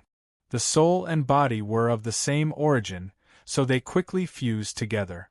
David only wanted to give the Mind-Brain Worm King a try. The Mind-Brain Worm King was a rare insectoid with a pure spiritual innate ability. As long as the Mind-Brain Worm King could recover one of its spiritual innate abilities, he felt that he had made a profit. However, he soon felt the soul of the Mind-Brain Worm King with his mouth agape. The soul of the Mind-Brain Worm King was madly absorbing the energy around its body and turning it into soul energy. It seemed to be an instinct of the body. After that, inside the soul of the Mind-Brain Worm King, patterns kept appearing. This was not the recovery of one of its spiritual innate abilities that David was thinking of. It was more like a wholesale of spiritual innate abilities. Bewitchment, hypnosis, mind barrier, spirit enhancement, soul puppet. After these patterns appeared, David checked them out one by one. Bewitchment, hypnosis, and spirit enhancement were three spiritual innate abilities. David himself had mastered similar innate abilities. Mind barrier was a concealment ability. It used the power of the soul to build a barrier that could hide all presence. David could not sense the killing intent because of this innate ability. What made David's eyes light up the most was that it could be used on other people, allowing any target within the spiritual range to have the effect of the mind barrier. Soul puppet was the ability to create puppets. It was similar to the assassin mantis puppet and the sonic steel beetle that David had created in the beginning. However, the puppets he created were resurrected corpses, while the Mind-Brain Worm King used soul control to turn living beings into its own puppet. All of David's operations were done in the death space, and he also left the Mind-Brain Worm King in the death space. He did not resurrect the other level 5 insectoid. Compared to the combat ability of the level 5 insectoids, he preferred to leave the level 5 soul clones in the small world of his soul space to improve his thinking speed. After doing all this, David could finally rest. He returned to his bedroom and fell asleep as soon as he laid on the bed.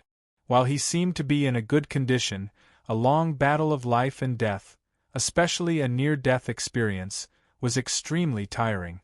While David rested, the second batch of knights arrived on the Guardian planet. These were newly recruited knights, and aside from 500 level 4 Sky Knights, the rest were level 2 and level 3 knights. 20,000 level 2 and level 3 knights arrived, and immediately took over the defense of the Guardian planet.